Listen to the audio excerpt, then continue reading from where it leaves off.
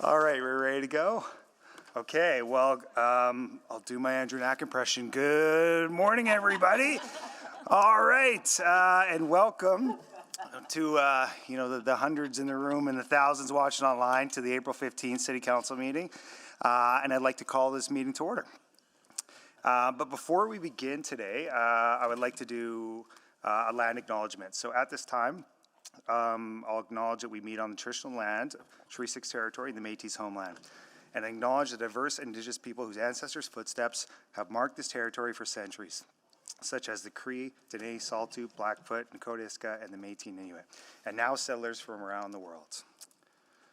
Okay, next up, before we consider today's agenda, we have to look at declaration of pecuniary and conflict of interest. So before we consider the agenda, I'll ask all members of council present if they have any pecuniary or conflicts of interest to declare regarding any of the items to be discussed. A pecuniary interest exists when there's an item monetarily affect a member of council, their employer, or a family member. A conflict of interest exists when an item could affect a private interest of a member of council, their employee, or a family member. Do any members of council have a pecuniary or conflict of interest to declare? All right, I'm hearing none. So we'll move on to the adoption of the agenda. Oh wait, did I not? Could we do a quick roll? I gotta do a roll call, sorry. It's okay, I gotta do a roll we're on a call. roll. Sorry, let's backtrack here and we'll jump to, I've thought about that. I'll ask the clerk to conduct a roll call. So present or online, we'll start with Councillor Principe. Good morning. Councillor Morgan. Good morning. Councillor Chance. Good morning. Councillor Rutherford. Morning. Councillor Tang. Good morning. Councillor Parmar. Good morning. Good morning. Good morning. Councillor Paquette. Good morning. Councillor Salvador. Good morning. Councillor Stevenson. Good morning. Councillor Elliott. Good morning. And Councillor Wright. Good morning. Great, perfect. Now we got that out of the way. We'll move on to the adoption of the agenda. So, Mr. Chair, I would like to move that the April 15th, go ahead. that the April 15th, 2026 City Council meeting agenda be adopted with the following change. The addition of 7.1, 2026 municipal tax levy confirmation, 2023-2026 operating budget, and replacement page 477, City of Edmonton 2025 consolidated financial statements, page 46 of attachment 1. Second. Great, thank you. Are there any additional changes from council? I don't think so. Seeing no further changes, I'll look for a motion to adopt today's agenda as amendment. We've got a first and a seconder. Please vote. I'm a yes. Thank you, Councillor Principe. I'm a yes as well. Thank you, Councillor Elliott. Mark, Clark, Elliott. We have all the votes.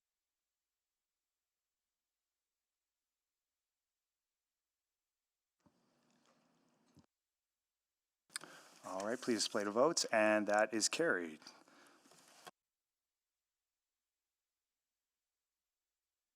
Next, we'll move on to the adoption of, or the approval of the minutes.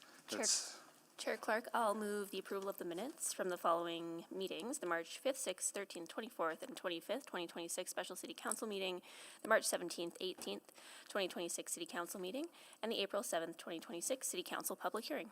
Second. Great, thank you. Please vote. I'm a yes. Thank you, Councillor Principe. I'm a yes as well. Thank you, Councillor Clark.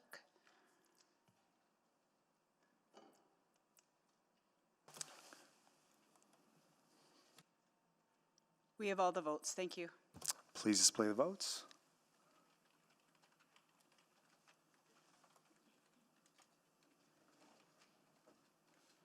And that is carried. We'll move on to item 1.6, and that is a council protocol recognition. And I have a couple here that I will go through. Oops, sorry, let me find the pages here. Okay, the first protocol item is Celebrate Diversity Month. All right, so now that we are in April, we want to celebrate Diversity Month. It's a time to recognize and honor Edmonton's diverse cultures, perspectives, and experiences while promoting inclusivity and understanding. Uplifting diversity is how we build stronger, more vibrant communities. The City of Edmonton is intentionally working to attract and recruit a workforce that mirrors the diversity of the communities we serve. The Talent Diversification and Inclusion Team implements hiring programs and internal initiatives that have been instrumental in helping us become recognized as a top diversity employer in Canada and one of Canada's top employers for youth. Examples of this include the city's Civic Youth Fellowship and the Indigenous Internship Program. These opportunities allows equity diversing youth from diverse backgrounds to access paid work experience, learn new skills in the public sector, share their lived experience and new ideas with the city's leadership, and continue their professional network. Diverse networks foster greater creativity, innovation, and adaptability. They improve the culture in a workplace, leading to higher levels of job satisfaction, morale, and engagement. The City of Edmonton supports a diverse workforce through several employee resource networks, including Edmonton Indigenous Employees Resource Network, Women at the Work, and more. These voluntary, employee-led communities provide inclusive ways to network, career mentorship, and foster a more supportive work culture through ongoing programs and initiatives. By including and valuing diverse perspectives, we can better serve the needs of all Edmontonians and continue to build a great city. Together, we build a safer, more welcoming city for people of all ages, abilities, and backgrounds. Thank you. And there's one more protocol item that I will read as well. And this protocol item is Genocide Remembrance, Condemnation, and Prevention Month. April is Genocide Remembrance, Condemnation, and Prevention Month in Canada. It's time to honor the memory, resilience, and courage of victims of genocide and their descendants. Genocide is a deliberate, systematic destruction in whole or in part of a national, ethnic, racial, or religious group. Canada, including Edmonton, is home to many survivors of genocide. So are survivors of genocidal actions in the past, and some have escaped violence, persecution still taking place today. Survivors came to our city from across the globe to rebuild their lives and create a brighter future for themselves and their children. We commend their contributions to bettering their communities, workplaces, and families. We must also recognize that local Indigenous communities and survivors of colonialism, residential schools, and other systematic mechanisms of genocide right here in Canada. Edmonton strives to become a place where people of all cultures and backgrounds can contribute to their fullest potential without fear. Our world has seen a rise in hate and division in recent years. Let me be clear. Persecution, violence, and hate have no place in Edmonton. As we remember the tragedies of genocide and their lasting effects, let us recommit to creating a peaceful, inclusive, and welcoming city. We must unite against hate, prejudice, and fear so that Edmonton can continue to be a beacon of hope for survivors and a place of safety for all. Thank you very much.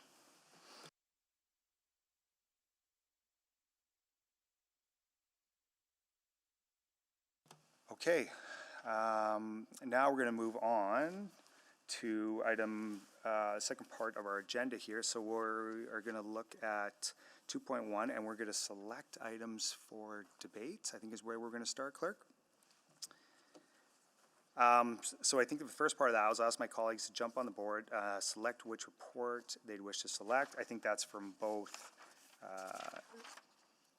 any of the public reports and the bylaws, correct?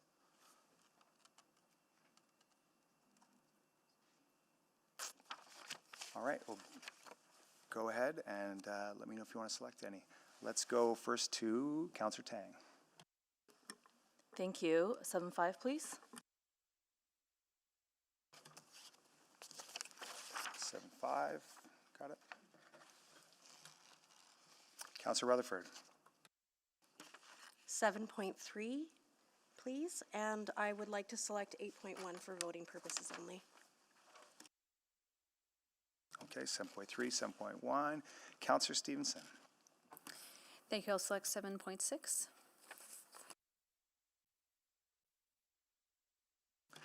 Councillor Wright. Nope, mine have gone. Thank you. Okay. Councillor Elliott. 7-1, please. Councillor Salvador. 7.2. 7-4 for voting. 7-2 and 7-4 for voting. Gotcha. Councillor Principe. Thank you. I'd like to select item 8.3 for voting, please.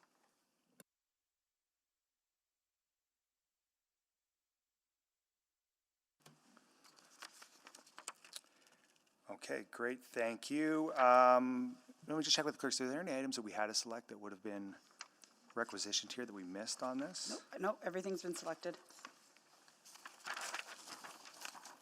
So just to confirm, I heard 7-1, 7-2, 7-3, 7-4 for voting, 7-5, 7-6, 8-1 for voting, 8-3 for voting. Was there 8.3 too? Did I have that circle? 8-3 is for voting. For voting? Councillor Principe. Okay. And you had 8.2 you said on there? 8.1? I did not have 8-2, I had 8-1 Okay, by Aaron Rutherford for voting. great, thank you. Chair, can I just confirm, I was going to 7-1 for voting for myself as well. Okay, thank you. No, we need a Or, sorry. discussion. We need a discussion.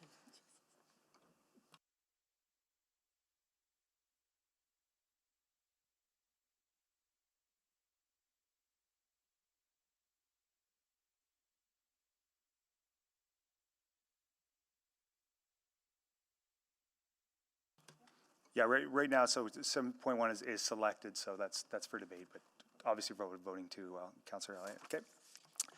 All right, those are all the ones. So the next step here is to move really an omnibus one for everything that's not selected, correct? Yeah, that's 5-1 and 7-7's in the omnibus. If somebody could move that.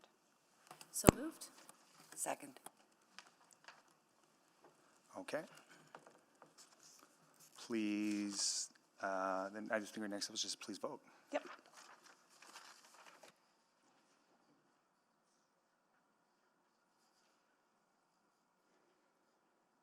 I'm a yes. Thank you, Councillor Clerk.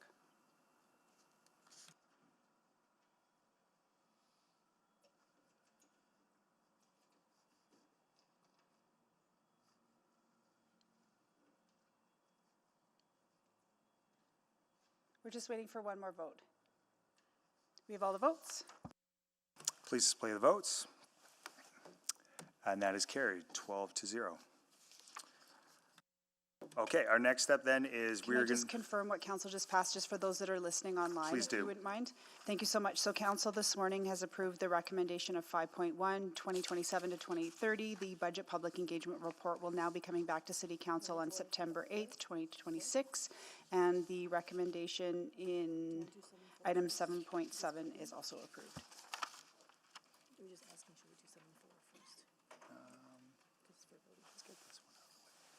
Let's go in the, yeah, just to get it going. Okay, I believe there's no, for 2.3, there's no request to speak here. Clerk, check on that. There is, and it's There on the is? summary of agenda changes if you wish to consider it.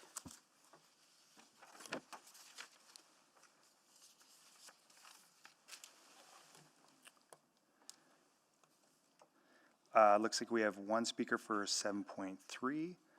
There's a request to speak. Yeah.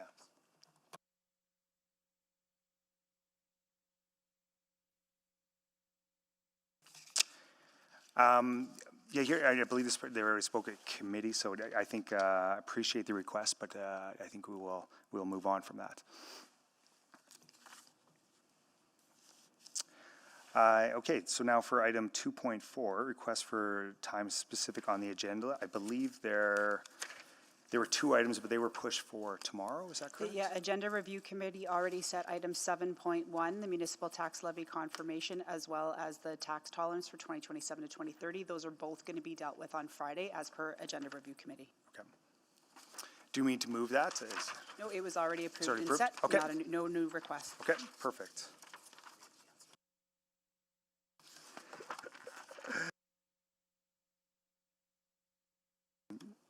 Councillor inquiries, I don't believe that is, Can we do bylaws? yeah, let's go to bylaws first. Councillor Jans. Yeah, yeah. Go to 2.5, so vote on bylaws not selected for debate. Okay, I will move first reading. There's some that are only first reading and some that are ready for all three readings. So am I just doing the first reading one? You can move everything that's ready for first reading if you want to Yeah, move and 8.2, then 8.4, just 8.5. take that one off. 100%. Okay, perfect. So I'll move the followings for first reading: 8.2, 8.4, 8.5, 8.6, and 8.7. Second. All right, thank you. Please vote.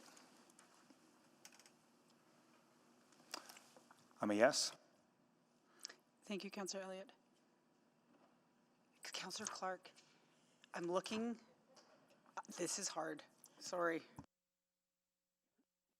We have all the votes. Please display the votes. And that is carried 12-0. All right. Now, Chair?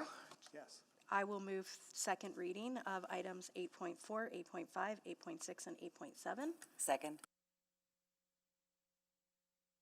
Please vote on the second reading.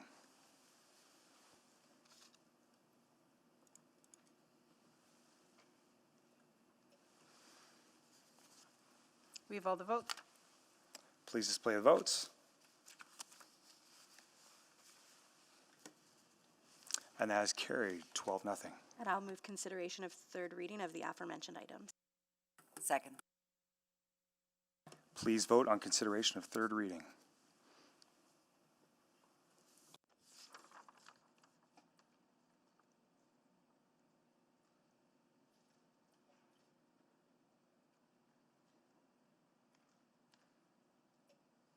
We have all the votes. Please display the votes. And that is carried 12-0. And I will move third and final reading on Bylaw 21242, Bylaw 21432, Bylaw 21410, and Bylaw 21447. Second. Please vote on third and final reading.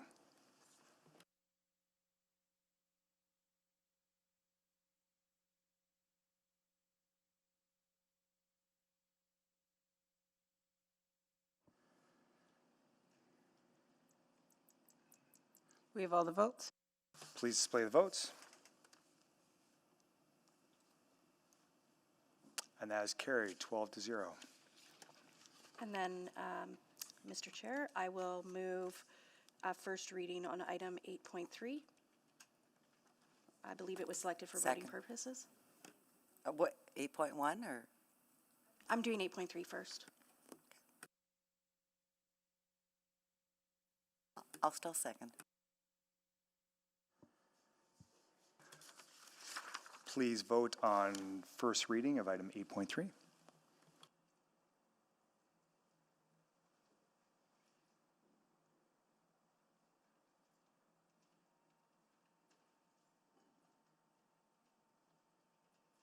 We have all the votes. Please display the votes. And that is carried 11-1. Mr. Chair, I'll move 8.1, Bylaw 21476. Second? Thank you. Please vote on item 8.1.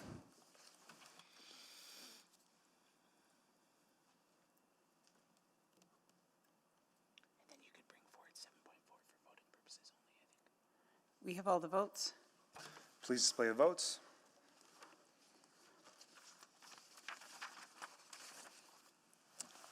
And that is carried 9-3. Just before you move to your first item, as 7.4 was selected for voting purposes, would you like to consider that matter now? Yes, yeah, sure. Let's consider that. I'm happy to move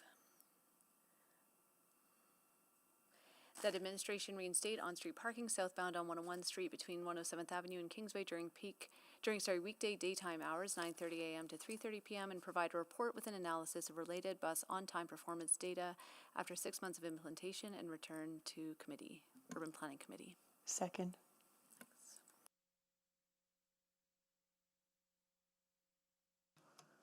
Thank you. And this is just for voting purposes, so please vote.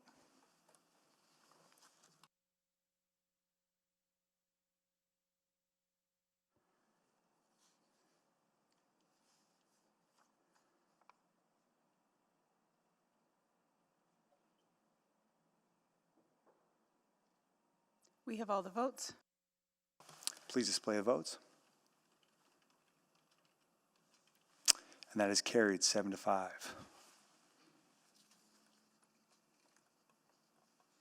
Thank you. Okay, so our next step, are we going to move to item 7.1? 7.3, 7172 are for Friday. Or for Friday, yeah. Or, sorry, we want to go to council inquiries first. I believe there is a council inquiry. Yes, thank you so much. Look to the clerk Yep, we'll confirmation just put that it they up on the have, screen, for sure. they have a copy. So the inquiry is, I'm just going to make sure I have updated wording here. Sorry. I can throw it in the clerk's Would you be notes. so kind? Yeah, give me 2 seconds here. Yeah, usually inquiries don't go up on the screen. Thank you. Just, yeah, confirming the wording. So it's, can administration please provide a report to city council with the following information? Number one, this is about the Raleigh Miles Rec Center. Number one, commitments made by previous councils or administration following the closure of Skona Pool. Number two, planning and design and development work to date on the Raleigh Miles Rec Center. Number three, capital cost estimates for the construction of the facility. Number four, operating cost estimates and tax implications for the operations of the facility.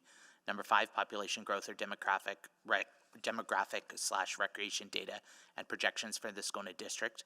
Number six, accommodations for Strathcona High School students. Number seven, other needs assessment that could contribute to advancing the project. And my hope would be this comes forward to committee when complete. It's the standard 13 weeks. Yep. Thank you, Councillor Jantz. Okay, so for item number 4, reports to be dealt with different meeting, there's none.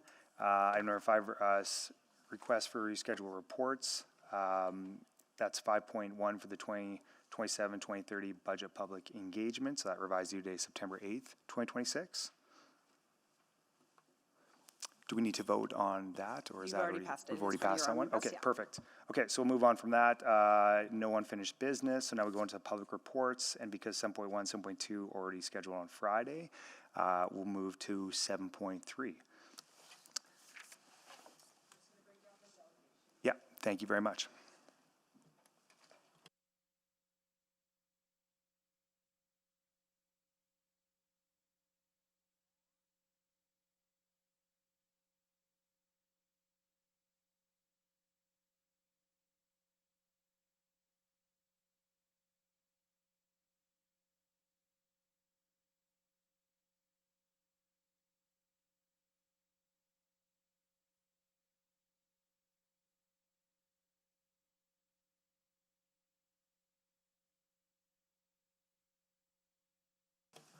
Great, thank you.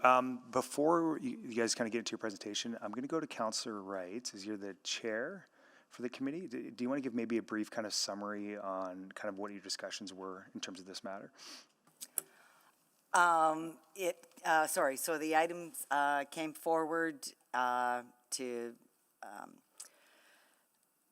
with the first place programs, just to put them up for sale or take them out of the first place program. And Councillor Rutherford and Councillor Principe requisitioned that the report come without a recommendation to council. And I believe Councillor Rutherford has a motion related to these. Great, thank you for the summary. Okay, now you guys are ready to go with your presentation? Good morning, councillors. No presentation from administration this morning, but Mr. Osaduk does have some introductory remarks. Okay, let's go to that. Thank you. Good morning, members of council. My name is Neil Osaduk, and I'm the Director of Land Development for the city. Joining me is Stuart Carrick from the Housing Action Team, Corey Churchill from Open Space, Chris Hodgson from Real Estate, and Kim Thurston from Legal Services. Today we're here to request the removal of the last 4 sites from the First Place program so they can be allocated for other uses. The First Place program was created in 2006 with the intention of helping first-time home buyers access home ownership. This was achieved through a 5-year deferral on the land portion of the value of their homes, which resulted in them needing smaller initial mortgage amounts. 21 surplus school sites were initially allocated to the program, and 16 of those have been developed. Of the sites, one of the sites that was not developed was directed to be removed by council in 2021, and we are proposing to remove the last 4 today. Those 4 sites are Deschênes, La Perle, Dunluce, and Sifton Park. If council approves the removal of these sites from the program, Deschênes and La Perle are intended to be retained as open space, and Dunluce and Sifton Park are intended to be developed as affordable housing. The First Place program had 4 major objectives. Objective 1 was to develop 1,000 units across the 21 sites. Since only 16 of the sites were able to be developed, the program was only able to create 904 units in total. While this falls below the target, it does mean there were more units created per site than initially planned. Objective 2 was to provide opportunities for first-time home buyers. This objective was achieved by the inclusion of a requirement that participants had to be first-time home buyers in Alberta. Objective 3 was to share net sale proceeds with our school board partners that contributed to the sites. $22.2 million in net sale proceeds have been and will continue to be split between the Edmonton Catholic School District and Edmonton Public School Board, as well as the city's Affordable Housing Reserve. Lastly, Objective 4 was to ensure the public had opportunities to provide input. This was achieved by hosting open houses at the start of development for each site. At those open house events, members of the public were able to sign up to be part of a design committee that was able to provide input on different design elements related to the development. While the revenue from land deferrals will continue to come in until 2030, removal of these 4 sites will essentially begin the wind down of the program. In line with the discussion at committee, we acknowledge that council's focus will likely be on the future of the sites being recommended for removal of the program today. Before we get to that though, I'd like to take a brief moment to recognize and celebrate the great success of the program, which allowed first-time home buyers the opportunity to enter the housing market and was a product of exceptional collaboration between the city, Edmonton Public School Board, Edmonton Catholic School District, and our private sector partners. So a huge thank you to everyone involved in making this program a success. And thank you for your time. Happy to answer any questions. Great, thank you very much for the remarks. We'll go to the board now for any questions. I believe we start with Councillor Rutherford. Yeah, and as council, I'll start by putting the motion on the floor that I have prepared, that the Deschênes, La Perle, Dunluce, and Sifton Park surplus school sites, as outlined in attachment 2 and 3 of the March 23rd, 2026 Financial and Corporate Services Report, FCS 3061, be removed from the First Place program. That administration provide a report proposing the rezoning of the Dunluce surplus school site outlined in attachment 3 of the March 23rd, 2026 Financial and Corporate Services Report, FCS 03061, to Parks and Services Zone and return to a future City Council public hearing for consideration. And that 3, that administration provide a report outlining proposed MR designation of the Dunluce surplus school site outlined in attachment 3 of the March 23rd, 2026 Financial and Corporate Services Report, FCS 03061, and return to a future City Council public hearing for consideration. Second. Second by Councillor Principe, I believe. Okay, thank you. Would you like to introduce? Go ahead. Yes, thank you to my colleagues for allowing me to bring forward for conversation some unique considerations and context for the Dunluce First Place site. This motion will allow for the remaining 4 programs to be removed from the First Place program, with the 3 other parcels staying with the recommendations as outlined in the report, while giving alternative direction for the Dunluce parcel. First, I want to highlight this is not about the value or benefit of affordable housing. We must continue to build in alignment with the city's housing needs assessment.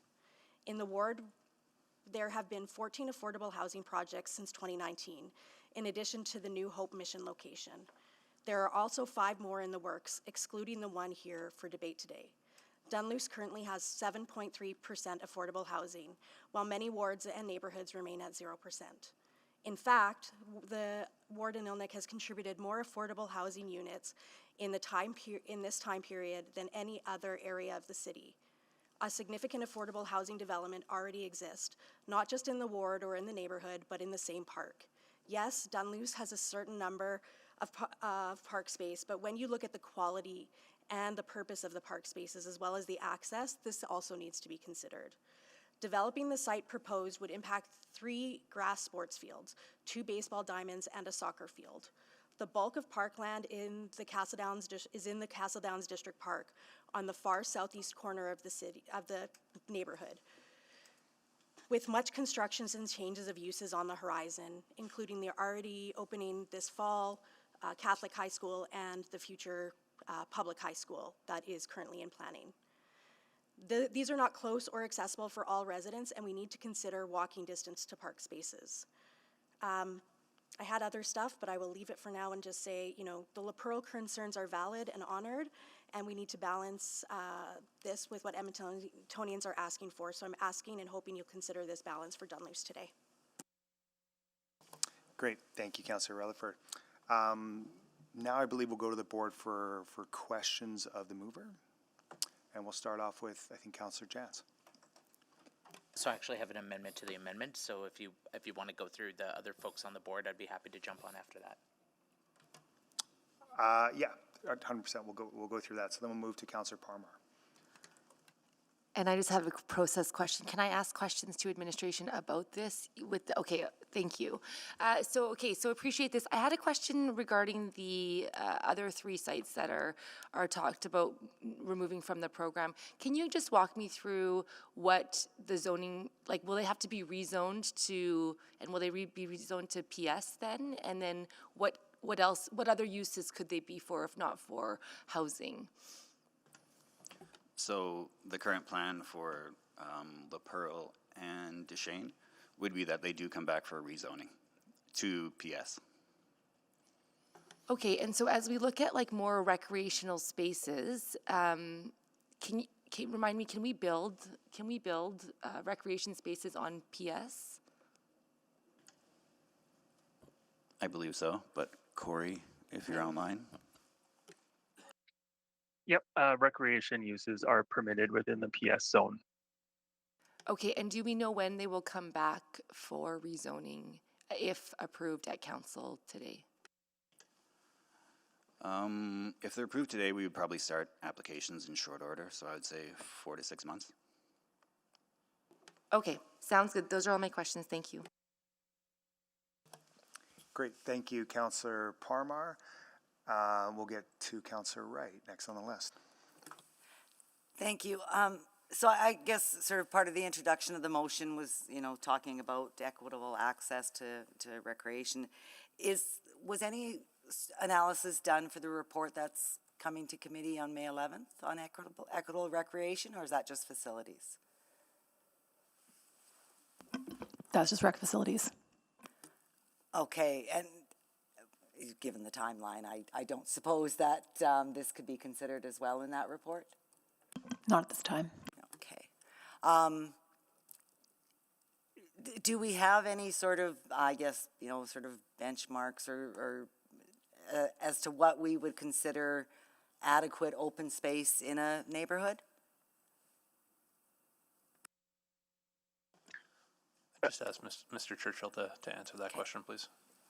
Yeah, thank you. I can respond to that. So currently we sort of lean into the urban parks management plan and the minimum targets identified within that strategy, which suggests that 2 hectares per 1,000 is the current target. That aligns with an open space area approximately by gross development area, about 7.5% per neighborhood.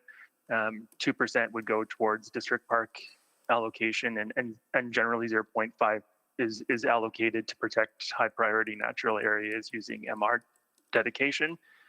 So that's our current standard, and all of that's being reviewed at the moment through our brief implementation work. Okay, so that wasn't part of the analysis to determine which one of these properties were going to be going open space or up for affordable housing? I think open space supply is always a factor in determining either reuse or retention of a site for open space. I would suggest that there is multiple factors beyond supply. Related to this motion, we did look more closely at the Dunluce neighborhood, but open space supply was considered for all of the neighborhoods identified. And why did you look more closely at the Dunluce site? We looked more closely at Dunluce to understand beyond a supply metric, impact to sport fields, access, frontage, with the Herb Link Park site in Dunluce. Okay. I guess why Dunluce maybe over the other two that were open space? What made that one more appropriate for affordable housing?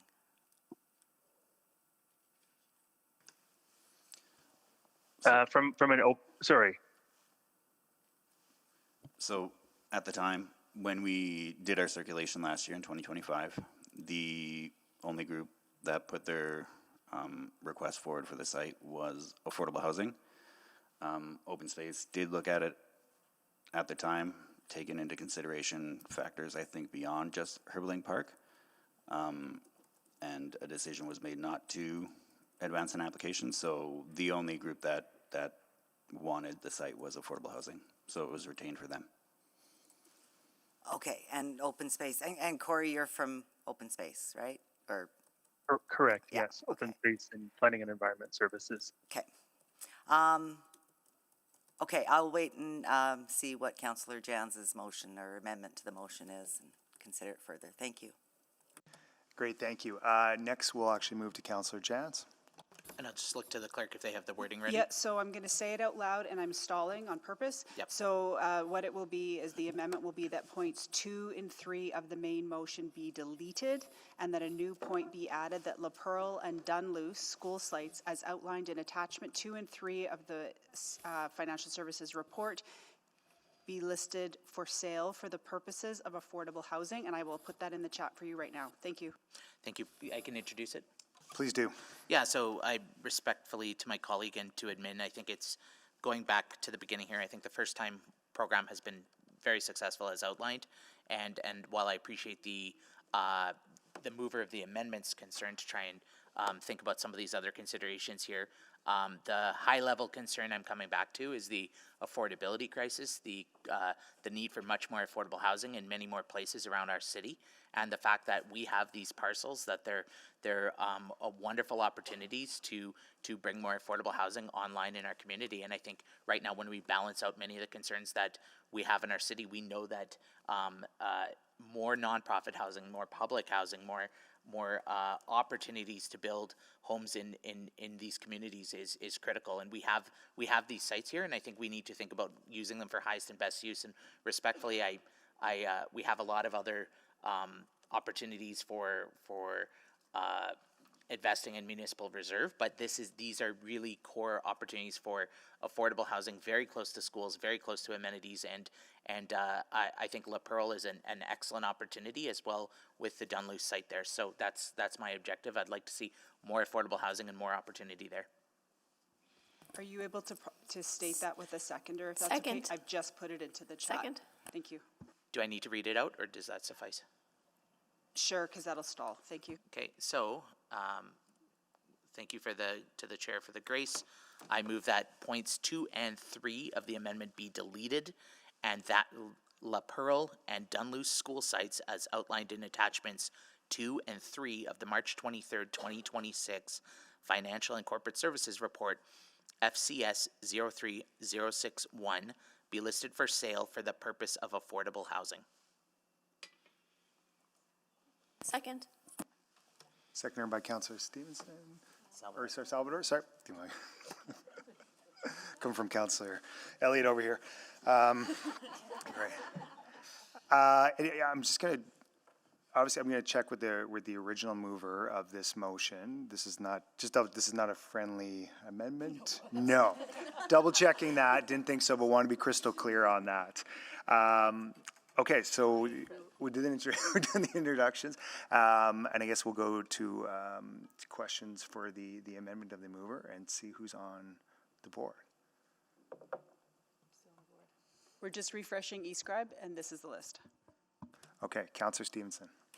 Yeah, thank you very much. Oh, now I can't ask the original mover questions, can I? Okay. We should focus on the amendment first. Focus on the amendment. Okay, well, yeah, maybe just going back to Mr. Churchill, wanting to understand, could you talk me through the open space provision for Dunluce currently and the current provision for La Perle? Certainly. Thank you for the question. So for Dunluce, by gross developable area, Dunluce, it's at about 11% of municipal open space. That equates to 3.5 hectares per thousand population based on current population for the neighborhood. So that, again, that's over our UPMP target.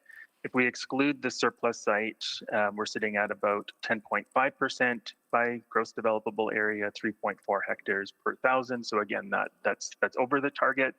I'll clarify that does not include consideration of the district park.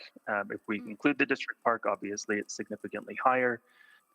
For the La Perle neighborhood, we're looking at 2.82 hectares per thousand, excluding the identified surplus site. Okay, apologies, 2.82 hectares? Hectares per thousand, Okay. sorry. And so again, that is above that target threshold of 2 hectares. Correct. Okay, just looking at some of the qualitative pieces, so it looks to me that about 200 meters away from this proposed site in Dunluce, there is another park, Dunluce Park, that has baseball diamonds and soccer pitches. That's correct? That's correct. The community league is located at Dunluce Park. The community central playground is also at that Dunluce Park location. Okay, and I think looking more broadly throughout the neighborhood, particularly including the district park, there are quite a number of other soccer fields, baseball fields. I think I counted about 11 or so. Yeah, that's correct. Okay.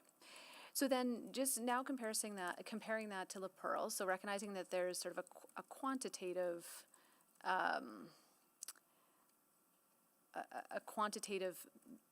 exceeding of our standards. Can you talk to me a little bit about the qualitative considerations in La Perle in terms of their distribution and types of amenities being provided?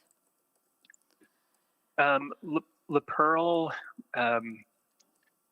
so in terms of qualitative, the distribution of open spaces, there's two primary school community parks located sort of equally, one's towards the west, one's towards the east. So in terms of providing the catchment area to residents, those parks serve the neighborhoods well. Breathe also would encourage us to look beyond the neighborhood's boundaries and the park sites that would be available, neighborhoods located to the south. So that also sort of feeds into the open space network for residents in both neighborhoods. Okay. So then forgive me, just to the real estate team, was the La Perle site formally circulated within administration? No, not as part of this work. So the La Perle site had a pre-existing commitment that it wouldn't be developed. Okay. So that one didn't follow our standard process. Okay. And just a clarification on an answer I gave earlier, the Perle site is already zoned PS, so that one would not have to come back for rezoning if it was allocated for open space. But if it is allocated for affordable housing, it will have to come back for rezoning. Okay, so then I guess, Mr. Churchill, it's a tricky hypothetical, but just based on your last answer,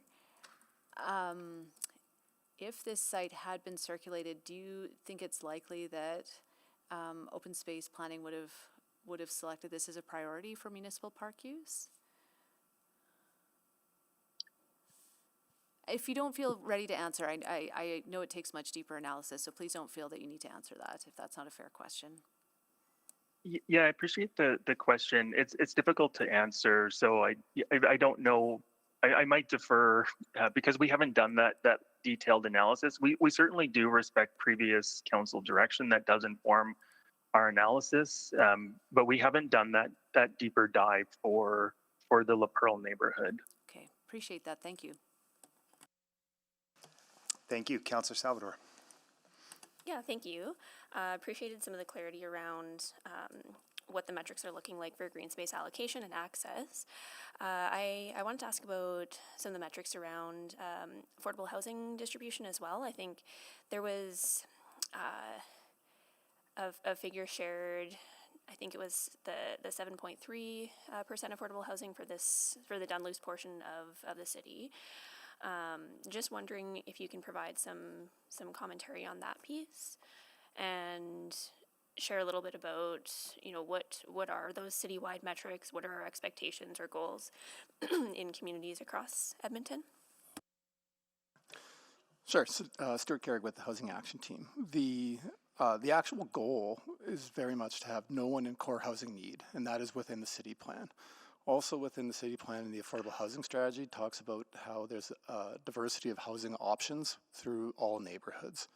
And so when we look at the core housing need metrics, we've derived a number that would be approximately 16% affordable housing in every neighborhood to help us achieve that no one in core housing need. And so that number then is used as a kind of a checkpoint when we're looking at evaluating options through our AHIP grant to say, all things being equal, this one might have a neighborhood that has 0%, another neighborhood might have 15%. Again, all things being equal, which is rarely the case, we would choose then with our resources to go to the community that has 0% as opposed to 15%. So it's not a cap, it's not technically it's not a target, it's more of an indicator about how we are doing at achieving that diversity of housing across the city. Okay, I think that's really helpful clarity that it's not a cap, not a target, but an important metric and measure to be able to track that progress. And just a broader question, you kind of alluded to it, but in those communities where we are seeing relatively low percentages or 0% affordable housing, what are some of the ways that we are trying to boost access to housing affordability in those areas? You mentioned sort of prioritizing applications when they come in. Yes, so prioritizing applications, absolutely. The other thing is we do seek out opportunities to claim land through our land management processes here at the city in those neighborhoods. As well, we will look at market opportunities to buy either land or sites that could be available for us to develop for affordable housing or make available for below market sale to affordable housing providers. Those are primarily the ways that we look to advance within those other neighborhoods. Okay, that's great, thanks. Thank you. Councillor Tang. Maybe just first to the mover. You identify La Perle and Dunluce. What about Deschênes? Now, my understanding in the report, and I'll defer to administration, is that that site is unfeasible. Okay. It's a swamp. It would, the reclamation or the cleanup costs would far exceed the ability to make a project viable, but again, I'll defer to admin. Okay, great, thanks. And then just to administration, maybe I'll start from the top, because I wasn't there for the committee discussion. But the program is kind of at the end. These are the last 4 sites, and the builders say these 4 sites are not conducive for building homes for their business case. So back to administration to deal with. Correct so far? Yep, so Deschênes has the soil conditions. La Perle had a previous commitment, so it was functionally removed from the program very early on in the program. And then Dunluce and Sifton Park have a combination of challenges. So it's some soil, some servicing, challenges with getting lenders to want to participate in the program, and then the price cap that we have to do in the home ownership. Just all the factors are making it difficult for them to develop. So the only viable option would be going through like government affordable housing programs, correct? No, not necessarily. Dunluce and Sifton Park could potentially be viable market developments. It's just the constraints placed on them by the program's parameters make it so they can't sell the lots for high enough, or they can't sell the units for a high enough amount to make their money back. Do we consider, never mind, I think I understand city process for that. I wasn't here for the previous commitment conversation. Can you just like tell me a little bit more? Like, is there a particular reason? Is it just simply council said we're not touching this anymore because there's enough affordable housing?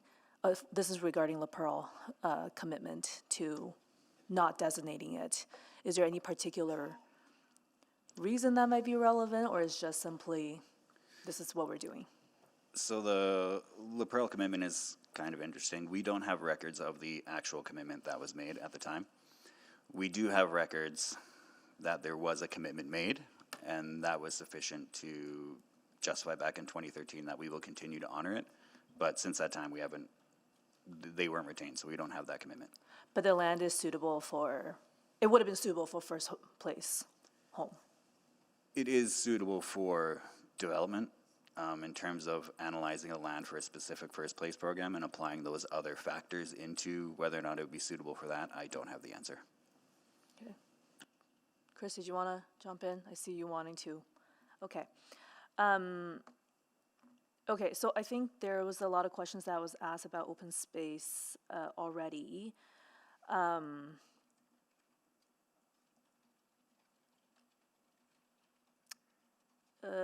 Okay.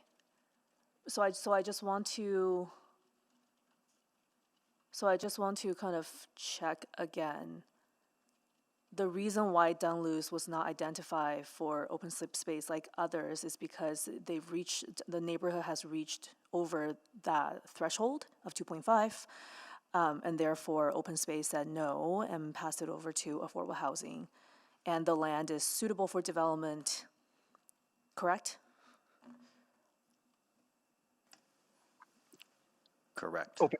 Yeah, go ahead, Corey. Oh, sorry, just in agreement. Okay. So, okay, I think that's pretty much answers most of my questions. Oh, yes. For our affordable housing target then, like where hypothetically, where would these two additional sites put us to? Like, my understanding that we're doing pretty well in terms of reaching our target. You know, that is always moving, of course, but. So from the target of the affordable housing strategy is where I'm thinking. We would like to see these actually developed within the next 4-year cycle, and so it would be something that we would count within that next 4-year cycle. Currently, you'll recall that we had between the 23-26, we had a target of 2,700.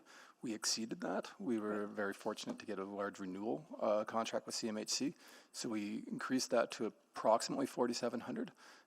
We're on target. It's going to be close to hit that by the end of the year. Thank you. And I know you're almost out of time, but just Jen Flaman for Community Services. Just to be clear that our targets are based on the financial availability, not the need. Our housing needs assessment is a far greater number than what our target describes. Thank you. Councillor Rutherford. Yeah, thank you. I didn't get to speak to it in my intro, but it's pertinent to the motion amendment on the floor here. When we were at committee meeting, some of the speakers brought up that they weren't aware, the public speakers brought up that they weren't aware of both parcels being surplus, and it was brought up through conversation that in 2006, when the first place program engagement was happening across all the city, La Perle did know, the residents in La Perle did know that both sites, that all of those sites, they had a comprehensive picture. Whereas Dunluce, the surplus school site that is now under development, did not come even into the inventory or online and as a surplus until 2009. Is that correct? Yeah, the site that's under, so the first place program site, the one that we're talking about today, that one was surplus in 2006. But the one that's currently being developed for affordable housing was surplus in 2009. Yeah, but when we're talking about because I really saw a lot of parallels between La Perle and Dunluce, and I can appreciate what my colleague here is trying to do with this motion of, saying the inverse of to create equity as opposed to what I was trying to do. But I'm trying to understand and bring to light some of the things that were concerning to me is that We made a commitment to one community because they had the full information at the time in 2006.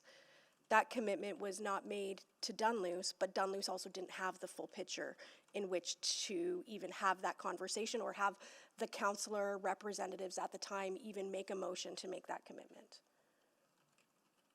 Is that fair to say? Yes, it is fair to say we did not make a commitment to Dunluce. The commitment that was made in La Perle, I would say, is an exception and not the rule. Of the, I think, 45 school sites that have been declared surplus on reserve land that the city has claimed since 2004 or 6, that kind of commitment was only made on that one site. And how many are developed? How many of those surplus school sites and the ones in the first place program had multiple sites on the same parkland? Because it's easy to say like that, but like we know, we just talked about Wedgwood, and I see that as very different. Carnarvon is another example, right? But those are just one. How many of those? This is why I see the parallel with La Perle. There are, I think, several sites that had multiple sites in a single park that were declared surplus and allocated either to the first place program or affordable housing. I believe Twin Brooks was one. Michael's Park is another. I think Carnarvon could have been one. I don't have all the information. I can find that out for you. Yeah, if you could find, I think it's pertinent to this conversation in terms of, and I know you said like, where was this commitment documented then? Was it a council direction at the time? Is that why it's documented? But we don't know the process behind it? I wish we had more records, Councillor. It was related to a development of a different surplus school site on a different park. It was the Legacy Point one. We don't know exactly who made the commitment or who it was made to, but we do know that there were records of a commitment being made, and that was honored. So, Councillor, further to that, it's documented through engagement emails and briefing notes, but there aren't strong records of the actual commitment being made. So we've acknowledged that commitment And we don't have and information is out there, and that's the nature of the report that's in front of committee or council today. If council gave us alternate direction to step away from that, it would certainly be in line with what we would typically have done with other sites. So it is an unusual circumstance. Yeah. Yeah. And what is the percentage of affordable housing in La Perle specifically? With the new surplus school site that is going in there, it'll be approximately 15%. It'll be 15%. Okay, that's good to know. Okay, thank you. That's all my questions for now. Councillor Wright. Thanks. Are there other neighborhoods in the city that have that high of affordable housing in it? There are a select few that do have a similar number. Each neighborhood is also kind of unique in its own, where depending on the size of the community and the a smaller neighborhood by population can have a great impact of a singular building, where it'll then be above that 16%. And we do see that as usually the common area where it exceeds. La Perle is, with that new development, will be close to that 16%. We've done some modeling to show if we were to do the site that is in question at approximately a 50-50 split of affordable housing to market, we would actually be at 16.2% of affordable housing. So just slightly over that 16, okay. Would you have handy information what other neighborhoods are close to that 16? It's actually, we publish it online. I can take a look here. Okay, I just would just be interested because so it's not something that is unique just to this one neighborhood. That's there correct. are others. Okay, Yeah. And I think in one of the responses, it was mentioned that Sifton Park and Dunluce there might be some soil or surface concerns. But is that correct? Dunluce does have, I think, just a meter of material that needs to be removed and replaced. It's not a unmanageable amount.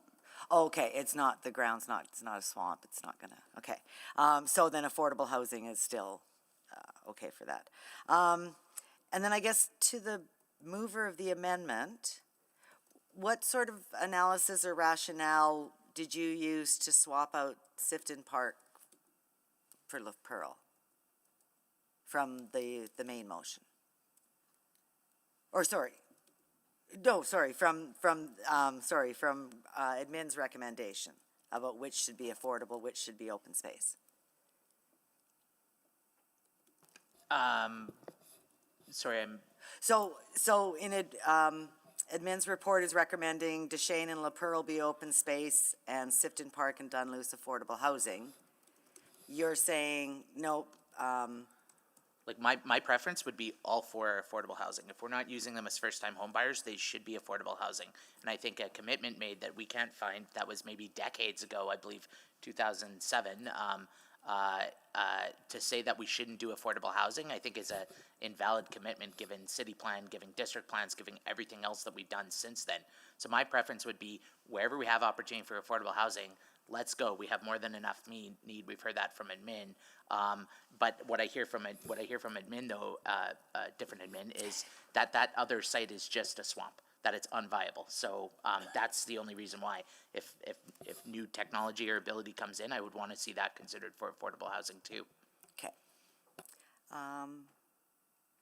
Okay, I think that's, unless, do you happen to have that information handy off the city's website as far as what other neighborhoods?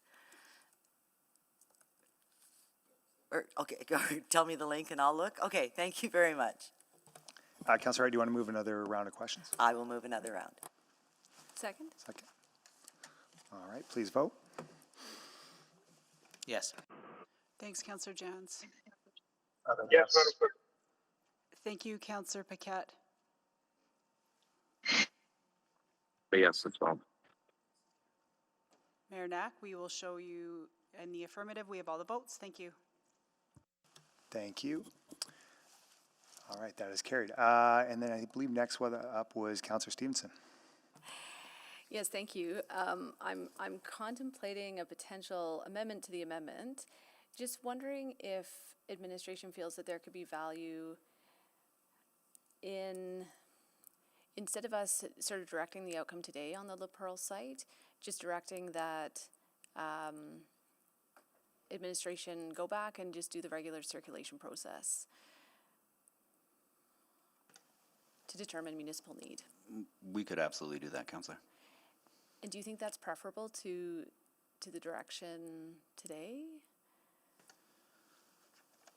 In general, I do think doing a proper analysis of a site and all the considerations is probably the most appropriate step towards coming to a decision on what to do with the property as opposed to just blindly going forward with something. But we would do whatever council directed us to do. Okay. Okay, well then I think then I will move an amendment. Second. That, well, has been helpfully crafted for me, so that La Perle be removed from the amendment and add that administration complete an internal assessment for the La Perle site to assess municipal needs of the site. Sorry, Center of Redundancy Center, but that's the general idea. I think that was a second from Councillor Jans, so I don't know. I think it does change the intent, so probably does need to be voted on, but as a brief introduction, that is the intent.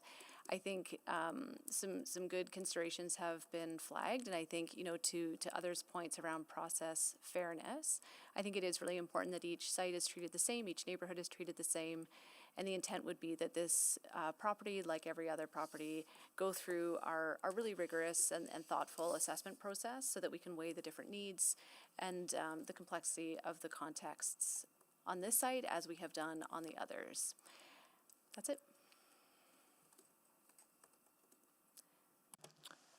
Okay, I believe we actually have the mayor who wants to ask some questions. If you're online, Mr. Mayor. Yes, hello. Sorry, hopefully folks can hear me here. We can. Thank you. I think the one question I just wanted to ask as part of this discussion here, having previously served in the La Perle, councillor for the La Perle area, there's been a lot of conversation about multiple developments on the same park site. My understanding of the commitments back in 2000, I think it was made in the late 2000s. And then there was an email that I received about 2 months after I was elected in December 2013 that reinforced it, is that the rationale for making the commitment in La Perle was that it was the only community that had 3 sites in total for affordable housing or developments. Uh, do you have record of that? Because I believe I have an email that says that. I don't know if I still have it in my records, but that was my first inclination on it. Counselor, we have that email to you as well. But, oh, Mayor, my apologies. Yeah, we have a record of that email to you as well, but we don't have the commitment that was made prior to that. And just a little bit of extra information on the sites that have 2 school sites on a single park. The list that we have is that happened on La Perle, Dunluce, Kiniski Gardens, Carnarvon, Michaels Park, Blue Quill, and Bullier Heights. And do any of those, and so I think the difference was, do any of those sites, were all of the other sites you listed just 2, or were any of those additional sites 3? Because I think that's where the difference was, if I recall, but I don't know if we have the information on that. These ones, I believe, were all 2. Okay. All right. That's helpful. Thank you very much. Those are my questions. Great, thank you. I'm going to jump on the board here quick. I have the chair. You can have the chair. And just, yeah. Anne has the chair. Oh, she's, sorry. I have the chair. Karen, Ms. Cancer-Tang has the chair. I guess just a question to the mover on this, and I probably could ask this for some of the other ones. You know, we're hearing like there's a record of this. I mean, maybe to go through the process it should have been, and maybe it should have been opened up to other communities as well, and it maybe wasn't pushed by the councillor there at the time. We don't know what that is.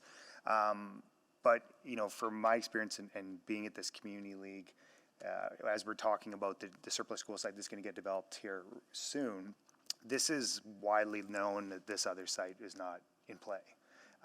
The community league knows about it. Everyone's there about it.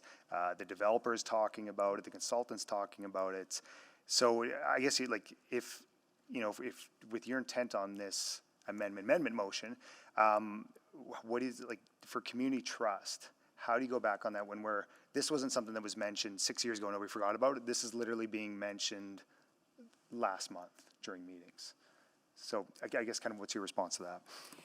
Yeah, I think that's a really important consideration. And in my mind, you know, going through the circulation, completing that assessment is an opportunity to weigh that against, again, how our policy framework has changed, how our housing needs have changed.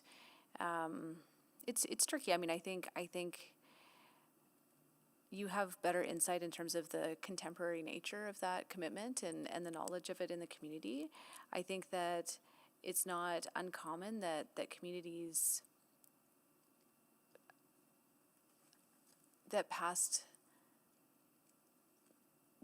conversations are seen as ongoing commitments. And I think that's a tension that exists, and I think doing the assessment allows that to be weighed out. Thank you. And I think I might just go to admin with really the same question. What do you think about this would do in terms of community trust?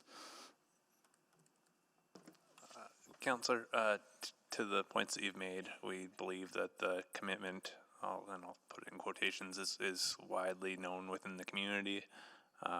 So I won't speculate in terms of what taking a step back from that would mean for the community, but certainly it's not in line with what their expectations would have been over the last several years. Great, thank you. You can have the chair back. Thank you. Okay, we'll go to Councillor Principe. Thank you, Chair Clark. I do have a question about this amendment to the amendment. So I see that it says that La Perle be removed from Part 2 of the amendment. So from my understanding, that means then if that amendment were to pass, that would mean that only the Dunluce school site would be listed for sale for the purpose of affordable housing? So what there's are a we? main motion, yeah, happy to explain this. So there's a main motion on the floor from Councillor Rutherford, and then there's amendment on the floor from Councillor Jans, and now what Councillor Stevenson is suggesting in her amendment, and I'm just making sure I've got this right because I could have got this wrong, is that La Perle be removed from Part 2 of Councillor Jans's amendment. So that would be if that passes, then the amendment on the floor would be adjusted. Then you have to vote on the amendment as amended. If that passes, then you vote on the motion as amended. So we're a And- few steps away from determining what the main motion is yet. Right, and Councillor Jans's amendment is that La Perle and Dunluce school sites be listed for sale?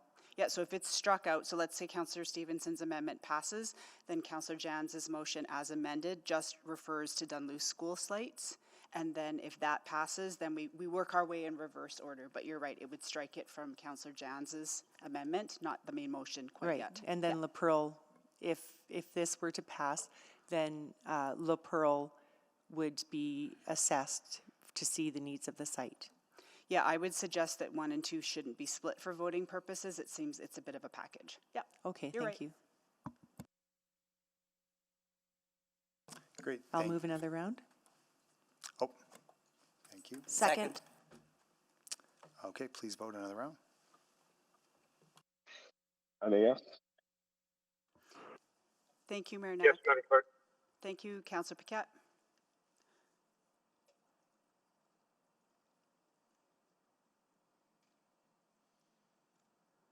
Sorry, that was me that clicked them on. We have all the votes.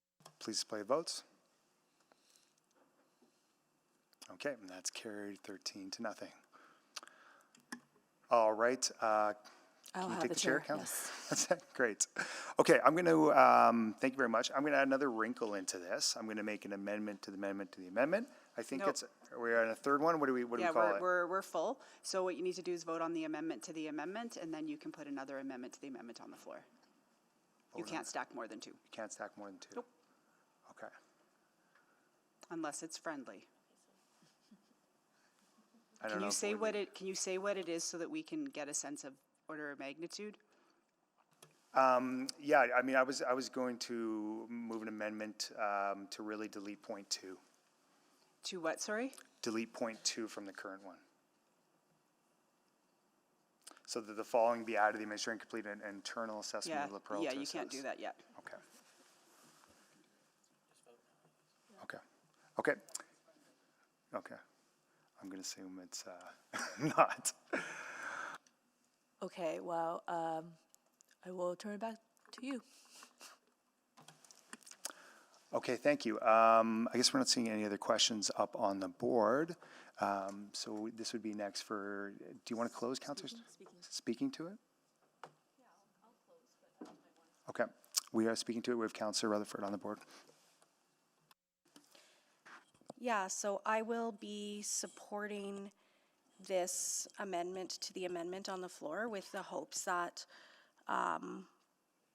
when we go back, if this passes to the original one, that we do look at striking the second point that would have been added to the amended amendment.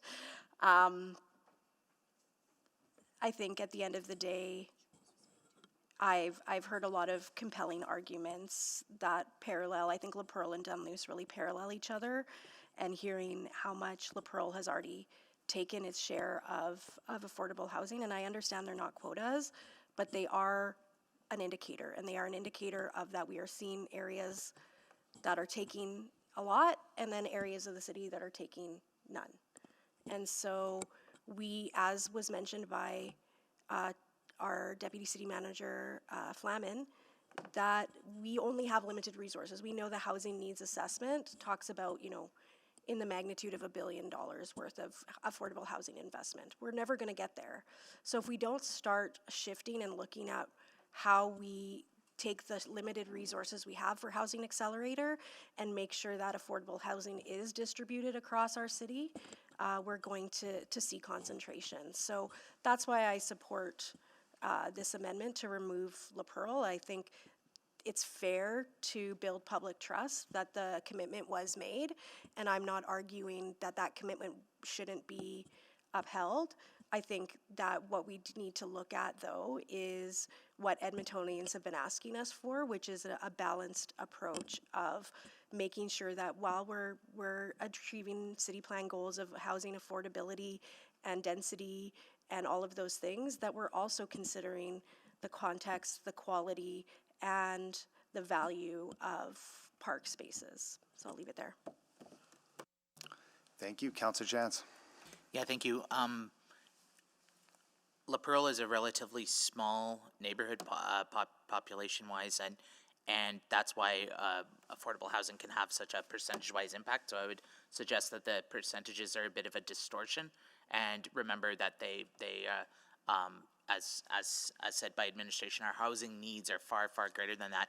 I'll just draw your attention to, I'm looking here, it's a 2-kilometer walk from the La Perle Community League to West Edmonton Mall, and we're putting $1 billion LRT to West Edmonton Mall.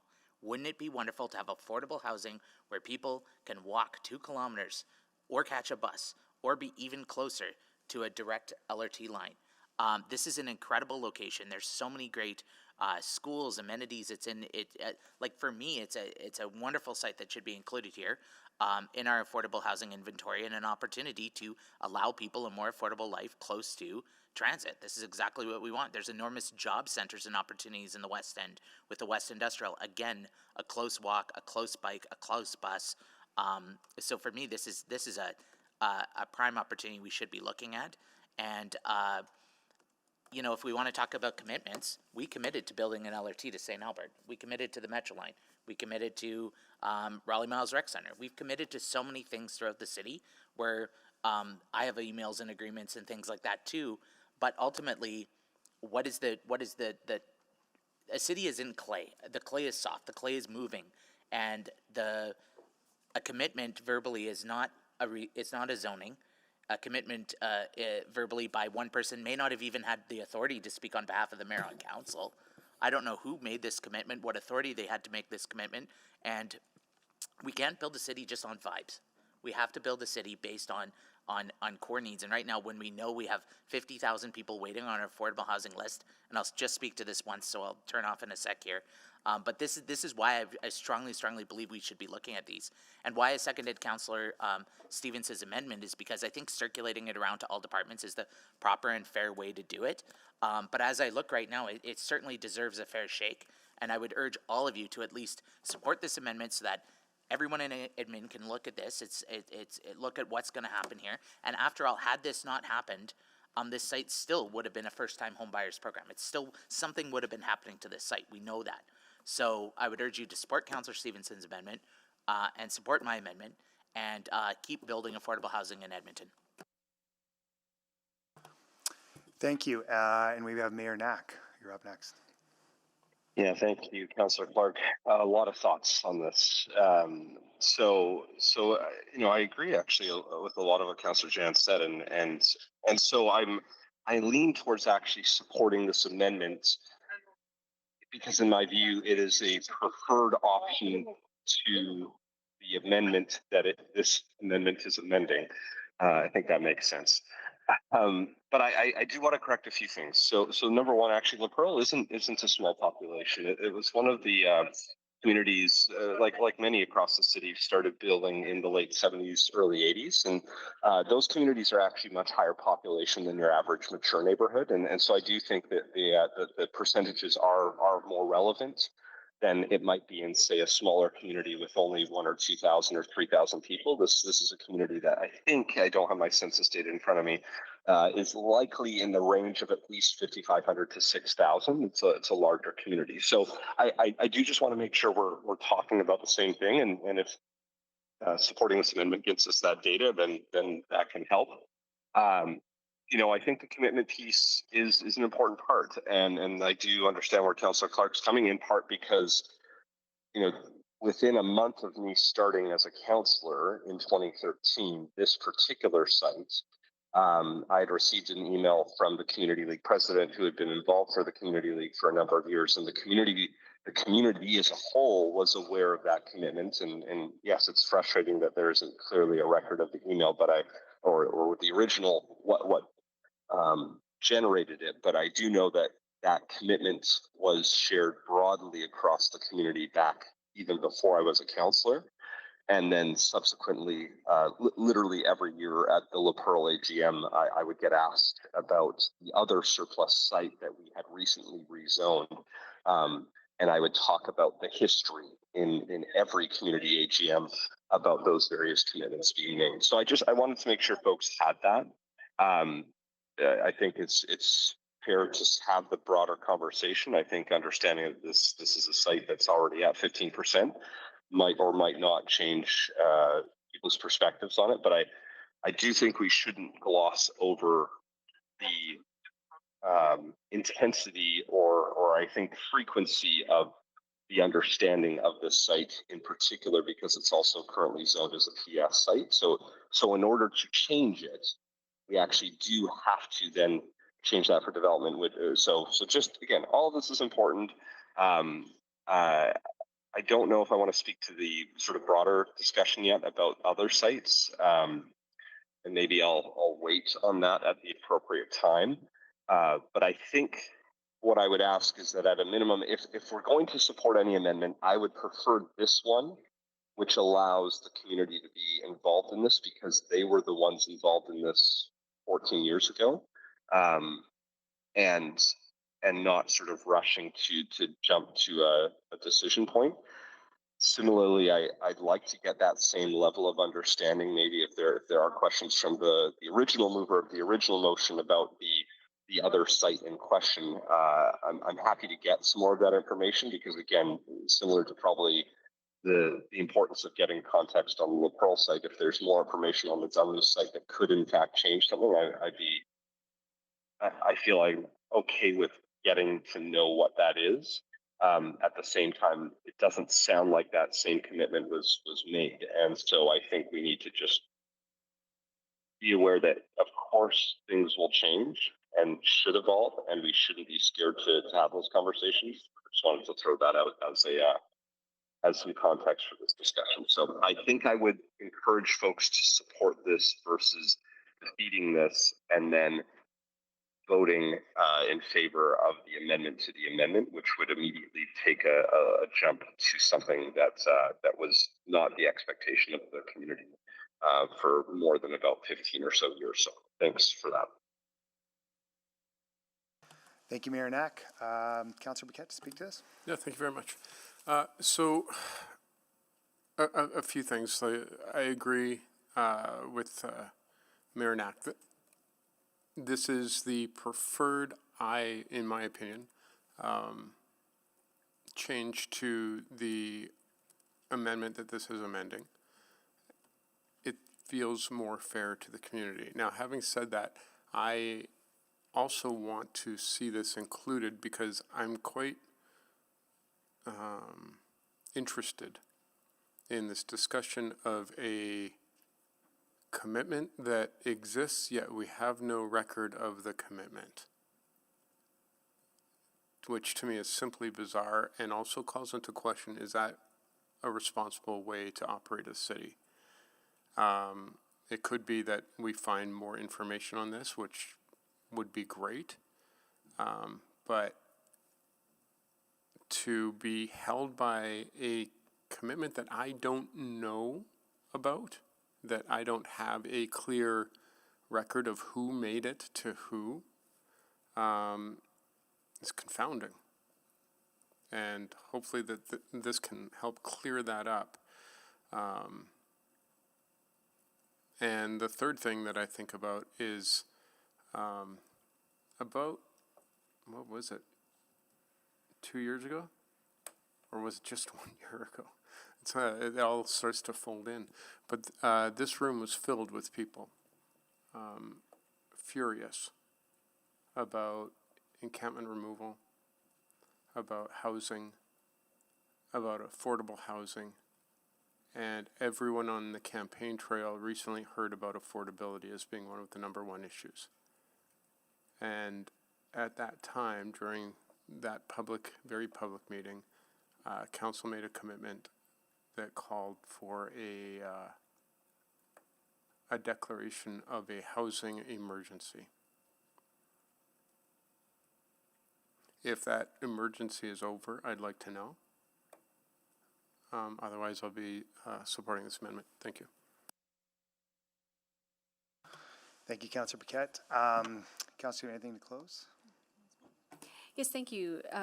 Really appreciate the conversation this morning and appreciate the insights from colleagues who have represented this area. And I really don't want to minimize the potential impact that this has on trust in the La Perle neighborhood. There's a significant tension here. I take Councillor Paquette's point. Hopes can become expectations, can become commitments in a way that I think is challenging for us to track and honor when they aren't formalized or directed by council. But again, that doesn't change people's reaction, and I know that is an issue that will come out in La Perle. I think, though, it's still worth moving forward because we also need to be thinking about trust in Dunluce, trust in Boyle Street, trust in Abbotsfield, Wedgwood, Cohewan, across the entire city. I think what builds confidence writ large is a consistent process. So that's why I hope we can move this forward. Again, we aren't predetermining an outcome. I think there is a lot to weigh, and I trust our staff to weigh those considerations very carefully. But this at least allows them the ability to do that and for us to show consistency with residents from across the city. Thank you. Thank you very much. Please vote. I'm a yes. Thank you, Mayor Knack.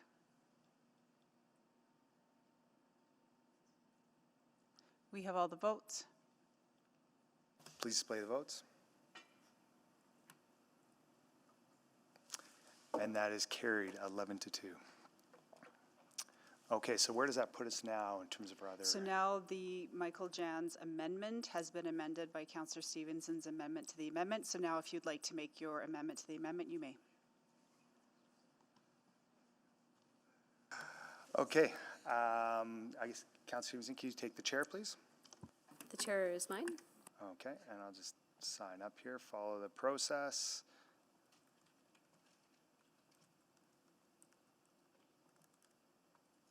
Do you want me to put it in the chat? Yeah, please put in the chat. I'll put it in for everybody.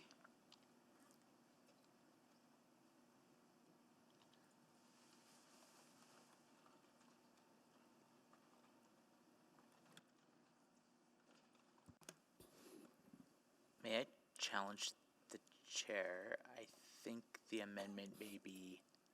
So nothing's on the floor yet. Okay. So just as MJ sets it up, and we confirm who's chairing at this particular moment. So the amendment to, so you don't give up, you're going to make your amendment? Correct. I have the chair. Yeah, Councillor. So, would you Okay. like to put that on the floor? Yeah, I'd like to put on the floor. I believe it's up there. So my amendment to the amendment, strike number 3, the administration complete an internal assessment of the Pearl site to assess municipal need.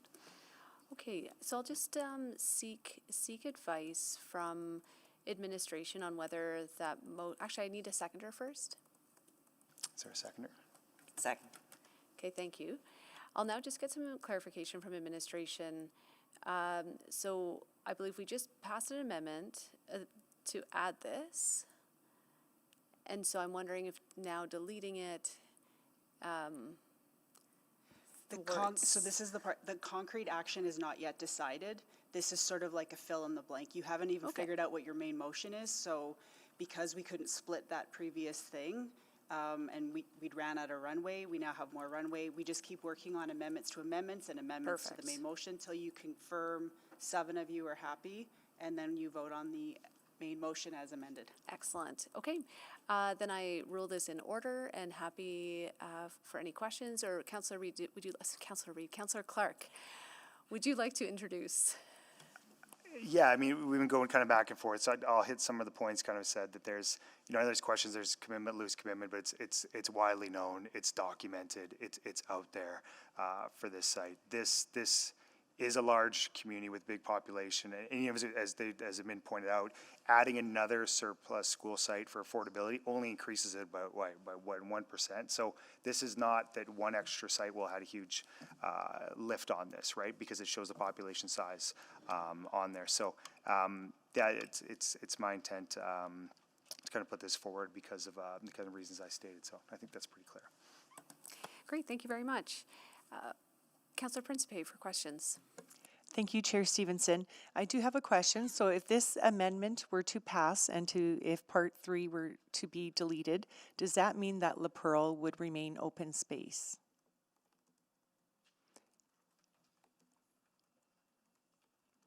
Let me just walk you back through the math here, and I would invite our colleagues behind me if I get this wrong. So what is now on the floor is an amendment to change the main motion. The La Perle has already been struck. There is nothing about putting that back in. The only amendment to the amendment that is being dealt with right now is to strike out the requirement for admin to do the internal assessment. La Perle is no longer part of Councillor Janz's amendment as he originally made it, if that helps. Right, yes. Okay, thank you. Okay, Councillor Paquette. Yeah, thank you. So this is a little fun to navigate, but I am just wondering, I'm looking through the chat, and this is sort of a process thing. Do we have the updated amendment in the chat that No, this 'cause is I just seeking to amend? Can you, which amendment? So do you- the motion that has now been amended successfully, No, not the motion, the or amendment. the amendment that has been amended The motion has not been successfully changed yet. It's just the amendment from Councillor now Jan. has a new amendment. Now that's the amendment. Now we've got an amendment to the amendment, but I don't have the amended Amendment? Yeah, I can share in the that with you. chat. What I'm trying to do in between answering questions is share a Google Doc with you so you can just follow this, because we're just adding and then we're taking away. So I'm happy to share that document with you if you give me 2 seconds. Okay, because it's tough to 100%.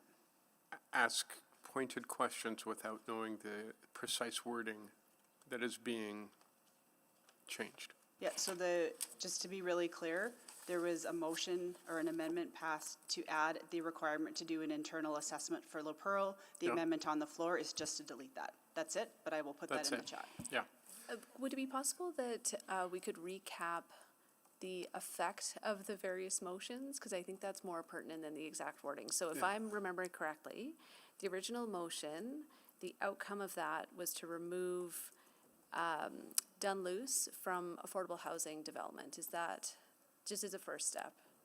Then the amendment, the effect is now to sell Dunluce for affordable housing. So it is basically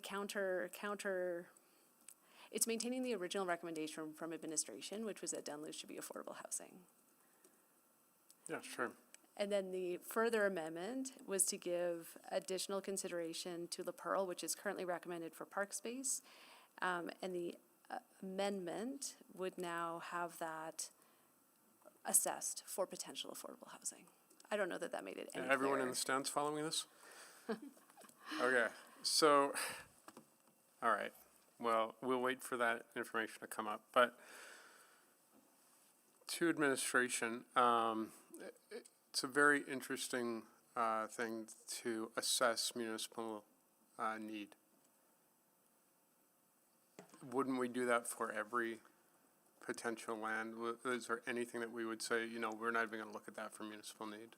Councillor Paquette, any property that we consider to go through the surplus process does go through that analysis, does get circulated to other city departments to determine whether there are other civic purposes for the land. Okay, so Councillor Rutherford raises an interesting point, though, that if you were to look at the concentration of affordable housing, it's pretty much primarily on the north side of the city. And a lot of it is concentrated in Councillor Rutherford's ward and my own ward on the north. And so I'm just curious when we're talking about assessing municipal land, municipal need. You know, some people will ask, like, okay, so why is that?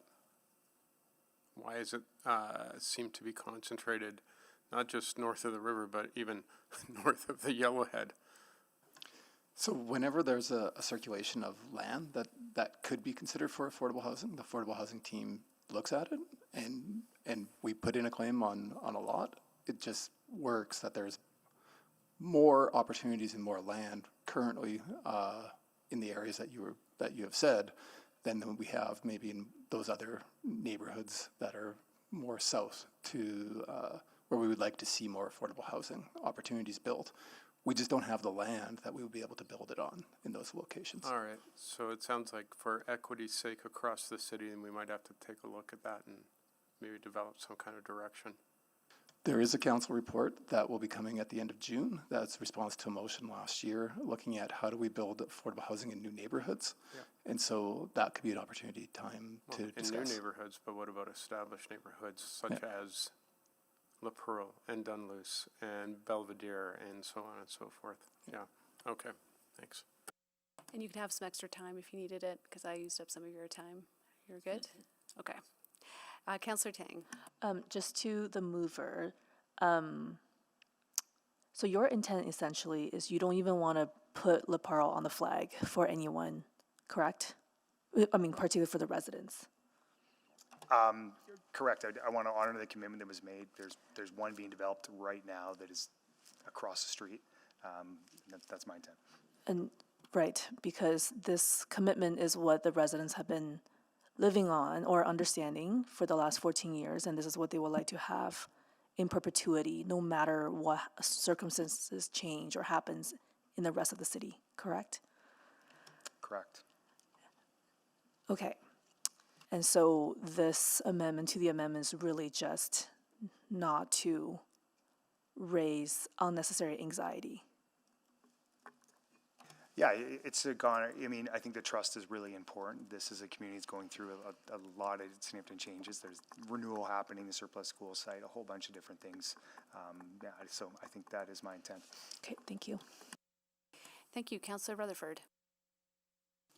I think this is a really great conversation, and I think that this is why I was compelled to do the motion in the first place, was from really an equity lens, equity of process, equity of distribution, equity of park spaces and quality of park spaces and all of those things. We have this, and I know it's just a target. It's not a cap, it's not in anything, I understand that. But are there neighborhoods in the city where we have this aspirational goal of 16%, but we literally would have no land in which there would ever be a foreseeable opportunity to develop as affordable housing? There are definitely neighborhoods where we do not have city-owned land that could be potentially made surplus. There are always market opportunities that would be a venture or way to seek to create affordable housing, or supporting developers through our AHIP grants for the development of affordable housing in those areas.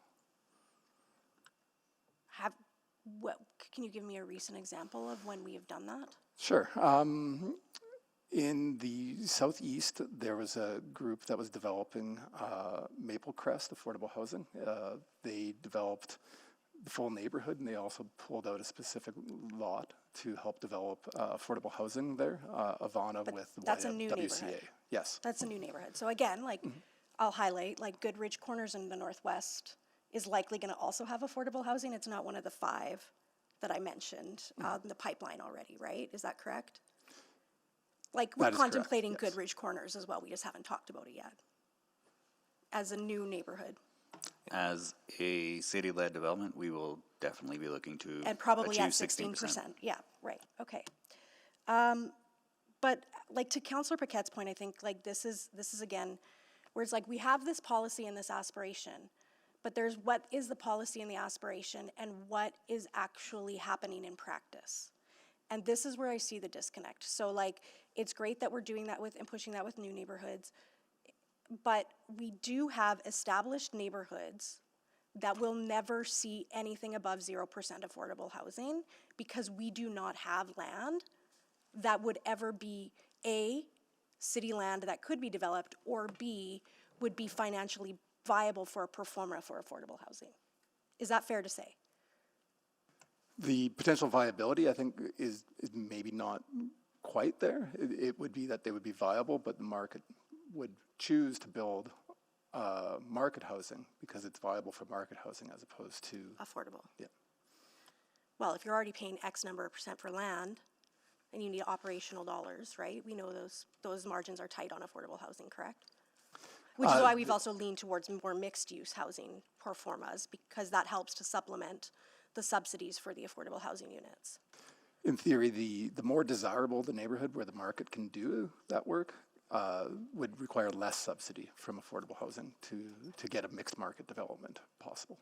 But like many things with affordable housing, it feels like we're always on a treadmill. So even these percentages, I think, are not reflective of, like, they're a percentage that doesn't take into account the population to affordable housing ratio. And I know in a recent response to administration, you even said that you're using 2021 census data. So if more housing in a faster developing area increases population significantly, then the percentages could go down from that too. That's correct. I think the best way to frame it is back to there's very high levels of core housing need, and what we're striving to do is ensure that there's a diversity of choice within neighborhoods to meet all types of incomes within And I think each what I'm neighborhood. trying to get at is, at what cost do we have that diversity of choice? And is 16% even an achievable target, realistically, not target, a consideration for when, or will there be a disparity where many will be at 16 and others will be at 0? Will we create kind of a big gap there in our neighborhoods? I think that is something that we struggle with. Just to answer the Councillor Wright's question, 18 out of the 300 plus neighborhoods are at that 16%. Yeah. So there is. And how many are at 0? I don't have that right in front of me, but it's it's a large number, yes. Yeah, okay, thank you. Thank you, Councillor Wright. Thank you. So the city doesn't have land in some of these neighborhoods that are 0, but hypothetically speaking, a property owner could maybe take on a philanthropic sort of slant and redevelop their own property for affordable housing, right? That is correct. Okay. So we can never say never, I guess. And to the mover of the amendment to the amendment, so there's apparently some emails floating around or briefing notes or something like that, making that the residents of La Perle are taking as a commitment. Do you think that maybe this assessment might better sort of solidify what that commitment is? No, I don't think so. I think the commitment is widely known and widely upheld and talked about numerous times from even the new developer. So I don't think that would change that. And as I said, this would only really increase the affordability rate by 1%. We're already at that target, which is pretty good considering I don't know how many communities in the city that are nowhere even near that. And this is already zoned PS as well, right? So we would have to do a rezoning anyway. So I don't think getting admin to do this internal assessment, which I think they've probably already looked at in some degree, is necessary, and that's why I'm saying we should strike it. Okay, I won't speak to it. Okay, thank you. Thank you. Well, speaking of which, I'm not seeing any further questions, so happy if colleagues would now like to sign on to speak to this amendment.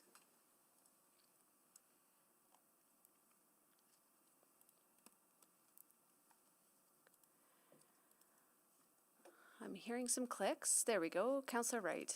Okay, so I will just continue on speaking to it.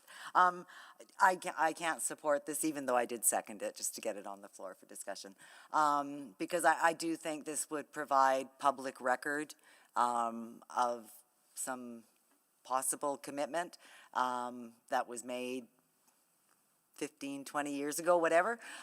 So yeah, I can't support this. I would like to see the assessment for La Perle done, just to confirm it for everyone. Thank you. Councillor Paquette. Yeah, thank you. Along the same lines, I understand the intent of the motion for sure, but the reality is council did declare a housing emergency, and that has not been rescinded, as far as I'm aware. And also, what this is asking is to not even assess the municipal need when it comes to areas like La Perle. And I think that we need to be able to assess everything, just in the interest of fairness. It's bizarre to me that there's this one neighborhood that has some kind of like past commitment to never even look at it. And it could be that once the assessment is done, it's not a good fit. And even if it is a good fit, well, then that's an interesting conversation, one that we responsibly should have. And if you remove this, then what is to stop anyone else from saying, you know what, I've got special considerations for a neighborhood I represent, and I would just like not them to be assessed at all. Whether that would pass from council or not, I don't know, but it would be a long debate. It would be a fractious debate, and it would not be in the best interest of actually advancing city goals as far as affordability. So I do appreciate the intention behind this amendment, but just for responsible city building and addressing present and serious need, I cannot support it. Okay, thank you. Thank you. Councillor Clark to close. Yeah, I appreciate all the comments. I mean, I think what's unique in this is one, this is really a handful of communities that has already had its affordable target or very close to it. So let's make sure that that's known, right? This is a development, and there's one development across street that's already happening here. In terms of the administration to actually do the assessment on it, I mean, I don't think, you know, they're pretty clear that if they were going to look at it, the ground would be fine. You could build on it. I think that part's okay. The breaking of the public trust, that this would also take the green space away that we just did in the other park for the surplus school site there. So that's another part that you need to consider on it. The zoning's already been done for PS on it, so it would have to go back for a zoning and public hearing and have more options to have that as well. So I think those are all things of consideration. And I think to Councilor Paquette's point, well, WUMS, if somebody can say there was consideration from in the past, whatever, I mean, that might be taken, but we actually, this isn't made up declarations. There is written record of this numerous times over the years on that. And this is before obviously my time on that, but I take that as word and go with it. And that's kind of why on the recommendation at the beginning of this hearing and where we're at, this was not on there. So that's my take, that we're already there here. There was a commitment made. Zoning isn't appropriate anymore for it, and there's a loss of green space. And I don't think that getting an assessment is really going to change anything on that perspective. Thank you. Thank you very much. Councillor Clark, please vote. Anything else? Thank you, Mayor Knack. We have all the votes.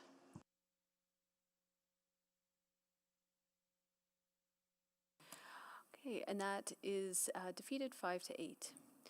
So this brings us back to the amendment as amended. The mover of which I believe is Councillor Jans. So we'll just pull that amendment, the amended amendment up. I anticipate that at this point our motions, our questions have been exhausted. But if anyone does, please just indicate. Sorry, Councilor, do you want to pass the chair back? Oh, yeah, sorry. Yeah, go for it. You can have the chair back. Even though you know this process better than I do. Okay, so clarify on our next steps then, Clerk, please. Yeah, so I've just put in the chat, so we're back to the Michael Jans amendment, and it's back on the floor. and it's to delete point 2 and 3 from the original motion, and then to add 2 additional points as on the screen.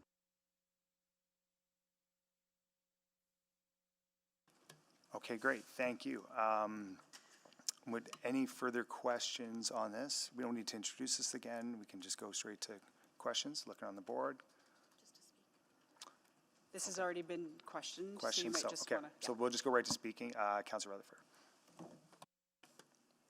Yeah, I want to speak on this motion because it is amendment, because it is really tantamount to the original motion that I put on the floor.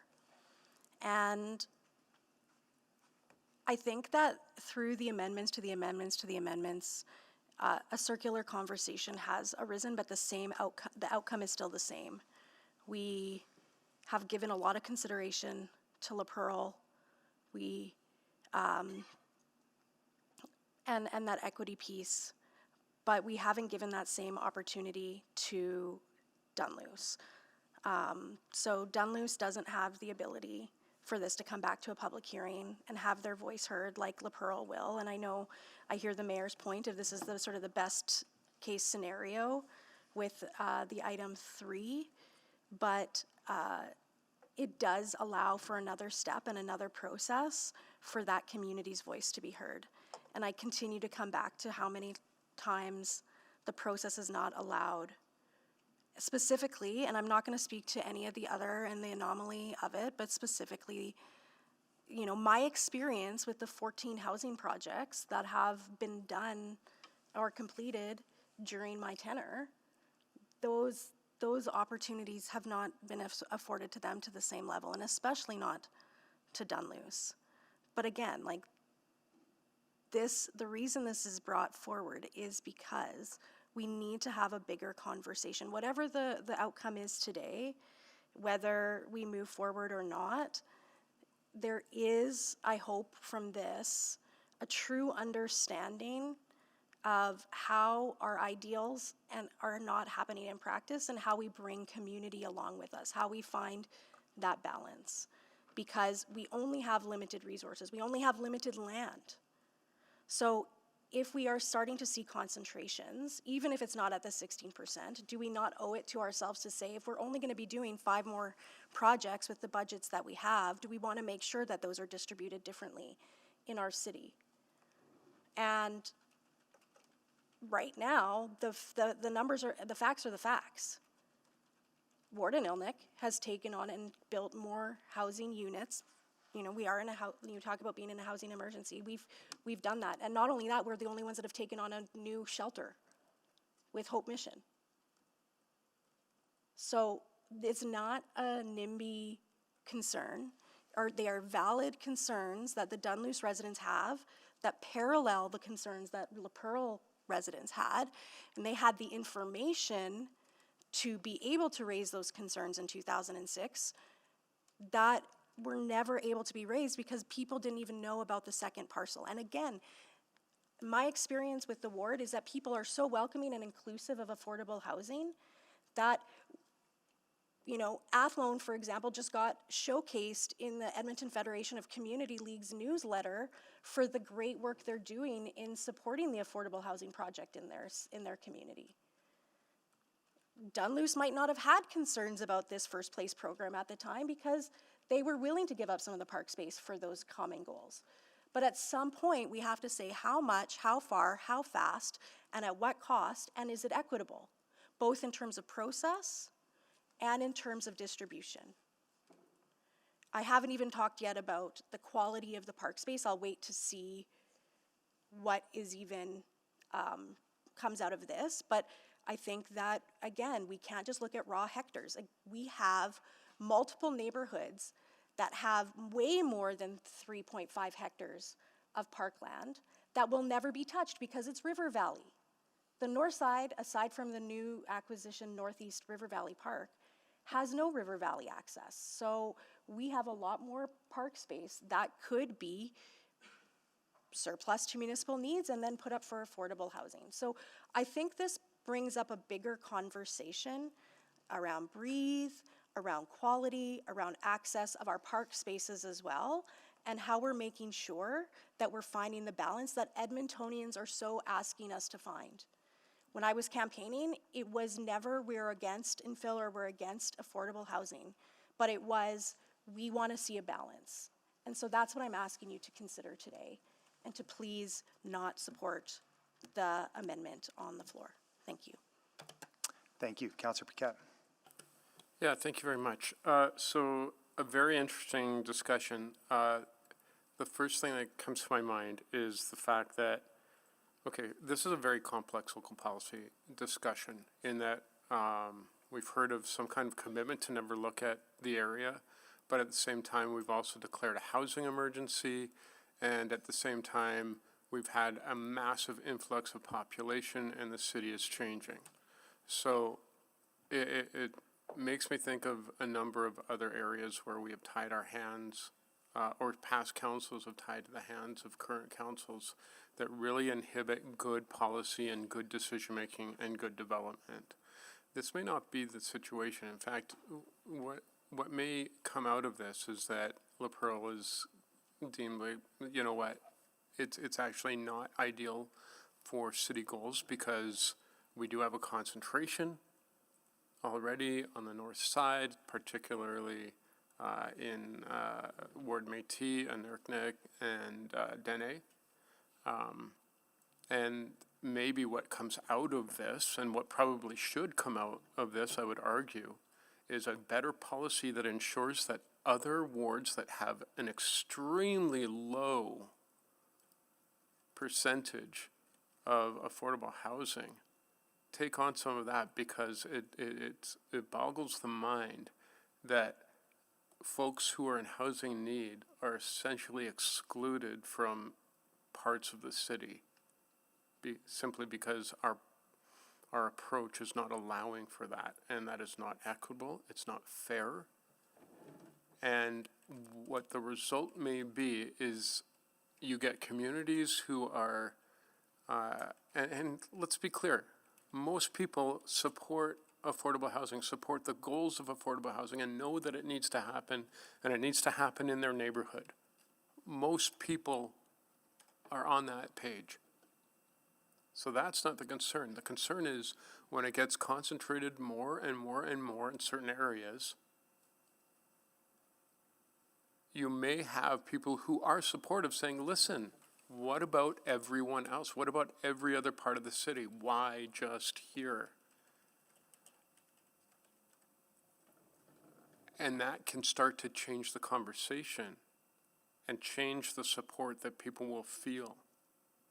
And so that's why I am going to vote for this, because if any neighborhood has the right to veto, or any councillor or any community has the right to veto affordable housing, then we get into a really messy situation.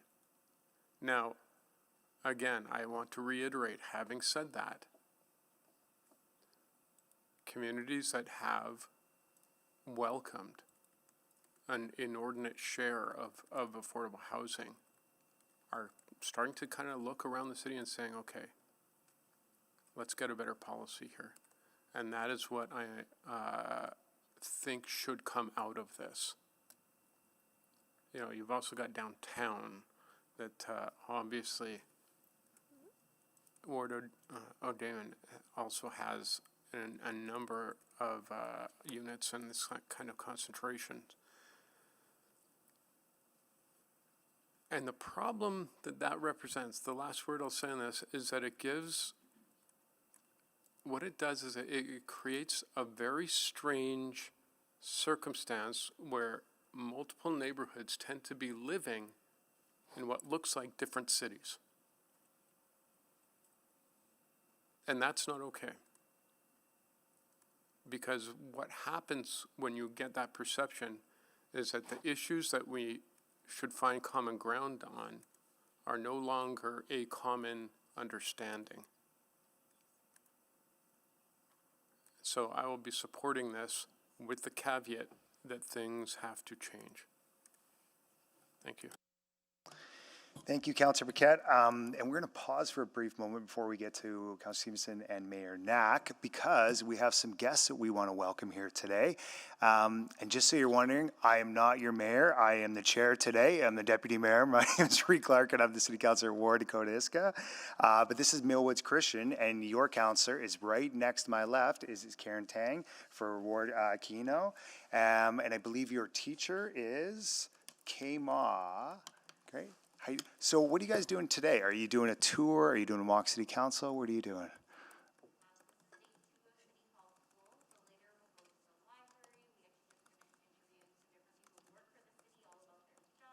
Great.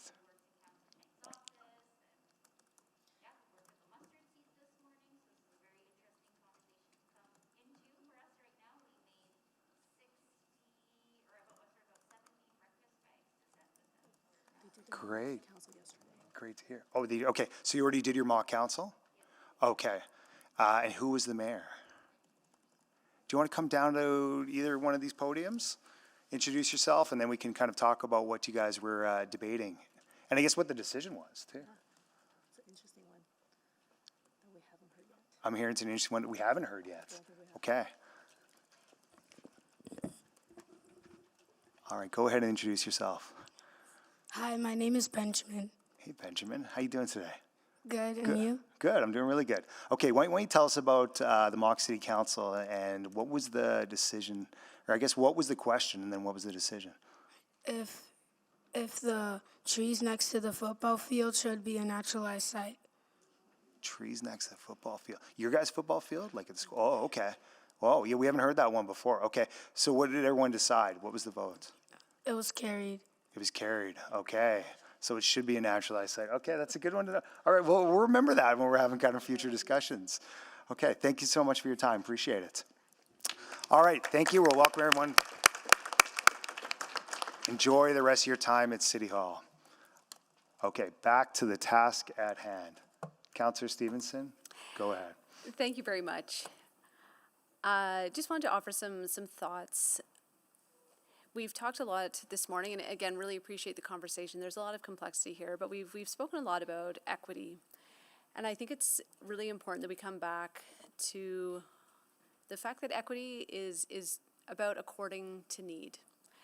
And when I look at the affordable housing ratios, what stands out to me is that there are no wards that have a ratio that meets the core housing need in our community. And as someone who has represents the ward with the highest ratio at 10%, I'm not seeing a concentration, I'm seeing a gap. I'm seeing that the amount of affordable housing being provided in my ward is half of what the housing need is. And we see the consequences of that all too visibly outside these doors, but also with other folks who are struggling in our community, families and kids who face poverty day after day. And so while I certainly think it is critical that we also look for equality in distribution, and I appreciate the work that is ongoing to do that, I really don't want us to lose sight of that imperative need. We need to stay focused on meeting the needs of our current constituents, and for those individuals who we don't hear from very often in these chambers, affordable housing is a significant asset in our wards. And I would argue that it is a significant asset for neighbors who aren't in need of the affordable housing as well. It makes all of our communities stronger. And I appreciate that we have an opportunity through this motion to continue ensuring that we're providing it everywhere that we are able to do so, and continuing to explore even more places where that can happen. Thank you. Thank you, Councillor Stevenson. Mayor Knack, over to you. Yeah, thanks. Thank you, Councillor Clark. Sort of torn because of sort of all the amendments that went through in this conversation. I feel like we went through a little bit of amendment inception here, because I think if we approve this, we're almost the same as what was the original admin recommendation, except we'll do a little bit more analysis on La Perle. So I lean, again, in terms of preferred outcomes, I guess I was happy with the original admin recommendation. but I hear the questions that have come up about the La Perle site, although I share a lot of the same, I think there's a history conversation which I already shared and I won't repeat here. So I think that would have been the place I was comfortable with.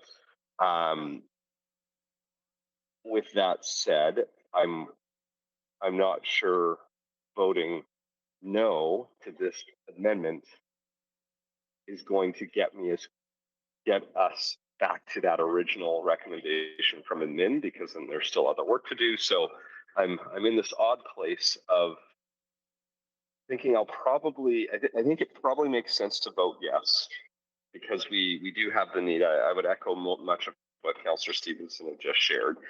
I appreciate that there are communities on the north side, in the downtown core, some in the west end.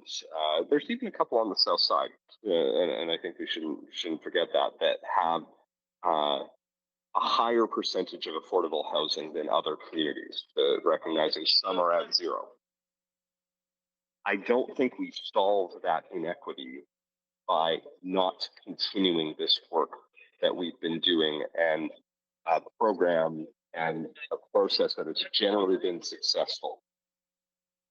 I think we have to have a whole separate conversation about how we look at these communities, primarily those that are higher land values, thereby making it much harder to do your standard affordable housing. We have to figure out a creative solution. And I think we probably do, and maybe this is the time as a subsequent, or maybe we give it a bit of thought and work with them on the wording of what is a clear strategy for those other communities.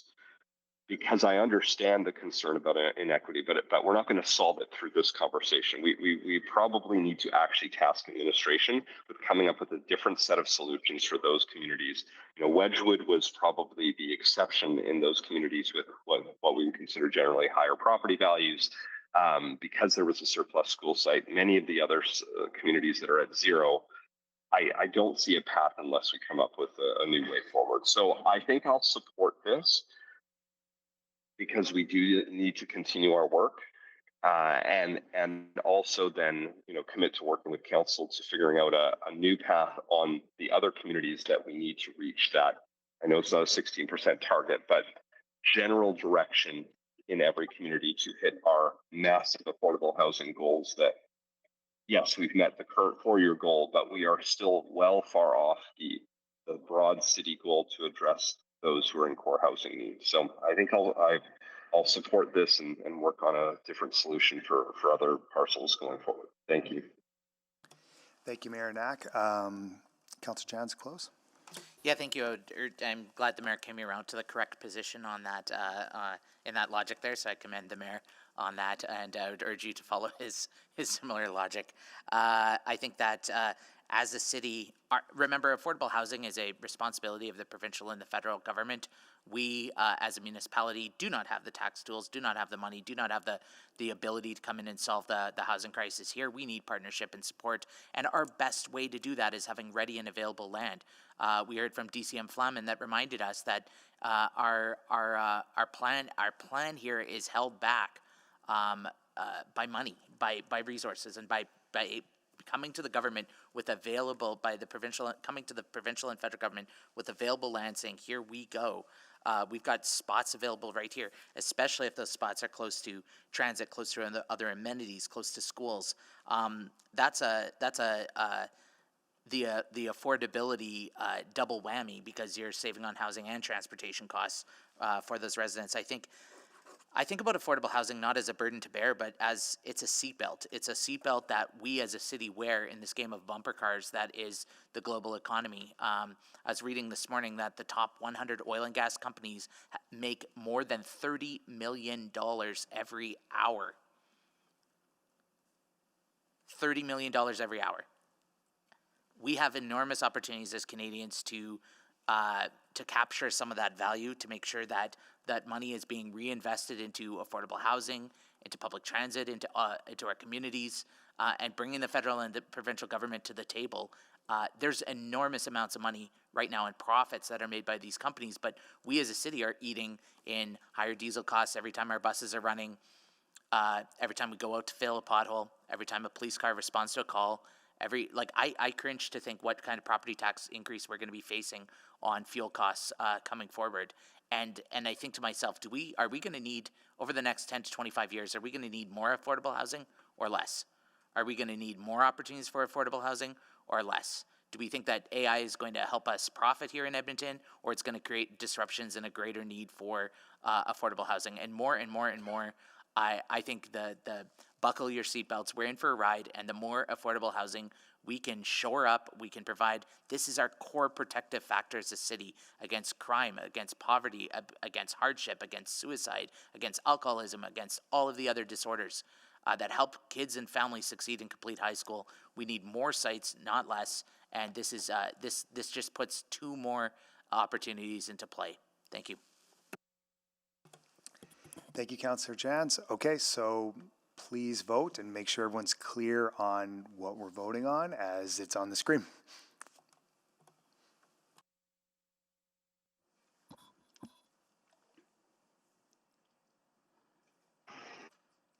I'm a yes. Thank you, Mayor Knack. We have all the votes. Please display the votes. And that is carried 7-6. So we're just going to put the main motion on the floor. And as I just give MJ a chance, can I just read it out and also put it in the chat? Please do. Okay, so one moment, please.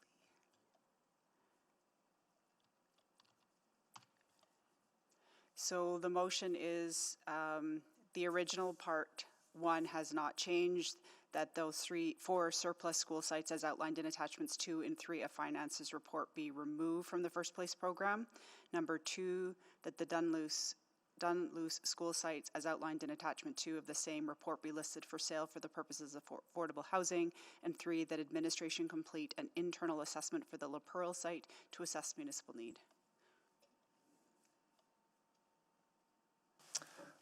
Okay, and this is just a speaking to it. And put your names up on the board. Is there some questions? Okay, we can start with questions. So Councillor Palmer, go ahead.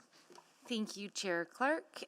Okay, so I think one of the things that I was looking at in the report here is what administration recommended and what the wording of the motions, like what the recommendation is actually not clear. And what I say that is because we're removing it from the first place program, but you're actually saying that 2 sites should go to affordable housing. Is that correct?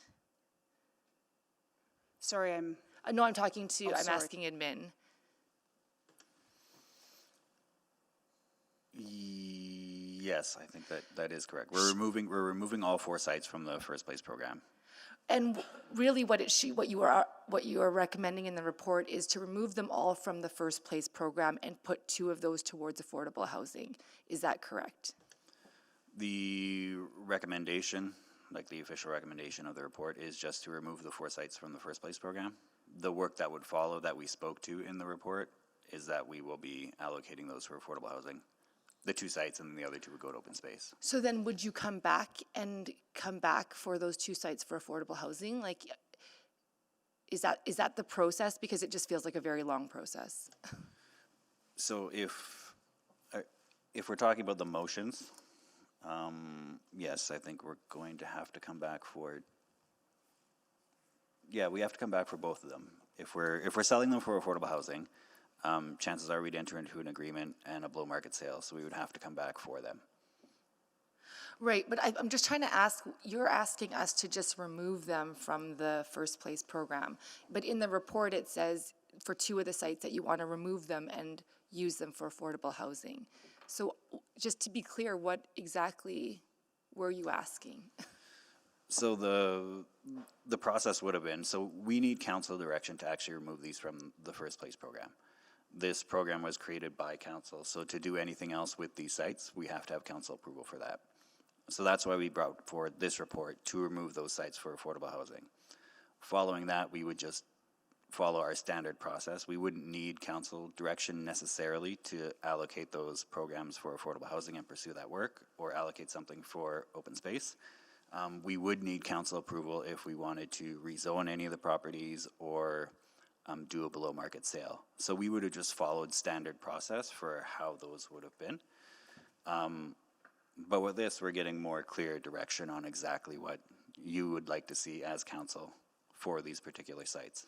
Okay, so, yeah, I just think that that's interesting that if we would have said the recommendation of removing from first place programming, you wouldn't have had to have council direction to move forward with 2 of the affordable sites unless there was zoning. Is that what I hear correctly? We would have had to come, if we're doing a below market sale or a grant agreement, we have to come back to council for those. It's just we can pursue that work and advance that work without council direction, but we do need council approval to enter into those agreements.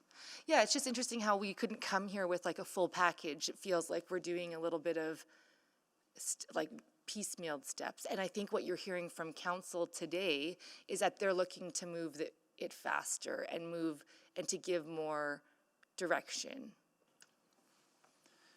Yeah, the first step, it is kind of sequential. You are correct. It would have been nice if we could have just moved forward with the rezoning and entering into the agreements and doing all the things that we needed to do. But with these sites, there is restrictions in place and what we can do with them. So the first step before we could do anything is remove them from this program so we can allocate them to other uses.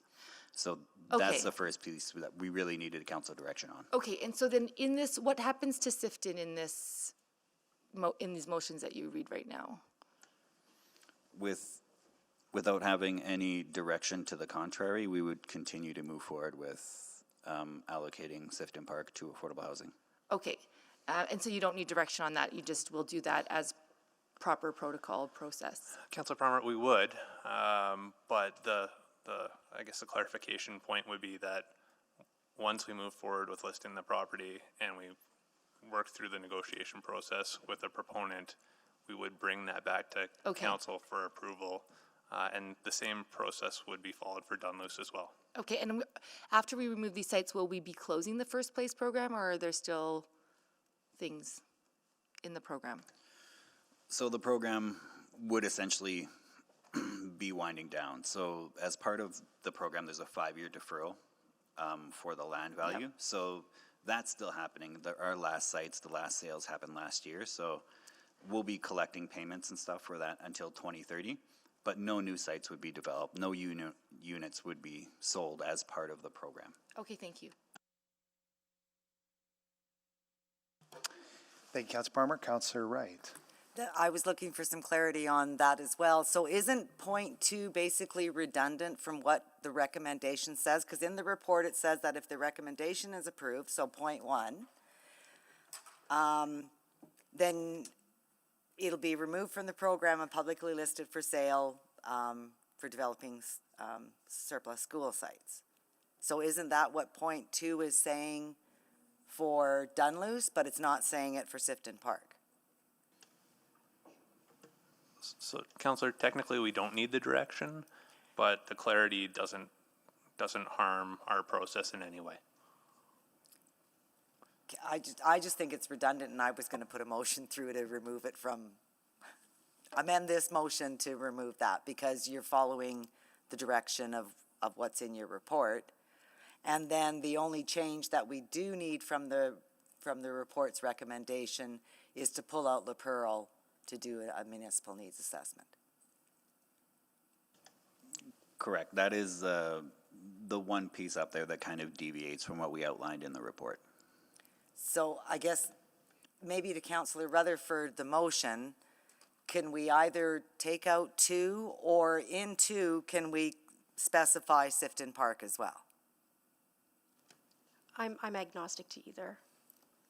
It's like, fine. do you want record of it in a motion that it was specifically voted on for Dunluce and Sifton Park to go to affordable housing?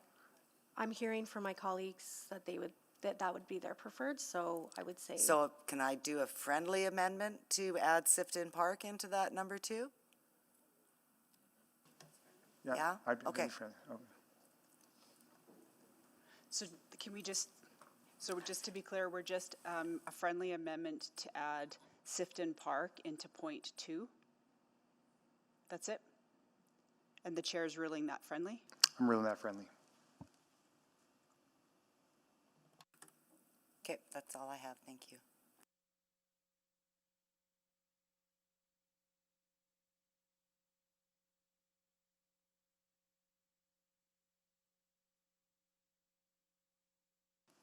Okay, we've got that up on the screen now. So that was questions. Now do we move to speaking on this, if there's anyone else on the board?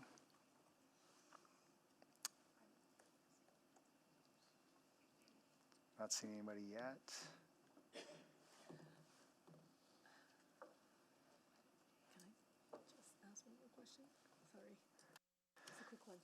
I just have a request from Councilor Yang for maybe one more question. Just which really we could- quick. Just so I'm clear, we're putting this, but this doesn't happen tomorrow, right? Like what I heard was this is also pending availability of resource.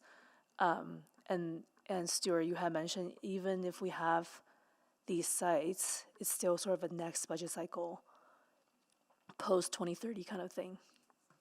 That would be as it would be related into the targets. So Right. if we had any one of these sites, we would have to go into a listing phase. And so Right. we would solicit different proposals. We would make a preferred person that we'd like to go forward with. We would then have to come for a below market sale, Yeah. as well as potentially, depending on what the applicant is putting forward, rezonings. And so just with the council calendar and budget, I foresee that those may not happen until 2027. Thanks. Thank you. Councilor Rutherford.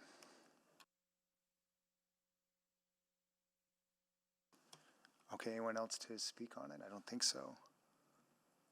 So we can go to you. Yeah, thank you. And I first and foremost want to start by thanking my colleagues for their patience and thoughtful discussion and dialogue and debate on my original motion. Obviously, not where I wanted to end up with the intent of my original motion is not what's now in front of us for final voting, but I think the process of the conversation was also really important. I think the community is obviously going to be disappointed in this answer, and I will still vote no to the motion on the floor, not only because it includes the one that I was trying to say no to, and I didn't even get to talk about more of the park space and the quality pieces around that, but also I do think, again, that we need to really take a balanced approach to community needs and livability and our housing reality. And so I can't support it because of number 3 as well, regardless of my continued and demonstrated support for affordable housing. I do want to take a moment, though, to talk about, again, some of these policy disconnects. And I'm not going to talk about the one that I have a subsequent to, but I also want to talk about the fact that La Perle, as highlighted by Councillor Jans, is within a very short walking distance from, a $1 billion LRT. And we're seeing, time and time again, this push from our council to do, nodes and corridors and to do transit-orientated development. But actually where we're building affordable housing, to Councillor Paquette's point, outside of the northeast line, the highest concentration of affordable housing is actually the least accessible to transit, and especially if you're talking about mass transit. As I've already pointed out, so I'd be remiss to not bring that up here. So there's a policy disconnect there. If we talk about affordability, it's not just on the pure cost of the house, but as my colleague to my right has pointed out on many occasions, and which I fully agree with, your second biggest housing expense is your transit and how you get around. And so if we're actually wanting to talk about affordable housing, and we're actually wanting to talk about our city planning goals, and we're actually wanting to align all of those things, there is a misalignment in this right now.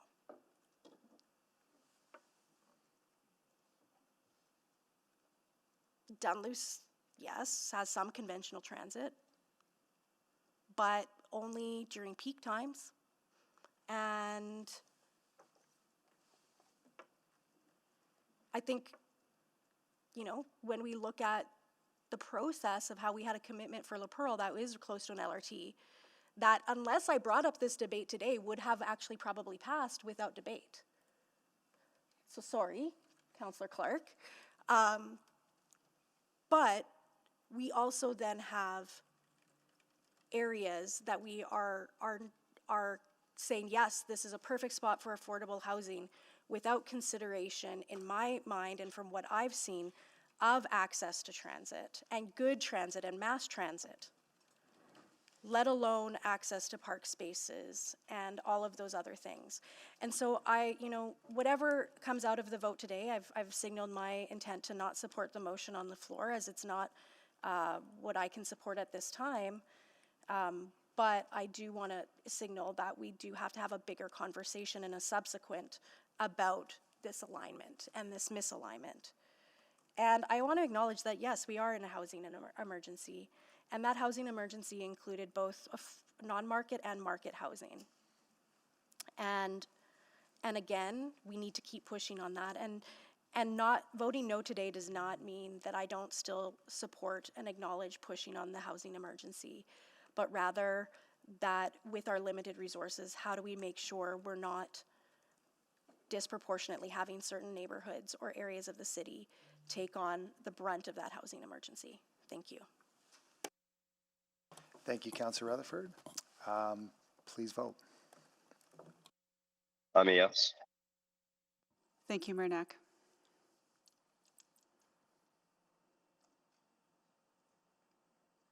We have all the votes. Please display the votes. And that is carried 8-5. Can we sneak in a quick subsequent? Yeah, we can get that. Yeah, let's get a subsequent. We have a subsequent motion from Councillor Rutherford. Then we will get that before we take our lunch recess. Sorry, and I apologize for this came out of so I'm speaking. Yeah, we're just going to get it put on the floor, and just to confirm, it would, may I read it out for you as we're putting it up? So that administration provide a report that includes an evaluation of Council Policy C601A, Affordable Housing Investment Guidelines. 2, an analysis of any additional policy changes that would require to move towards affordable housing being distributed equitably across the city. And 3, any alignment with the city plan and development goals. And just to clarify, I had put in amended wording so that it would actually read as the second point, analysis of any additional policy changes that would be required to move toward affordable housing being distributed across the city in alignment with city plan and the development goals, example, priority growth areas and or transit orientated development. Second.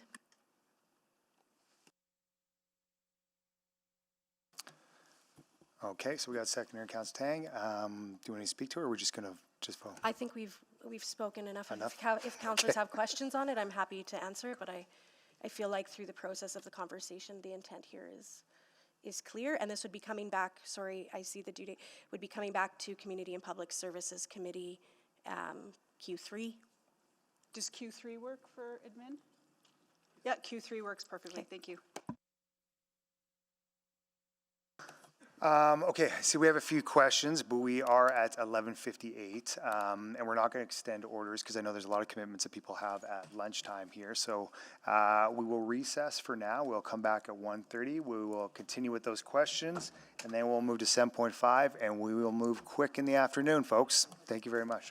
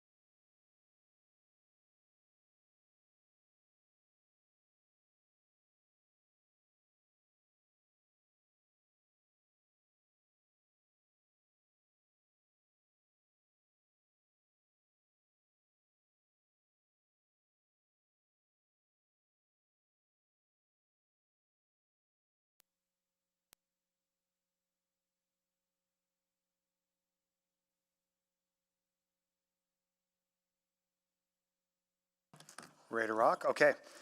Welcome everyone back from a recess. So we're going to continue with our city council meeting for April 15th.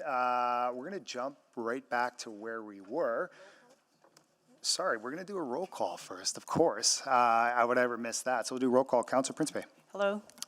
Councillor Morgan. Good afternoon. Councillor Jans. Good afternoon. Councillor Rutherford. Hello. Councillor Tang. Good afternoon. Councillor Palmer. Oh, Mayor, Mayor Knack, are you here, or are you kind of just jumping in? Good afternoon There for probably another 10 or 15 minutes. Gotcha. Great to hear your voice. Councillor Palmer. Good afternoon. Councillor Paquette. Hello. Good afternoon. Councillor Stevenson. Good afternoon. Councillor Elliott. Good afternoon, Chair Elliott. Councillor Wright. Good afternoon. Good inside joke. Great. Okay. So we'll continue with the agenda where we left off before. We had a subsequent motion from Councillor Rutherford that is up on the screen there, and we just had some questions from colleagues here. Were you on there? Or is that no? That's a legacy one. So I think it goes right to Councillor Stevenson. Right. Okay, thank you so much. Just a couple questions. So maybe to the mover, just for the first bullet, well, actually, sorry, I guess I should ask administration first. I believe our council policies are reviewed on a regular basis. When was the last time this one was reviewed? C601 was reviewed in June 2025. Oh, okay, so less than a year ago. So maybe to the mover, just could you tell me a little bit more about what you would be looking for in that first bullet? I mean, I think through the discussion that we just had, I think that the 16% goal is not playing out equitably. And so while we have that 16%, I think there's literally neighborhoods that will never see any affordable housing. And I want to talk more about that. Because I wonder if we should actually have a lower target in some neighborhood or in neighborhoods across the city that's more realistic to actually achieve an equitable distribution, as an example. So the I guess I'm unclear what we're evaluating in the policy. Like, I think the second bullet, I totally understand your intent there, and I think that there could be, that the second bullet has a lot of great opportunity for, you know, the different steps that I think would go beyond policy to make it happen. I think the evaluation of the policy is done at the admin level, and I think that this has elevated it to what I would consider a council conversation level. Or I'd like it to at least be a council conversation level. Okay, I think I'm just stuck on, like, what is it that they are evaluating in the policy? It's success, it's feasibility, like what is being evaluated? Yeah, I mean, I'm amendable to just striking that. I don't think it changes the intent of, you might need to explain what additional policy changes or leave that more open-ended on the second bullet is fine. But I think the second bullet's the one that gets at the heart of the intent. Yeah, okay, well then maybe just for clarity and hearing that might be considered friendly, just move to strike the first bullet. If it is friendly, yeah, okay. I consider that friendly, yeah. Okay, so then, yeah, just going into the analysis, I think that's pretty, you know, really happy to look at different approaches that could be taken there. Could administration maybe touch on what that could look like, what some different options would be, and would we be thinking about budget implications as well? So I think what we would do is probably provide a consolidated how we use the different policies today, and also how we use that ratio, like where I've mentioned before, it's factored into AHIP, as well as where we seek to buy parcels of land, as well as that figures into different programs, and so we can highlight that, including like the Infill Infrastructure Fund, where we had a different geographic for affordable than we did for market to allow more opportunities. I would say though that like there's levers that can be pulled. Policy is one. The other one is budget. When we look at, you know, the ability to procure land where we don't own land today, and what that impact would be. Okay, so the potential of what a land acquisition strategy could look like? We have that actually as part of our C601 today, and that is, I think it was mentioned earlier, like our goals are set by essentially what our budget is. And so depending on what our budget is, gives us the different opportunities to seek out those opportunities. Okay, so even though the motion is sort of focused on policy changes, what I'm hearing is it might not be a policy issue, it might be a budget issue, but this report, you could come back with that information. Yes. Yeah. Okay. And then we also have a report coming back, I think it was referenced earlier, on the potential for subdivision allocation in new neighborhoods for affordable housing. There was a motion about looking at MR as a potential for getting affordable housing, as well as other opportunities. And so that will be coming at the end of June. Also, a review of policy C437A, which is the usage of affordable housing. Usage of city land for affordable housing will also be at the end of June. Okay, and that speaks to surplus land after LRT construction? I'm actually not certain if it includes that or not, but it would probably speak to the policy that we would activate around the process for access to that land. So maybe not specifically to that land, but surplus land in general. In general. Okay, because I think that's a huge, huge opportunity. The points earlier around co-locating affordable housing with mass transit. Okay, great. Well, thanks so much. That sounds like a great piece of work. Thank you. Councillor Salvador. Yeah, thank you. Maybe similarly, just around the language of policy changes, I wonder if it would be beneficial to just broaden that, recognizing there's a conversation to be had around acquisition, around budget. If it said an analysis of any additional actions that would be required to move towards affordable housing, if that just provides a little bit more breadth for administration to be able to come back with a fulsome analysis that isn't solely focused on policy. Because, for example, I mean, I recognize we have an acquisition strategy in place, but in order to close that gap, what kind of budget would need to be allocated? I want to be able to have that part of the conversation. That would be amenable. I think you could look at it just additional policy changes or other alternatives. And then that gives us a bit more freedom to look at all other alternatives. Yeah, I'm interested in that. I don't know if that's friendly, the Assembly, to the chair. Yeah, we're hearing that's friendly. Yeah, I agree with it. Great. Yeah, I think that's a good addition then. That's all for me. Okay, so we've got that, I think, just to be clear, just and other changes, so it leaves it open. Okay, we'll go to Councillor Wright. I just, pulling up the policy here quickly, I don't see anywhere that it talks about the 16%. So it's not in the policy, where is that? It is not directly within the policy. It is within the policy, and the procedures talks about a ratio. And then within, I believe it was the previous iteration of when the policy was discussed at its original time frame. I'm thinking around 2019. It had a council motion that set that ratio at 16% at that time. And so when it was reviewed in June of last year, within the content, administration did say that we looked at that 16% again, and it still is that derived number to help us get to zero core housing need. Okay, but that's just sort of a number that's just sort of floating out there because of the old policy. It is a renewed policy. It's still a policy, but council had directed us directly through motion on that 16%. To remove this? No, to have that at 16%. And so where does that? It's in the procedure. It's in the procedure. Okay, so by adding in the other actions, will the procedures also be looked at then as well? If we are looking at the analysis of policy changes and proposing policy changes, we would look at procedural changes to match the new policy changes. Okay.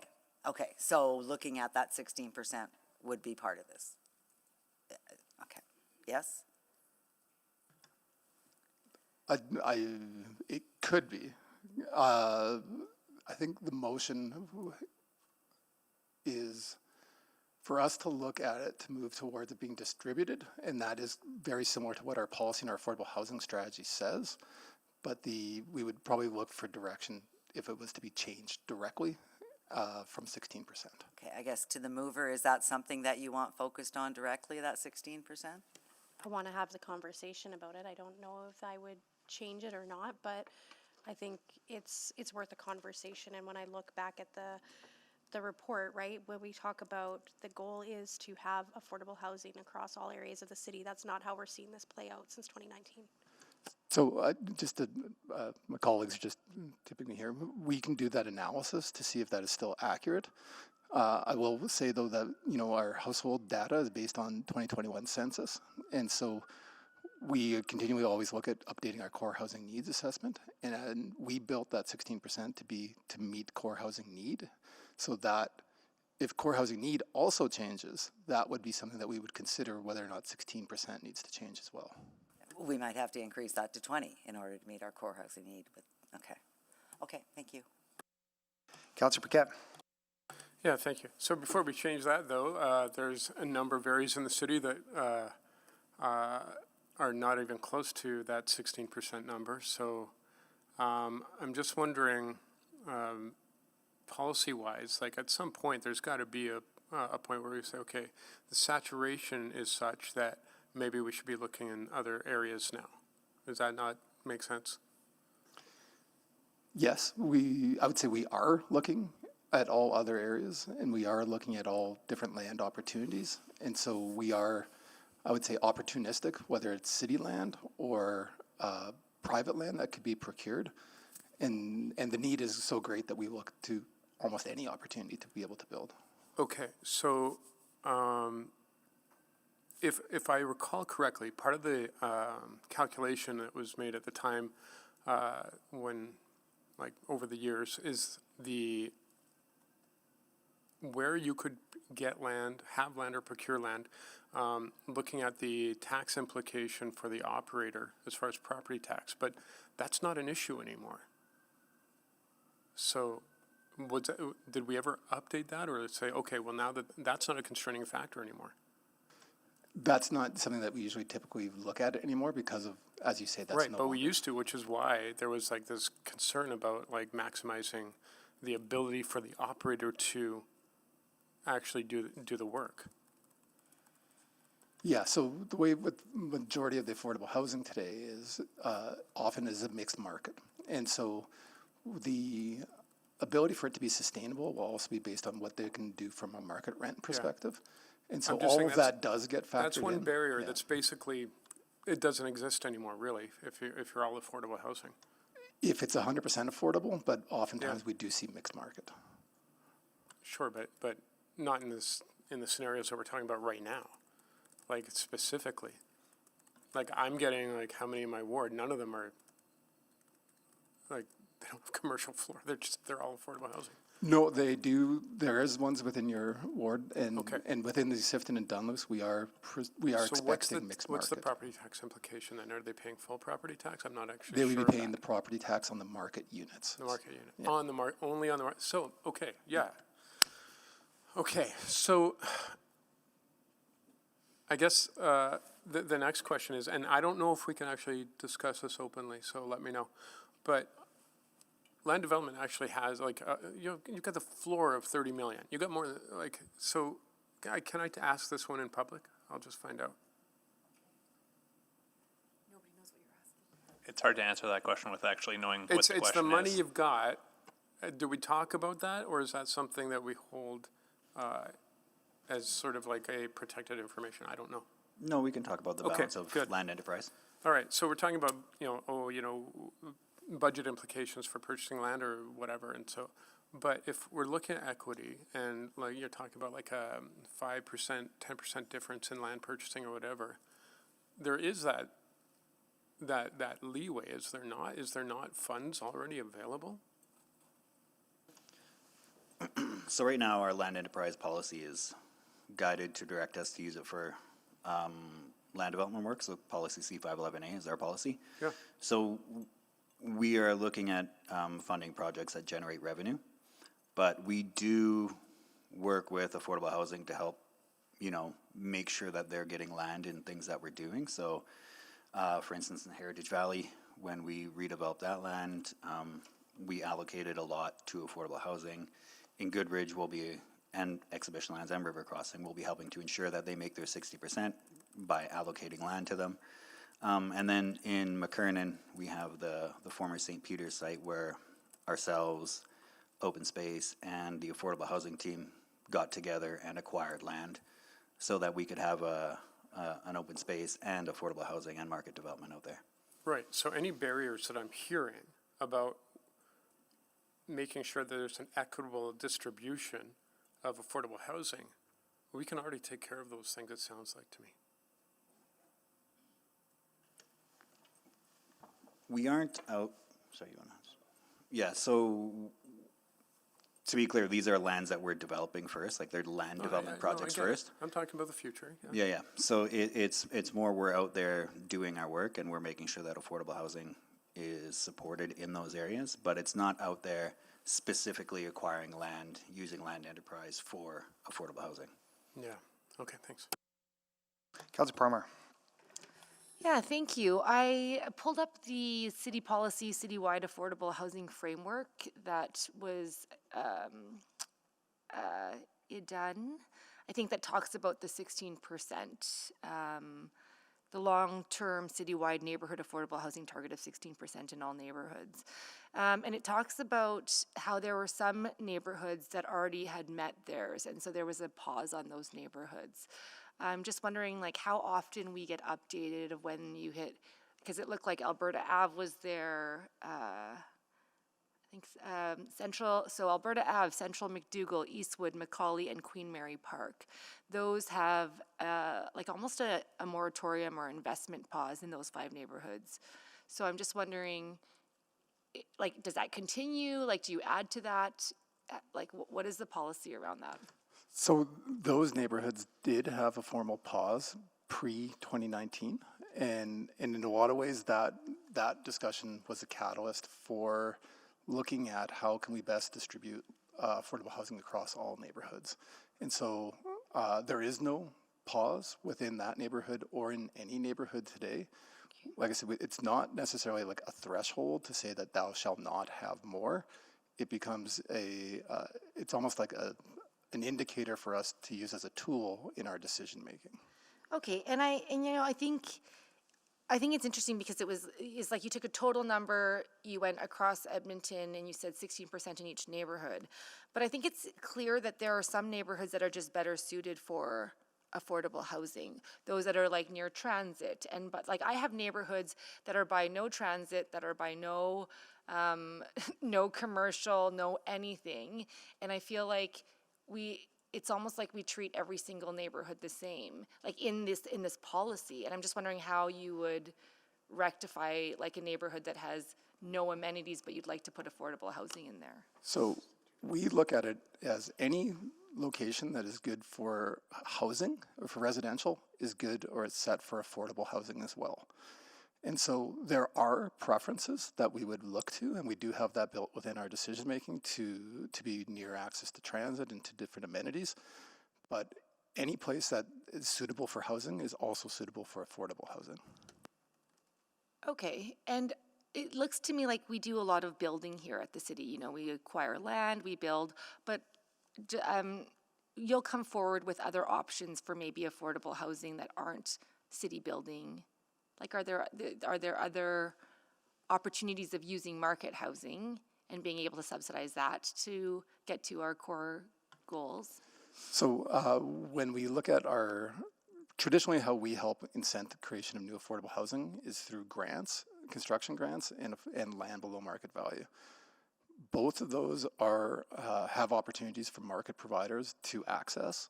It is typical, though, that we will see nonprofit providers make use of those opportunities more so than market, but we do have a good number of market providers that have worked through our AHIP grant processes, and at least 2 of them on our Circle School sites. Okay, and how do you measure, like private market where the rent is lower than like where, in a market where there is too much supply, the rent goes down? And so how do you monitor that those aren't actually aligned with the affordable housing?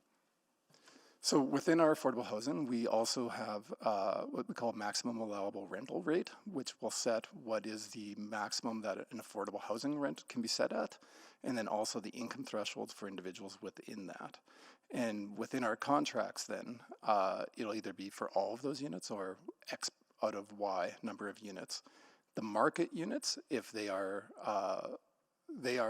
set to what the market may bear, they may actually become affordable units just out of necessity, but that is atypical. And you wouldn't, but we wouldn't know that. Like that's making an assumption, right? Like we don't actually measure that. So there could be affordable housing in neighborhoods, but we just don't, because we don't manage it, market it, we wouldn't know. So affordable housing for us is defined as also there's an agreement signed with a level of government that sets a threshold and a maximum on what rents could But there could be there could be rentals that are lower than that threshold that you just don't know about, like that we don't know about as a city. There is it's commonly called naturally occurring affordable housing. And so that is where the market is providing rents on a product that may be of a certain age or what have you. And so those rents are significantly low. We have done some analysis. I'll monitor myself. Any more questions? Open up to anyone and speak on it before I'll give you a chance, Councillor Rutherford, to close. Put your names if there's anything you want to touch on.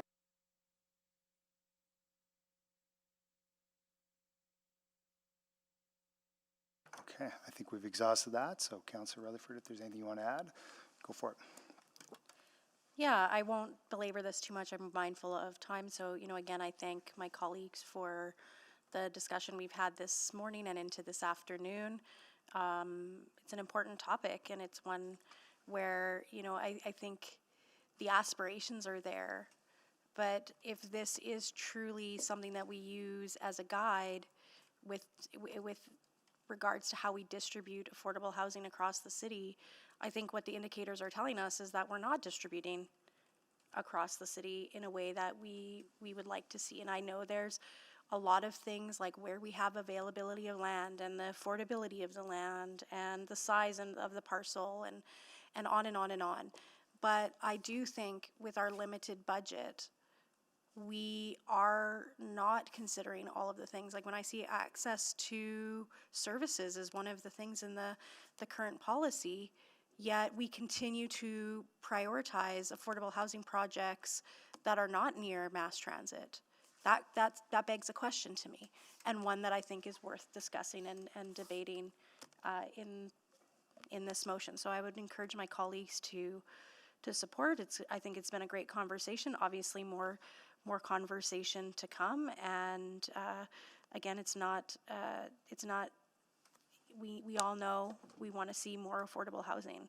16% per neighborhood is what is required. But it's billions of dollars worth of investment that we know we're not going to have. So maybe we do need to think about what are some short-term goals we have to equally distribute housing across our city. So I welcome the conversation and discussion and shoring up, what kind of are those levers and what, if any, considerations we need to make sure that we are starting to see that happening across the city. And I know it does add value for sure, and making sure that people have the ability to get close to and experience things like our river valley, like our transit system and LRT system. So I look forward to the conversation and hope my colleagues support. Thank you. Okay, please vote on the motion as outlined in front of us. Thank you very much. I'm a yes. Thank you, Mayor Knack. I'm a yes. Thank you, Councillor Stevenson.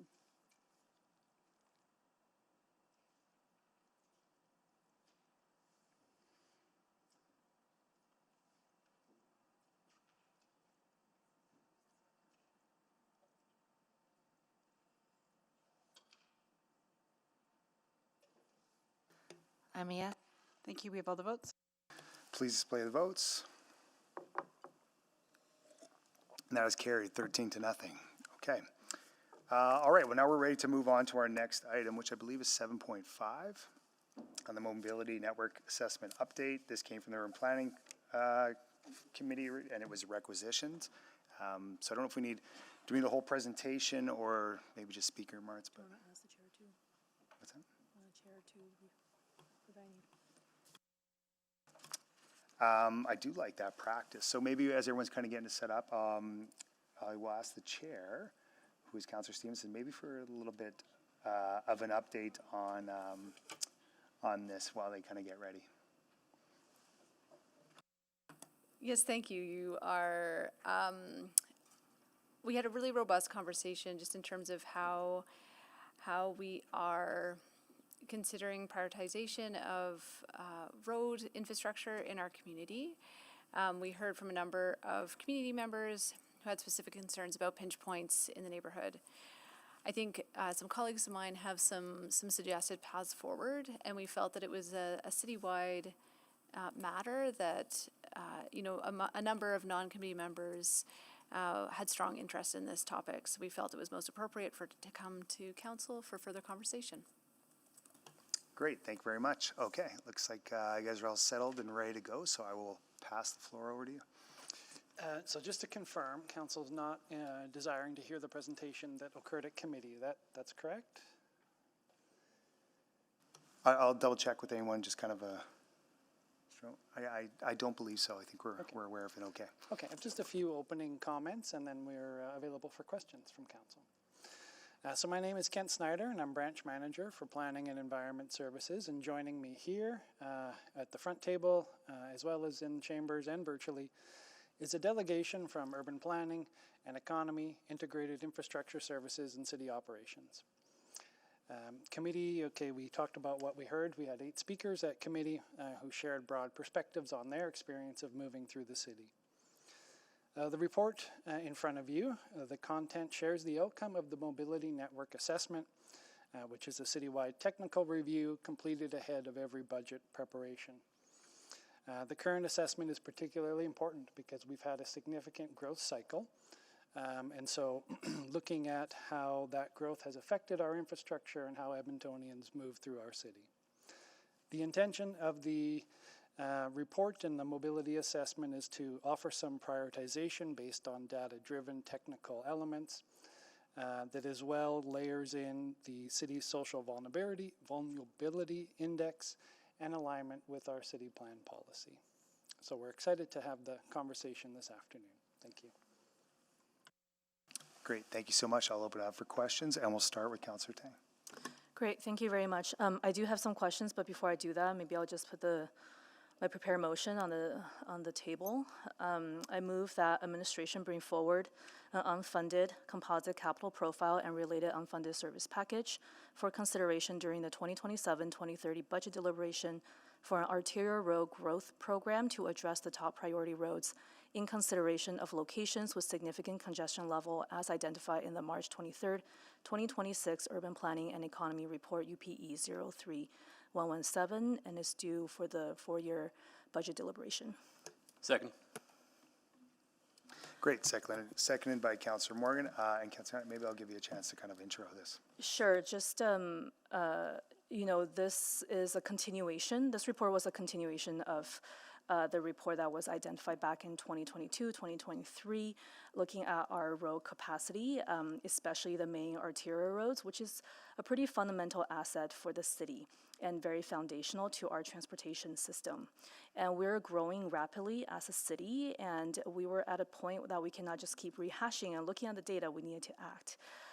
We have bottlenecks everywhere across the city, and based on what I've observed in the past 4 years, I wanted to know what, if any, of the arterial road priorities identified in 2022 have changed since the conditions, with our city have changed.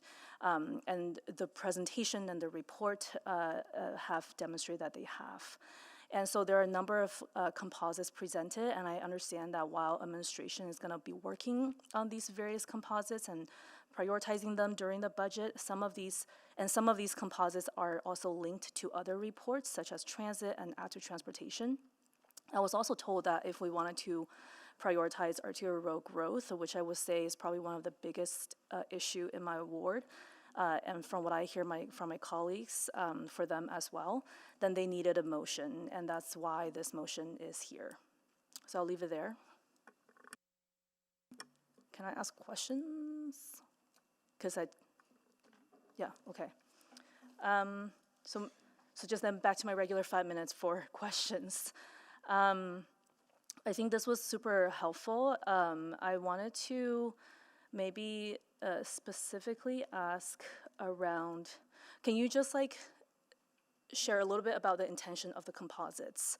So for example, we just approved the motions in the transit priority measure that there was a capital profile, and that's related to the transit capital composite in this report. Is the intent for the administration to take this away and say, what are we gonna actually fund this budget and then bring it back? Can you just like validate that understanding? Sure, I'll start and ask my colleagues to join in. So the intent of this assessment was to look at the mobility with the lens of the city plan, and then looking at specific lenses as to how we might accomplish it. So one of them that you have put a motion forward is arterial road widening in developing areas particularly. Another might be just looking at intersections, so a lot smaller dollar value, but much more focused. Another is on transit priority measures. So we're trying to use different lenses to look at different aspects. Yeah. We are looking at bringing a memo forward to assess these, and perhaps my colleagues in IIS could just elaborate on that. Yes, thank you, Rhonda. Pascal Dussard from IIS. So the thought was that we would follow up this meeting with a memo, more like an implementation plan, if you want, for the mobility network assessment that we could relate to links to our renewal projects, our consideration around traffic management, and really speaking to articulating more of a schedule for the priorities that were identified in the mobility network assessment that would make sense for 2730. Okay, yeah, because I mean, there are a number of roads, a number of intersections. I imagine, you know, we won't be able to get to them all, and this allows you to kind of prioritize what's like the most critical ones. If we can fund all of them, what are top 3, top 5, whatever. For some of these, maybe I'll just hone in on the road piece, because that's kind of really what I'm here for. They have varying price tags. For like 66th Street, that's the one I'm particularly interested in. Why is it the most expensive? Is it because we're building that secondary bridge? Correct. Okay. And there's a bridge, but there's also road right-of-way required, so it isn't like we can just go build it right now. Yep. We need to acquire some road right-of-way. Right. And then for that bridge, it would be in parallel to this transit utility corridor over the Henday. And is that existing TUC bridge our responsibility? The existing TUC bridge, or the bridge 66th Street across the TUC, is provincial. Right. It's in the provincial realm, but it is our responsibility if we want to widen it. It would be a city responsibility. The province requires that we would pay for it. It's our responsibility to widen the bridge. Mm-hmm. Oh, Yes. interesting. Okay. Yes, but we need their authority. So it's, you know, we pay for it, what they need to approve it. So it's not a second bridge, it's just to widen the bridge then? No, I'm not sure of the detail of that. Okay. That would have to be reviewed. Okay, and then have we talked to the province at all about these segments? Yes. And not just this one, but I'm assuming for the others, if there's any intersections. I talked to them specifically about this one. Okay. And, you know, they don't see any barriers, but it does need approval of 2 different departments. Okay. Okay, so, okay. I think I will.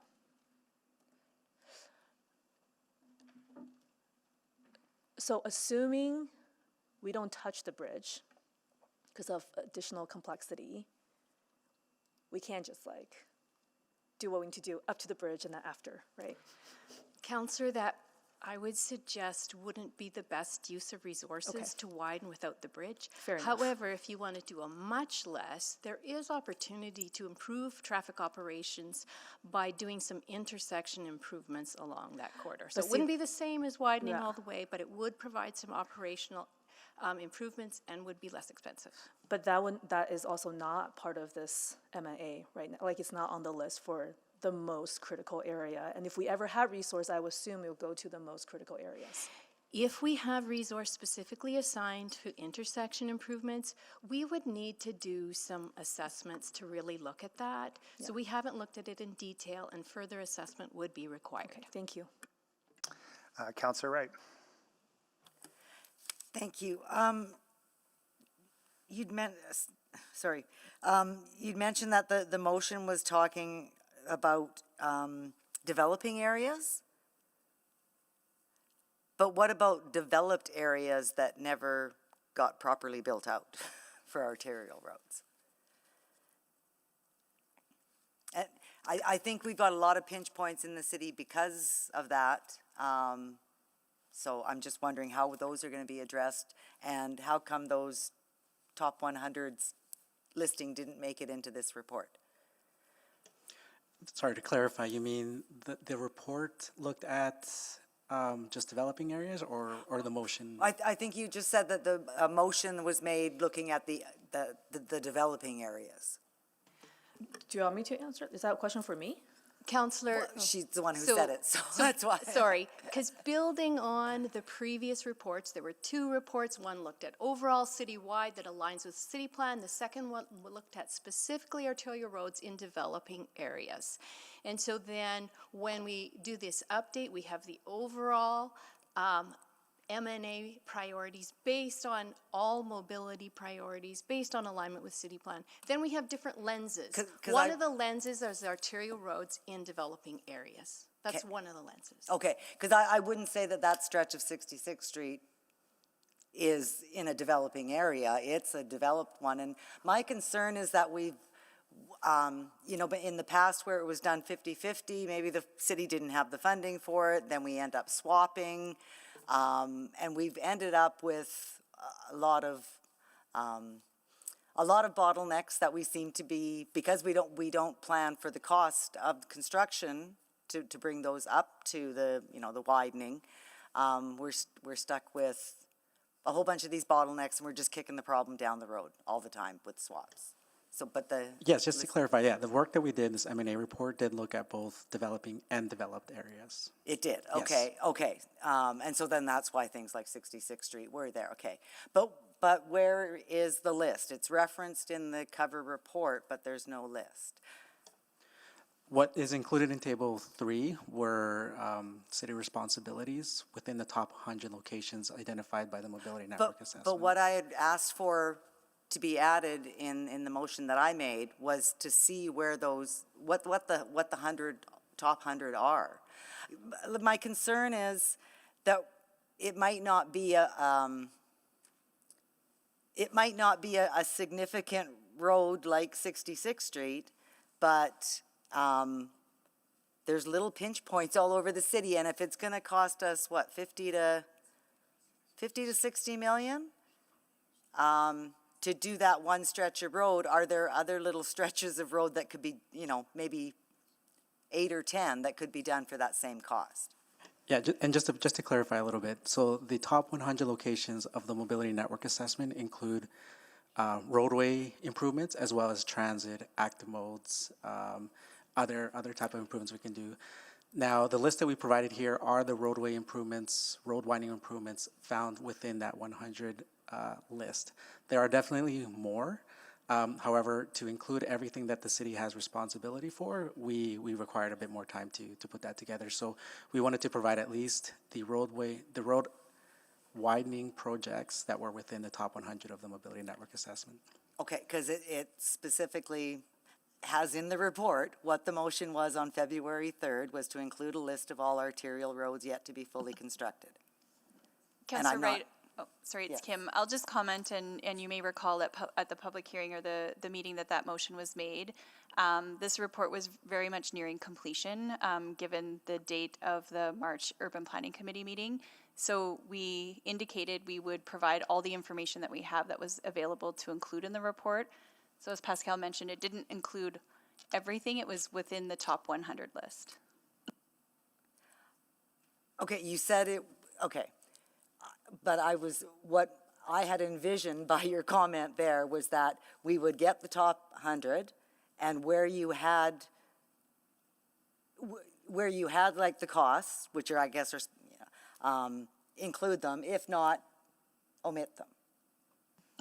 And that's the information that we intended to capture in attachment 3. Okay, so then out of the top 100, we only have maybe 8 to 10 that we know the costs of, and the other 90 we don't know anything about? You're nodding your head yes? Yes, That's scary. Well, the reason is some of these we had costs for previously. The M&A has highlighted top 100 locations where we would need to do some of the planning design work. Okay, my time is up. I'll have to come back. Okay.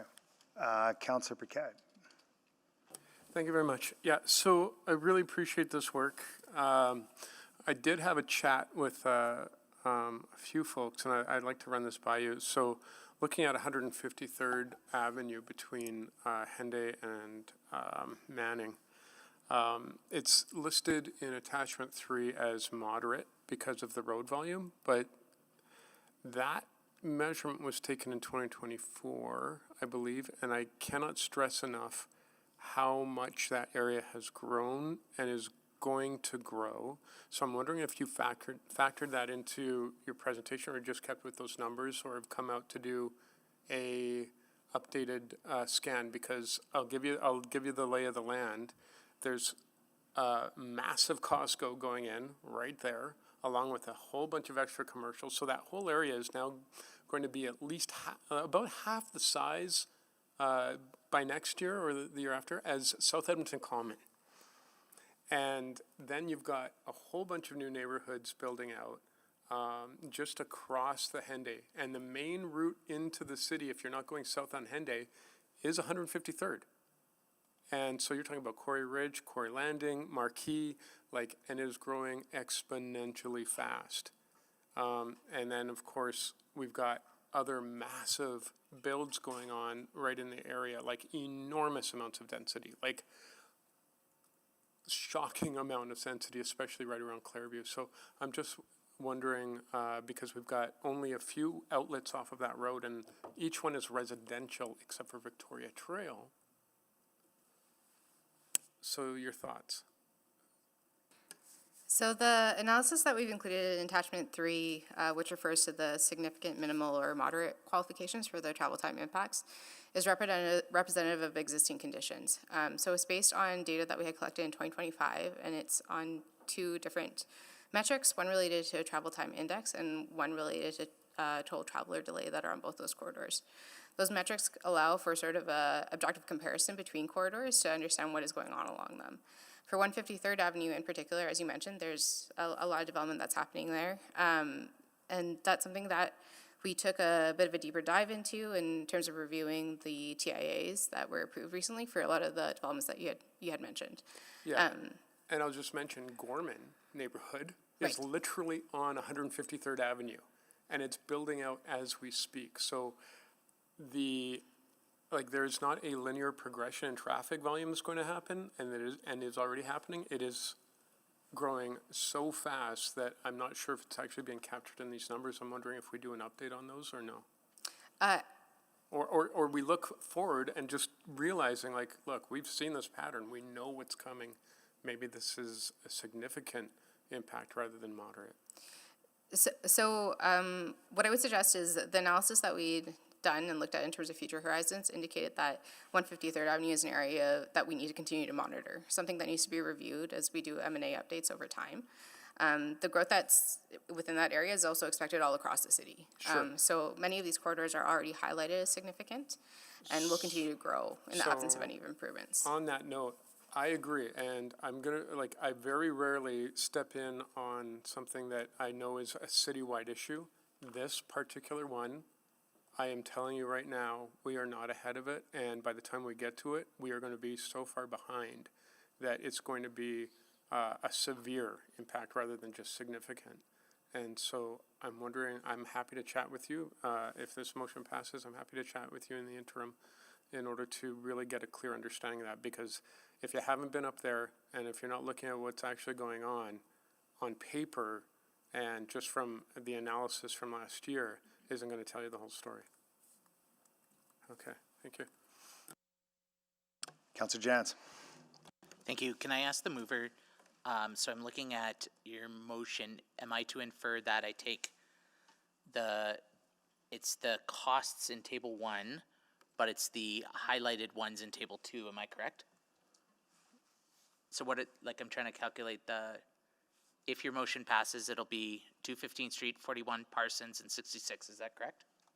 215, 41st Parsons, and 66th Street, those are the 4 that's in that significant congestion level.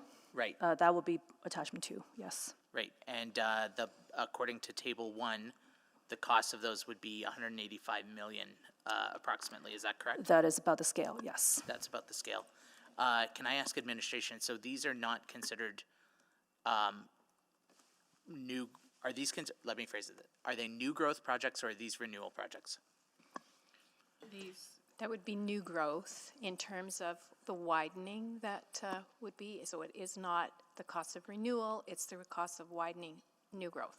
And so these wouldn't be expected to be coming forward anyway as part of the budget program this year? They would not be expected to coming forward anyway. And why is admin not recommending us to do these now? Councillor, we're providing you this information as a technical piece of information in order to inform the budget for council's budget decisions. So it's acknowledging, yep, there's traffic, we acknowledge that, but we just don't have the money right now to do all of these, and it's not a priority given all the other competing things at the city. Is that fair? We haven't got that far in terms of priority, and I believe you'll be having those discussions later in the year. But you've gotten far enough that you could say you would not be recommending these? That there isn't enough dollars to recommend. I'm not sure that's a fair characterization, Councillor Jans. We're still working our way through the capital budget process. We still have to do our evaluations. So it's probably too early to say what we're recommending and not recommending. I think it would be fair to say we acknowledge that there are renewal pressures and growth pressures in our arterial network. Is a reasonable comment for the city of Edmonton. No disputing there, I guess. And the other comment I just wanted to make on the tables, and I think there is some information, is that these are, conceptual levels, order of magnitude numbers that we would have to work out exactly the project details of what these numbers would cost. And so as we go on the road to the budget and as we develop things further, there would be significant work from a planning and concept to get kind of a better conceptual estimate to the budgeting process. So would it be fair to say that if the mover had withdrew this motion, administration will be reviewing these items anyway, and you may or may not bring these items forward? I could say that about any motion. Yeah. If it's a thing that is important for you to have in front of you when you make your decisions, then it's appropriate for you to direct us to bring an unfunded profile or service package. Right. And would the service package be a composite of all 5 of these, or would it be we could vote on just 215, yes or no, 41, yes or no, Parsons, yes or no? Will we be coming? would deliver what the priorities of council are decided in the budget. Okay, because I definitely would want to make sure, should this or anything else come forward, that it is delineated one at a time, that we're not just voting on a $185 million package, all or nothing kind of thing. We would have sufficient information that you can make choices on Excellent. what level you want to choose for the service package. Okay. Would you like a comment from the mover on that? I'd love a comment from the mover. Same question. Yeah, I think if I wanted to, yes, I would just put down the ones in my ward that would benefit my ward, even though I think they have a citywide impact. But I think that would be self-serving. And instead, that's why I'm putting forward a arterial road growth program, which we've been neglecting for quite some time. And this way, it's not only just benefiting a couple of roads here and there, but strategic points across the city that will have a net benefit to the overall transportation system. Noble. I appreciate that. Thank you. Councillor Stevenson. Thank you very much. I wanted to talk a little bit about a mismatch I feel I'm seeing between the criteria that identified priorities for growth versus the criteria that has identified renewal priorities. And where I see this disconnect is 124th Street and Jasper Ave. So again, using the growth criteria, those are seen as top priorities. But my understanding from the report is that these same streets are not going to be prioritized for renewal. Councillor Steven, oh, go ahead, Sarah. I just wanted to say that right now, I believe in the last budget cycle, the renewal funding for this category was at about 20% of recommended. We will always advise that we get the lifespan out of every arterial road that we can, and so it's not disputing the need from a growth perspective, but it's about trying to maintain our roads as long as they are supposed to last for us. And just wanted to offer Councillor Stevenson, while it's true for 124th Street that the growth and the renewal are not aligned, Jasper Avenue is from 109th Street to 102nd Street is due for renewal. And so that aligns with Jasper Avenue New Vision, which is currently in design. Oh, okay, because my office had received news recently that portion of Jasper Ave was not going to be advanced through the 27-30 budget. What we provided your office is that we have a lot of design to do, and taking into account from a programming perspective the amount of work that's going on downtown, we would suggest that it is better positioned to be delivered in the 2031, 2034 budget cycle. So it will not be funded in 27 to 2030. As Stacey has mentioned, we're still reviewing all of that, Okay. but at this point in time, Yeah, I think those are active conversations. Yeah, and absolutely appreciate that, construction fatigue is real. But for me, it raises this bigger question, and again, not to focus only on ward priorities, but I think about our alley renewal program, which does prioritize BIA alleyway renewal. And there is just some additional consideration when we're looking, again, recognizing the very limited renewal dollars that we have.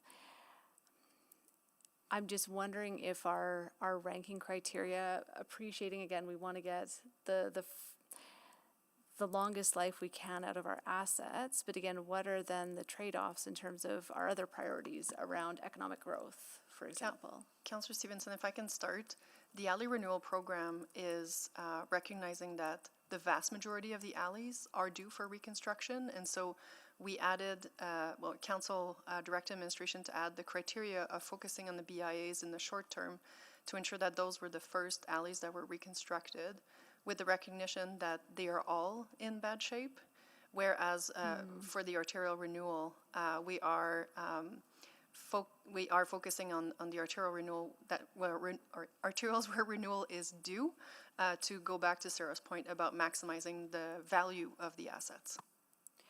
Yeah, well, would maybe just for Ms. Petrin as well, wondering how your team around economic development is weighing into some of these decisions as well. Yeah, and I think the team can speak to that too. It was part of the lens that they were thinking through as we prioritized, and certainly as we look at Jasper Avenue or 124th Street, that opportunity definitely can be leveraged given improvements to the road.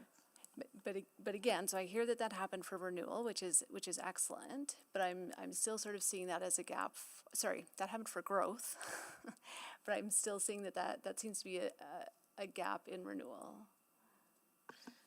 If I may, on April 28th, I believe, you're going to receive a report on the council priorities, the indicators. Within that report, we'll be sharing with you the evaluation framework that we have created for use in conjunction with our budget decisions as part of that report. So when that comes, you'll be able to see.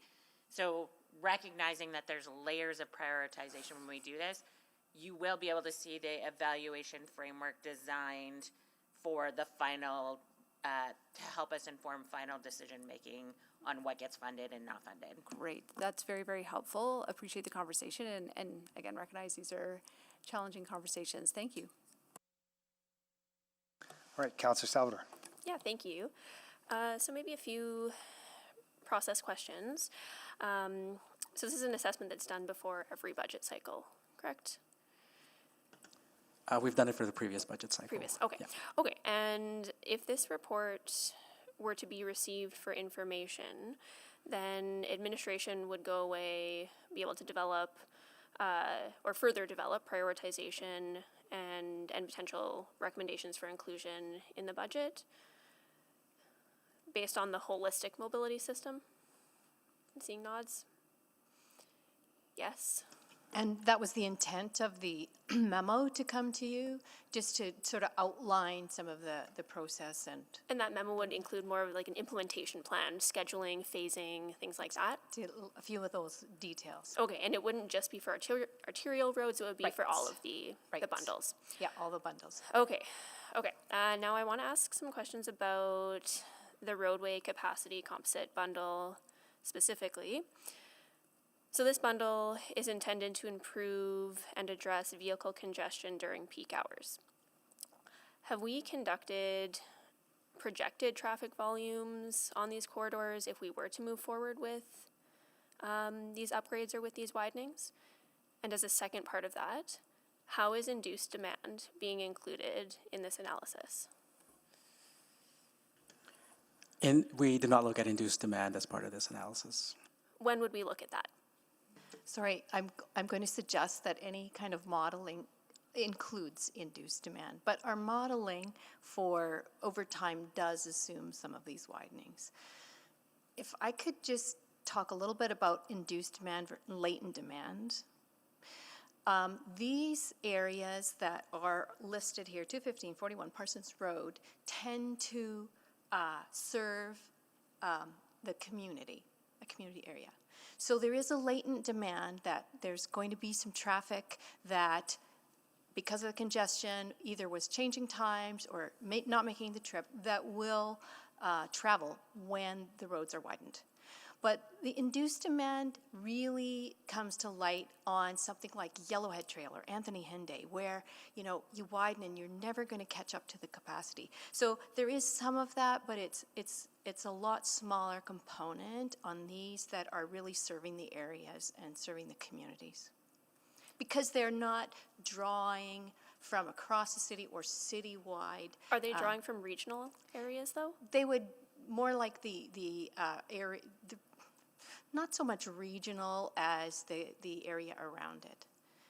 They're fairly small pieces. These are fairly small sections. They're not like the Whitemud Drive, Anthony Henday, Yellowhead Trail, where you're really going to attract. And just to add there, one of the criteria that we used was something that we called network completeness.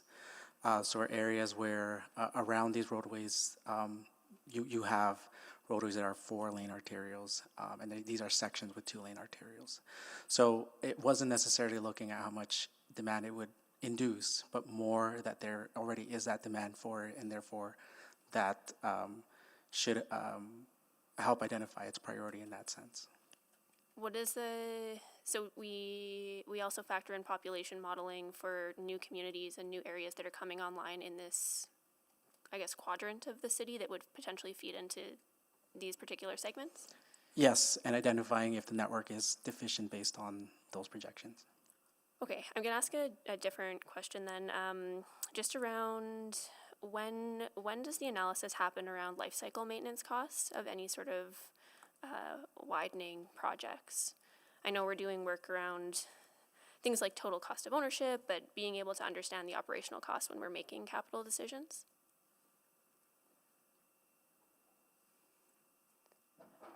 I'll defer to IIS for that. Councillor Salvador, I think as much as possible, we want to bring it forward at the same time, but there are always limitations, or at the same time as the decision on the capital profile is made, but there are limitations to the accuracy that we can provide at that time, because while we may have a conceptual idea that we need to widen a road, we don't know to how many lanes and what it will do for snow clearing or operations or maintenance. And so the process is that when we do the planning and design, we assess what the operations impact of capital would be, and we bring that forward with the funding request for the delivery dollars. And so if if I look at the motion as it is stated, it would bring both of that information together. If we move through the process without necessarily having this motion, it would have a conceptual idea of the operating impacts of capital, and then that would be firmed up before the delivery funding is approved. Great, and I'm out of time. Councilor Principe. Thank you, Chair Clark. So I'm just going to be following up on some of the questions my colleagues asked. I'm trying to get an understanding for the budget. If any of these intersections or roadways were to be widened, would we need to have an unfunded profile brought forward? Or does IIS have some budget to do this work anyways? Would some of this work be done anyways? No, not as stands. Right now, arterial roads are funded at approximately 20% on the renewal basis, which means we're focused on ones that are rated at asset categories in D and F, which are our worst, poorest quality rating. I think a more strategic asset management framework that had other goals might happen if we were closer to that 100% of the renewal funding. And so we've been really focused on keeping things, not having massive problems or potholes in some of our roads. So that's really where we're trying to be more in that break fix area at that level of funding. And so in terms of the growth, no, that would have to be a new project. Okay. So growth is not included then? Right. Okay, good. Thank you. And then I just wanted to clarify with the mover. So you picked the four. I'm trying to get an understanding again why you picked those four. So if you look on attachment 2, one of the reasons why I wanted a report like this is to have some strong and clear indicators about, well, we can fund everything, so to what extent do we fund, and what are some of those standards? So I think the congestion level was a pretty compelling one for me, and so that is, that's attachment 3. Sorry, yeah, but which congestion, what are you referring to? So travel time impact to commuters, the last column on page 2, attachment 3, where it highlights as significant. So those are the 4 that I'm referencing. And there are some that are moderate, and ideally I would have loved to see a sort of a rounded out number that could perhaps capture some of those moderate level that could address some of the issues like Councillor Paquette was talking about. But you see, my concern is significant does not give me the information I need, because this is only in reference to peak hours, not actual road volume. I think that's a good question for administration to clear that indicator. But for instance, if we'll use 215th Street, I have no idea what the numbers are, but let's say I'll use 100 vehicles in an hour. You mean the road volume? Yeah, well, my point is the road volume for 66th Street is 24,000, but it's minimal for travel time. Yeah, that would be nice. Travel time impact to commuters. So it's not a true reflection of the congestion. It's just showing the changes from peak to regular. And I think there's some additional context around those different ones that, I saw those numbers and I thought that was interesting as well. I didn't get a chance to ask about it in my line of questioning, so you're welcome to. Can you explain that, please? Yeah, sure. So the travel time impacts to commuters is a factor of 2 different indicators. There's the travel time index and the total lost time as a result of delay. Those are functions of both the volume of roadways, the volume of vehicles, and it's during the peak period, not the peak hour. So it's over a 3-hour period during that time. The congestion or the experience of the commuter that's along those corridors is factored into a number of different things. It can be the number of accesses, the number of signals, the optimization of those signals that can all affect travel time, and as a result, the total delay that's along the corridor. So volume is factored into the right, and I guess that this is what I was trying to point out. Just because it says significant doesn't necessarily mean it's the volume of vehicles or the congestion. It's just there's more nuance to it. That's why I'm concerned that only those 4 were selected. is there another, I don't know if I can ask this question, but I wonder if there is a different indicators that you had in mind? I would go with the top four with road volume. And I would want to know from administration if they will recommend that. But it's not my time, sorry. Yeah, no, that's right. Okay, that's my time. Councillor Morgan. Did you want to answer that question from Councillor Tang? Our recommendation would be to focus on the travel time impacts to commuters, not just the volume of roadway, the volume of vehicles on the road. Okay, thanks. I was just visiting a bunch of neighbors south of 41 Ave the other day on an old country road, and they were telling me about how just increased, how so much more traffic is as Heritage Valley grows out, so much more traffic is on those old country roads, and it's just tearing those roads apart.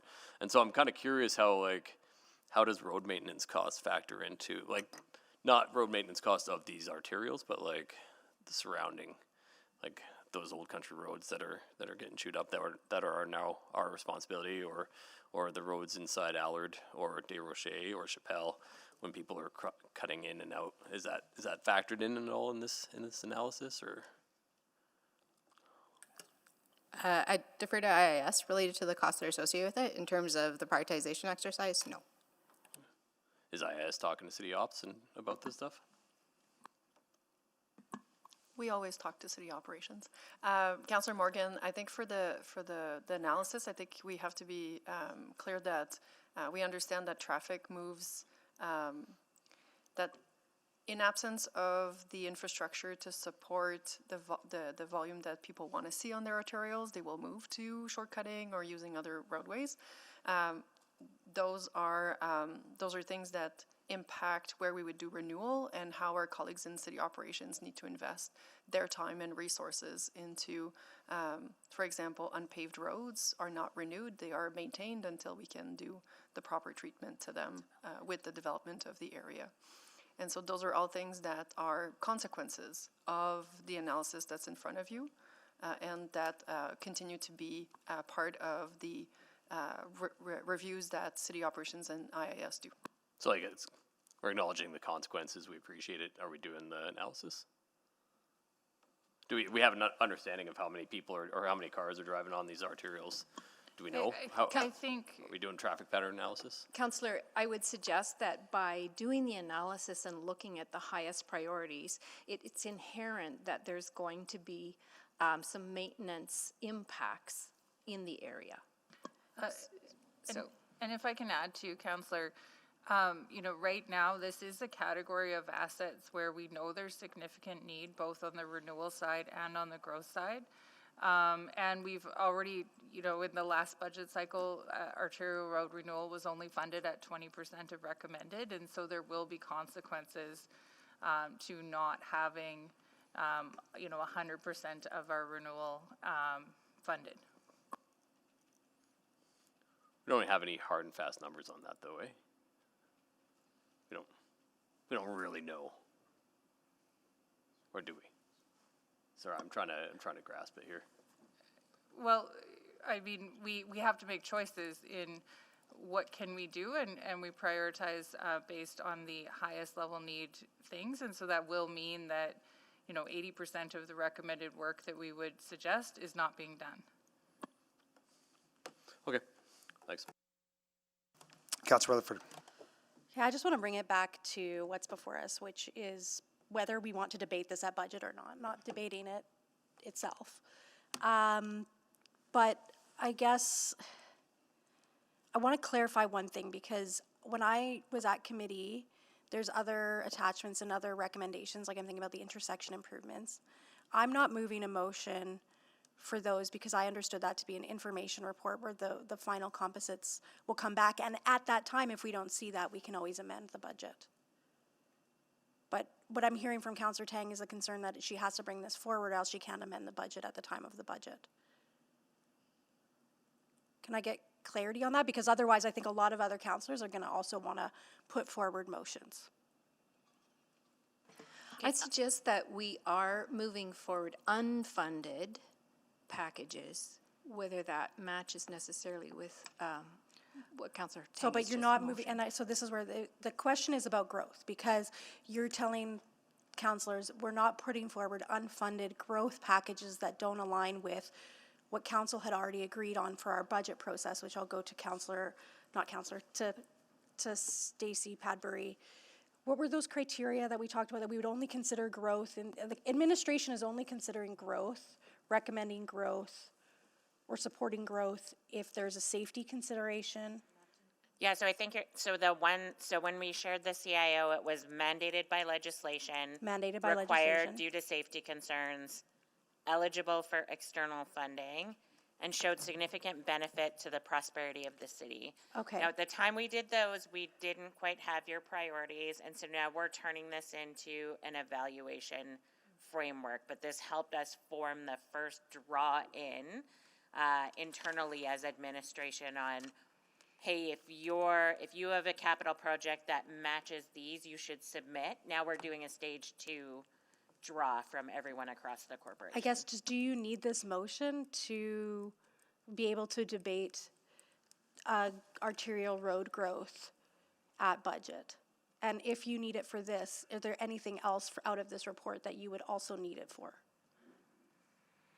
I don't know that I can answer the latter. What I would say is, if there is and I think I've been fairly consistent on this, if there's a thing that's important to you that you're concerned we won't capture in the budget, and that is, I think, what I heard here, then direct us to bring the unfunded service package, because if you want to amend the budget, I would rather you amend it with numbers that we vetted. So you don't have numbers, so for example, through this report that's before us today, the mobility network assessment, for the top priorities in any of those composites, you don't have those numbers, or you do have the numbers for the top ones? It's more if somebody pulls up something from, like I remember in the last 4-year budget, the 118th intersection was like 98th of priority in terms of, it was bad, but it wasn't bad enough to make the top list. Now it's moved up on that list. Yeah, Is that what you're talking about? Like, you have the numbers for those top listed items, you just don't have them for anything that would kind of fall below? Yeah, so I think that's what we're looking for. Like, so if we've discussed numbers in a report, and we can bring an unfunded service package, but if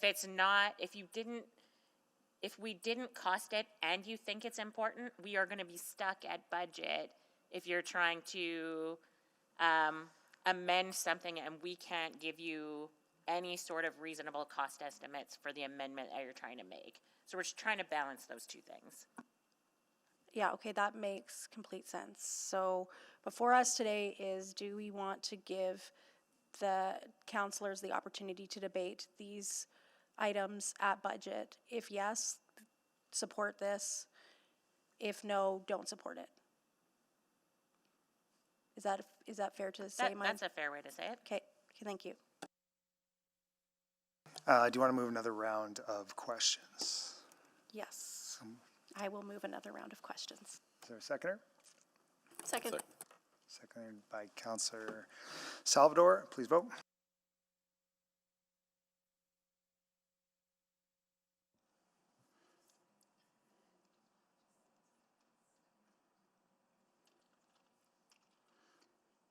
And confirming Mayor Knack had to drop off, and we have all the votes. Please display the votes. Thank you. Carried 12-0.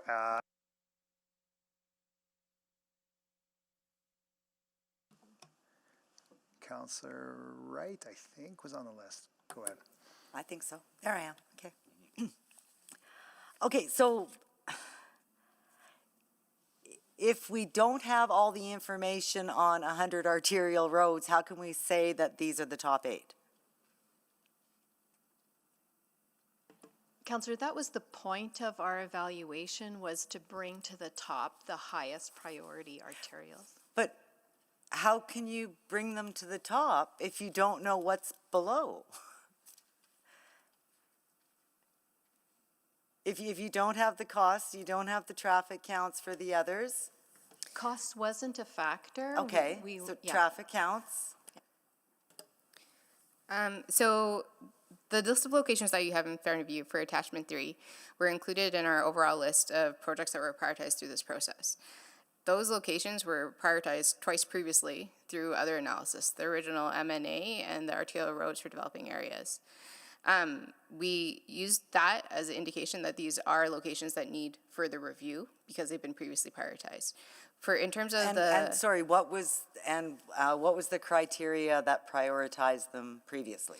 For the original M&A, it included a list of locations across the city based on operational considerations, active modes, missing links, transit improvements. It was a holistic review throughout the whole city. So the top 100 locations that came out of that were what were recommended and move forward through this update. Okay, and when was that done, the top 100? 2021, I think. It was in 2021, and then we completed a second assessment in 2023 for arterials in the developing areas, where we again included all the city responsibilities. So do we have that list of 100 from 2021 that's available? Yeah, that's what we started off with this assessment. But and do then we have that available? It went to council, and we can provide Okay, it. Yeah. okay, I would appreciate having that, because, yeah, and just knowing what your assessment, because you're saying, that, I guess, how can we make choices if we don't have that information? And if I do want to, let's say I want to do a motion for a composite profile to take care of some of the smaller locations that maybe we can get 10 done with $185 million. How can I bring forward that motion for more information if I don't have the information to start with? Right. The only thing I can offer up is that the mobility network assessment highlights locations that strategically align with our city plan goals. There are other considerations that can be used to prioritize, but this is really identifying top locations that identify with our strategic goals. Okay, and the other reason is that I want to see the extent of the problem. Just like I think we saw with our renewal gap in that, I think there's also another gap of missing links of our arterial roadway. And if there's, so you said costs never came into play on any of this?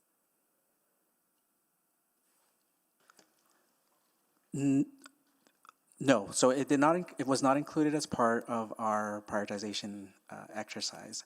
However, when we consolidated the top locations, we were aware that we can't fund everything, and so that's the top locations that we provided was a judgment call on how much we could do with each composite program. Okay, so on the arterial roadway policy, it does say that costs are to be updated annually.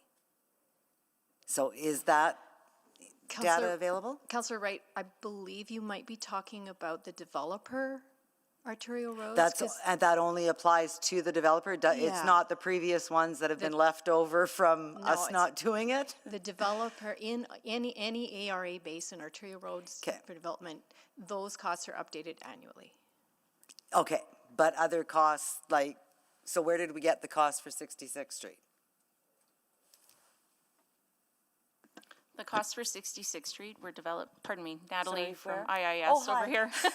The costs for 66th Street were developed based on unit rates that we see in other capital infrastructure projects. So we have high-level concepts for 66th Street, and we're able to look at what that concept looks like and utilize our unit rates that we see on other projects to apply to that. However, I will caveat that it is a high-level cost estimate at this time, subject to further design. Okay, and that same rationale or whatever applies to all the other ones too? That's on that list? Okay, thank you very much. Councillor Stevenson. Yeah, thank you very much. I just want to touch on how, just again, going to some of that prioritization process, and I guess we'll be able to delve into it a bit more on April 28th. But I'm just thinking about multimodal improvements particularly. So are we embedding this in our mode shift policy goals? So looking at what capital investments help us get to our 50-50 modal split? That's what this assessment is trying to do. But sorry, when we get to sort of that implementation, that next part of the report, when we're looking at the composite profiles, so I'm thinking, thinking for example of active transportation, that's up against, the composite profile is up against a lot of other priorities. We're hearing a lot of roadway priorities. So how does that get prioritized or considered? And my mind goes to, well, we do have these mode shift priorities or mode shift goals, but do you need more explicit direction from council around how we prioritize those elements?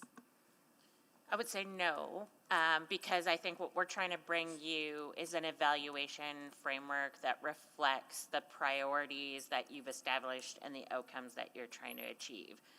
So because you have, I believe, identified mobility network as a priority, then when we're prioritizing all of the capital, we will be looking at does this particular project have a direct impact, an indirect impact, or a negative impact? And there's more categories than that. That's off the top of my head. And we use that to score it. And then we use the scoring to help guide us on what I would describe as then a qualitative discussion about, okay, based on scoring, what do we have to look at anything else as part of this? So it's a little bit numbers, and it's still quite a bit of judgment, right? Like we use it to inform and have further conversation before making a decision. Yeah, I'm just thinking of something around, so again, our priority around growth management. And so I think, I think Arterial Road, I don't even think widening is the correct term. I would call it like completing. So going from 2 to 4 as they were always planned for. But I think, that's really critical in terms of hitting those growth management goals. I think more holistically though, we know as we grow to 2 million, we can't have everyone driving. That just won't work on our road network. And so again, where do investments in transit and active transportation, again, like I think you could justify either one, but when they go head to head, what does administration rely on to weigh those out? So that's where I say, so say the scoring has them head to head, that's when we look to all the other things that are happening that need to inform, like we apply judgment at that point. Okay, interesting. And challenging. I don't envy you that. And I think, as much as we can see those lines and just have the chance, because what if, is there I guess what I find hard about the touch point in April is that will we know what the recommendations are? No, you are not, just to be perfectly clear, you will not know what the recommended budget is. Until the budget. Until we bring you administration's recommended budget. Like, we're gonna try not to surprise you with anything in that budget, so we're gonna have different reports coming that provide information, but there's still a compilation exercise, an entire scoring exercise, consensus scoring internally. Then we need to do our justification, how we're applying judgment. We need to write it all up, and then we need to present it to you. And we generally are making our decisions throughout that process, but often we're still making decisions up to, the days before we release. Yeah. Then just really briefly to Councillor Salvador's question around traffic modeling. Is it based on mode shift? Do we factor in mode shift that we anticipate seeing over time? Are you asking if our modeling projects a different way of moving than we move today? Correct, yeah. That's a really tough thing to model. So generally, I'll have to come back. I'm so sorry. I'll cut you out there and pass you on to Councillor Jans. I think I'm ready to speak to it. You speak to it? Okay. Yeah. Okay, I'm hearing no questions, so we'll just kind of move to, is there more? Oh, sorry. Is there one more? Councillor Principe. Thank you, Chair Clark. I'd like to make an amendment to the motion to add 66th Street from 167 Avenue to 158 Avenue be added, included. Do I see seconder? Second. Seconded by Councillor Parma, maybe? I don't know. You guys want to give it to? Okay, please introduce. Thank you, Chair Clark. This is an area that is a priority for not only myself, but I believe Councillor Paquette probably hears something as it borders both of our wards or the wards that we represent. And this is something that I've spoken of many times in the past, over the past 4 years. And since we're looking at this as a composite profile and my understanding that it's the top priority roads, and priorities are sometimes identified in different ways, as in we see here in the attachment 3 with the travel time impact to commuters. It is maybe not a true reflection of just what the road volume is, because there is a lot of concern with this area as well. So this is why I'd like it included in the composite profile. Okay, move to questions. Councillor Chance? No, just that's legacy on there. Councillor Wright?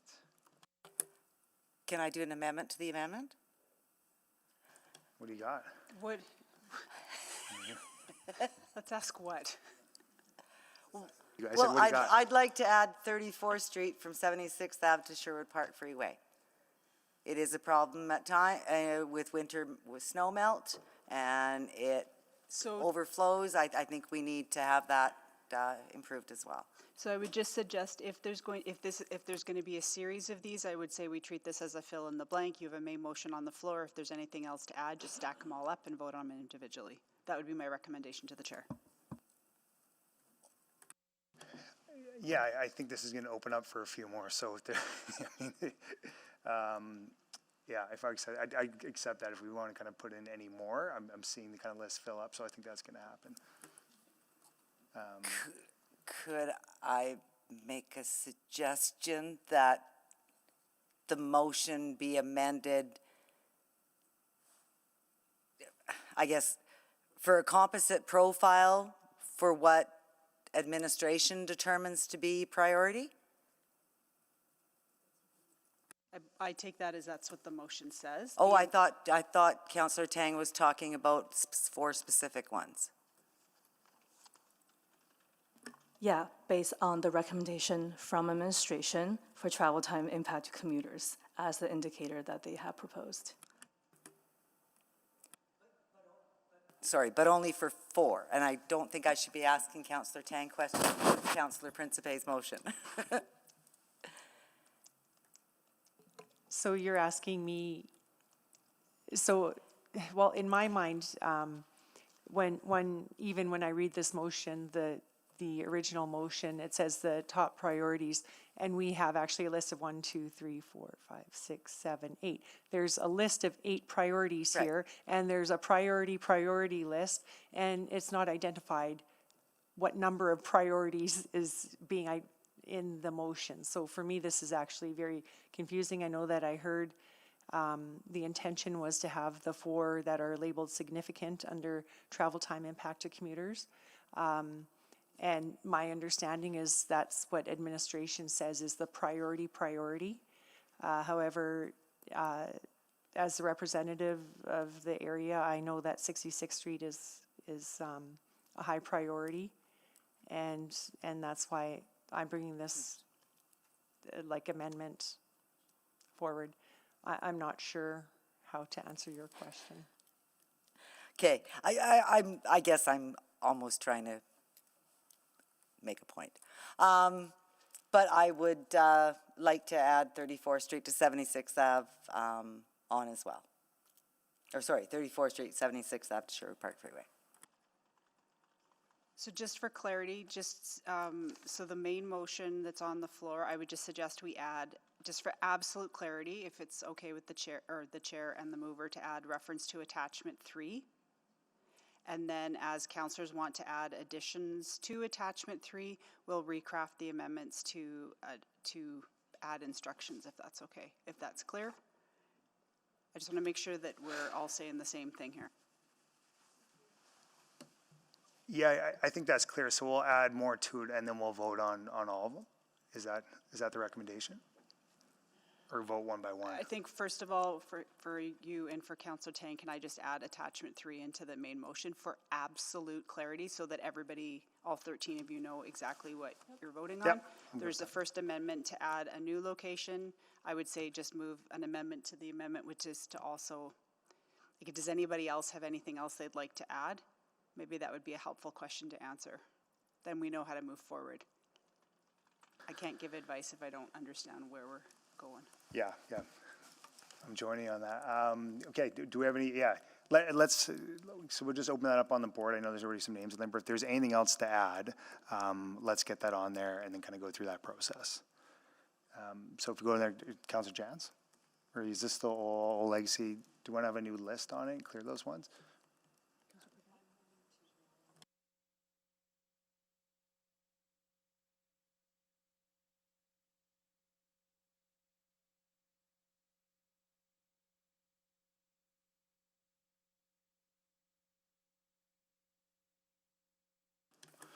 I think it's probably something that we should debate at budget. Yeah. So are you suggesting, so we want to remove, sorry, Councillor Principe saying we're going to remove her amendment and then we'll do the other ones? Add them all on there? Let me clarify. I want mine on there as well, but willing to have everyone be able to put theirs on as well. So if I remove mine and then we take the direction that the city clerk recommended. Yeah, you don't need to take it off the floor. I'm just asking if there's going to be multiples of these. I would just consider adding them, and then you can just like list how many more people want to add something to this motion is the first question to answer. Okay, Councillor Paquette. Yeah, thank you. So, I mean, of course, I'd love to have all of these just taken care of. That'd be fantastic. And I see that the price tag on some is actually not very high, but so there's two metrics that I'm looking at here. One is volume, but traffic still moving okay. The other is volume that's increasing exponentially. Like, for example, the 153rd example I gave in Manning, right there, that traffic has grown by 39.43% between 2023 and 2024. So there are areas that we can pinpoint where pressure is mounting versus areas where traffic is growing but still proceeding. And I'm just wondering, is that sort of what you were thinking about? Or how did, like, I don't understand, and maybe you can help me, just the really black and white rationale. Just to clarify, the top priorities identified in the M&A did not consider volume or the travel time index. They were more considered of our strategic objectives. The travel time impact that we provided here, we provided in order to see if the priorities we identified also aligned with roadways that are facing that level of congestion. Okay, so help me out then. In plain language, what is the, like, so why did we add that then if it's not something that is of particular concern to the recommendations? It was added to see if the priorities that have consistently been identified from a congestion perspective aligned with some of the experience that we've been hearing from citizens through inquiry requests about when these roads would be widened. It was a second check on our framework that we provided. Okay, so where the travel time impact is minimal, you still consider it a priority concern. For what reason? Out of all the responsibilities that the city has, they align with things like truck routes, with industrial areas. Anika can speak to more specific things. Okay, that makes sense. So the travel time impact is insignificant to our decision-making, then, is what I'm hearing. It's just more the actual modality goals, like moving goods and services. That's correct, yeah. So the prioritization framework that we applied, that's detailed in attachment 2 as part of the process, includes a number of different factors that make sure that we align our priorities with what we have in city plan. So the outcome of that prioritization process includes the 3 recommendations that we had for the roadway capacity composite program. The indicators that you have here in attachment 3 were intended to, I guess, act as a second validation for those top locations. Okay, so in attachment 3, absent of council action, like if we just accept this for information, what happens next? If there's no motion, we just say, receive for information, what happens next? Like, did this basically just get embedded in the budget and then we take care of business? A composite profile would be put forward to the process. Okay. And then still. Unfunded. Yeah, and still requires the go through the whole process. So that still has to happen. So if these, okay, clarify for me, if these are in line with council priorities and seen as a clear need, why are they unfunded instead of funded in the budget? And then if council doesn't agree, they can take it out of the budget.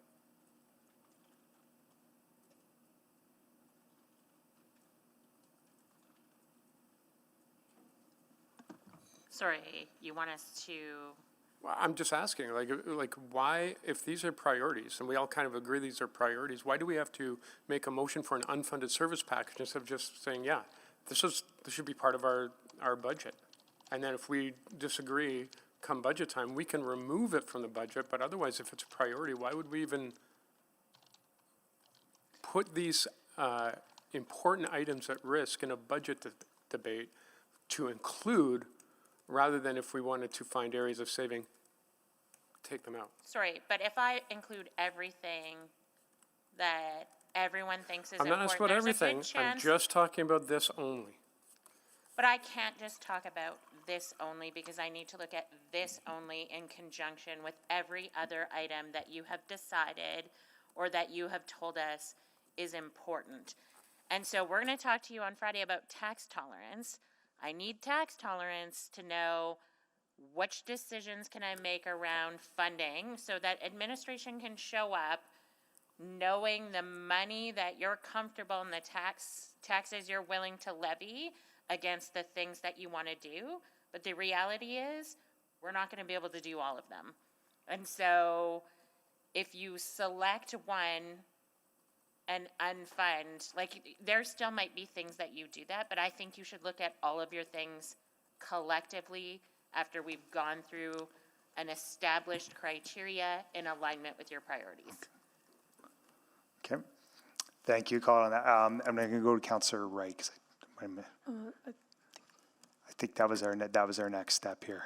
So I believe Councillor Wright had the floor, and then I asked a question, and then I don't believe Councillor Wright got her full 5 minutes. And she did try to put a motion on the floor, and clarity has not yet been given of whether that amendment is Fair enough. accepted or not. Go ahead. Okay, Councillor Tang. Great, thank you. So just, Stacy, back to what you said. Sorry, sorry, I thought you were good by this one. Give you that chance. So, yeah, so I guess, are we What? still waiting for a response back to the clerk as to if anybody else was planning on adding other locations onto this motion? And I open that up to everybody to see where they're at on the list. If we go through that process, they're going to add a on there as their name gets called up. But I didn't. Oh, okay, that was the Yeah. process you were following? Okay. Yeah, I was trying to go with that, see if they go on the list. If we could just with a show of hands, because if there is nobody else. Sure, I'm open to that as well, Yeah, if if that's there's a nobody quicker else way. wants to make a motion or amendment, then the process is we're right back to the 3 parts. But if 6 other people want to make amendments or to make changes to the instructions to administration, it would be good to understand that. That'll help inform the advice to move forward. So just a show of hands, if more people want to add to it. Show of just hands, let us anybody know. else want to add to what we already have?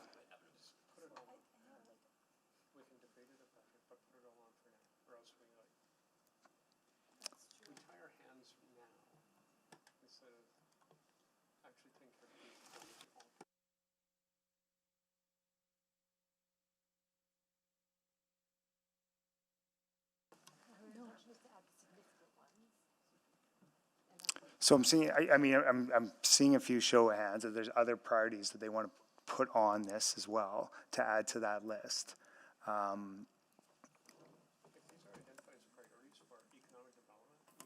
Can we? Just point of order, some crosstalk. Maybe we can just have mics on, Yeah. so. Could we just have 5 minutes? That'd be great. Let's take 5 minutes. Appreciate that.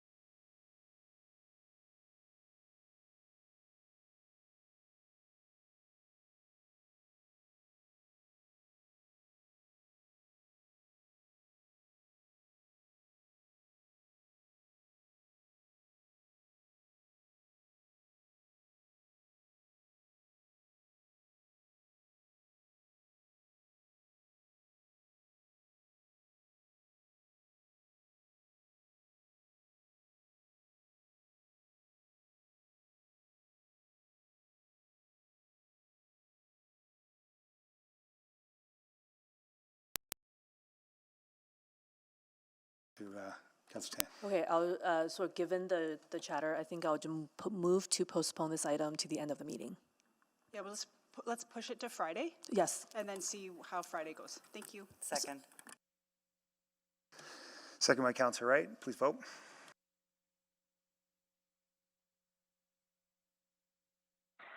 We're just sending the vote out now. No, I believe. I'm not sure if this is still working, but I mean, yes. Sorry, Mayor Knack, we did hear you. Just confirming your vote to postpone this item till Friday? Yeah, I mean, yes. Okay, thank you so much. We're just waiting on one more vote.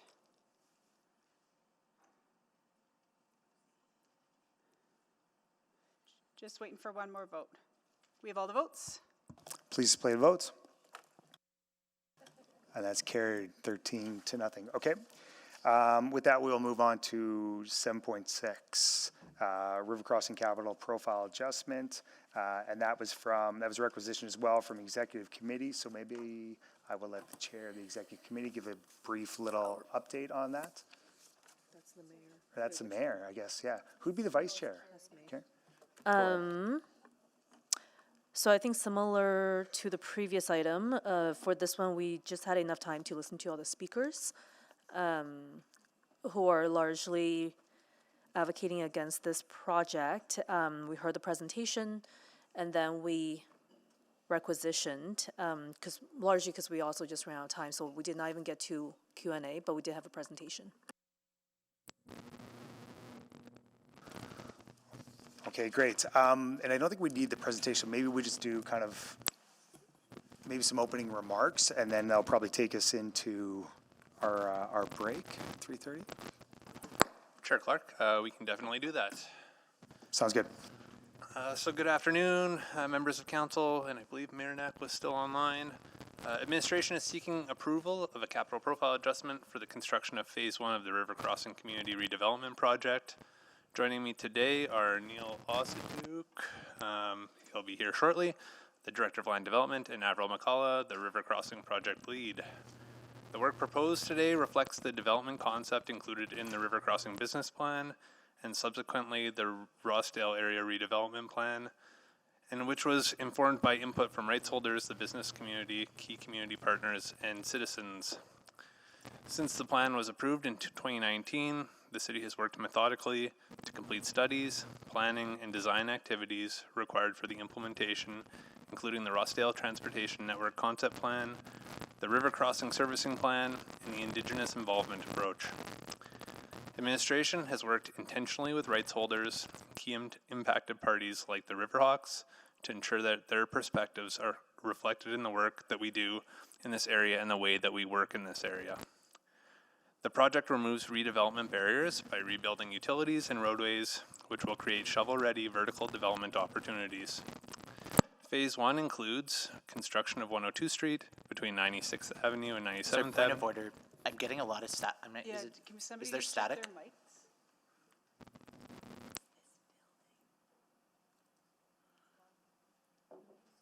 Chris, Guest Hudson, could you try again? I can.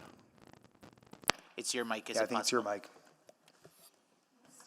I'll switch. Is this one better? It is. Okay. Well, I won't start from the beginning, but just going through that this project removes redevelopment barriers by rebuilding utilities and roadways, which will create shovel-ready vertical development opportunities. Phase 1 includes construction of 102 Street between 96th Avenue and 97th Avenue, full signalization of a new intersection at 102 Street and 97th Avenue, reconstruction of a portion of 96th Avenue, new and upgraded underground infrastructure, and creation of 4 lots, 3 of which will be low to mid-rise, and 1 which will be medium to high-rise. As we shared during our presentation at committee on March 26th, this project is a meaningful step towards or forward in a journey that has unfolded over decades and represents an important, I can hear the snow and fuzz again as well. Should I continue? Continue? Okay. And it represents an important milestone for implementation of the River Crossing plan. The vision for River Crossing is a vibrant community offering housing, economic development, reconciliation, transit, and transportation connectivity. This project is a key part of that vision and one that leverages public investment to catalyze private development, allowing the city to sell shovel-ready land for residential purposes, supporting vibrancy and enhancing downtown connections in the heart of our city. Thank you for your time. We'd be pleased to answer any questions that you may have. I'd love to get, if anyone else has some questions for this, please put your name on the board. I don't know if we, Councilor Stevenson, do you have time to do a couple quick questions in 5 minutes? If we can, I would use the time. Can we take? Or do we reset? Let's reset because we got mic problems. So we'll take our recess for now. We'll be back at 3:45. Could everybody please log out of eScribe and turn your microphones off, and we will have people come and do the things. Thank you.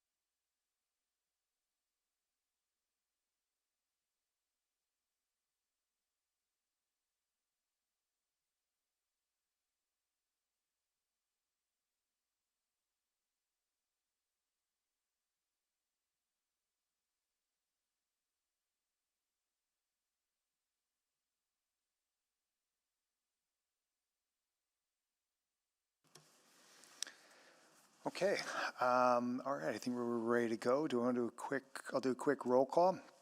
Councillor Principe? Hello. Thank you.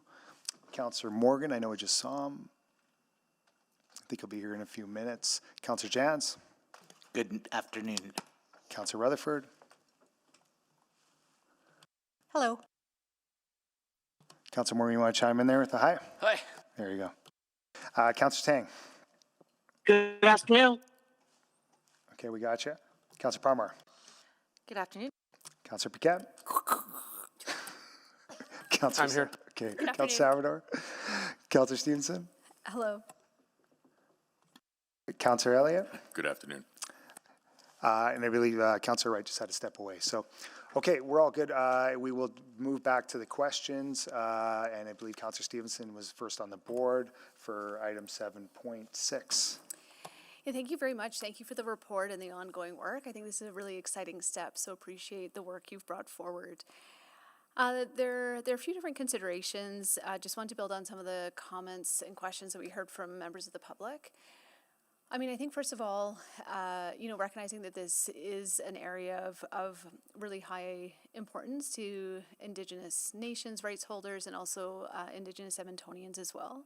Just wondering if you could share any conversations that you've had to ensure that nations, the Confederacy, for example, will be positioned to potentially be partners in this project.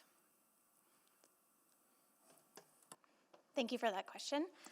We've actually had a number of rounds of more formal dialogue engagement with rights holders, but we've also had conversations and pointed meetings with our MOU partners regarding our upcoming decision points. We actually advanced those conversations following conclusion of the Indigenous involvement approach that is now a public document that's guiding a lot of the work that we're doing in this area. But we also wanted to bring forward our understanding of the timelines to our memoranda partners, so there's really clear understanding of where we're going.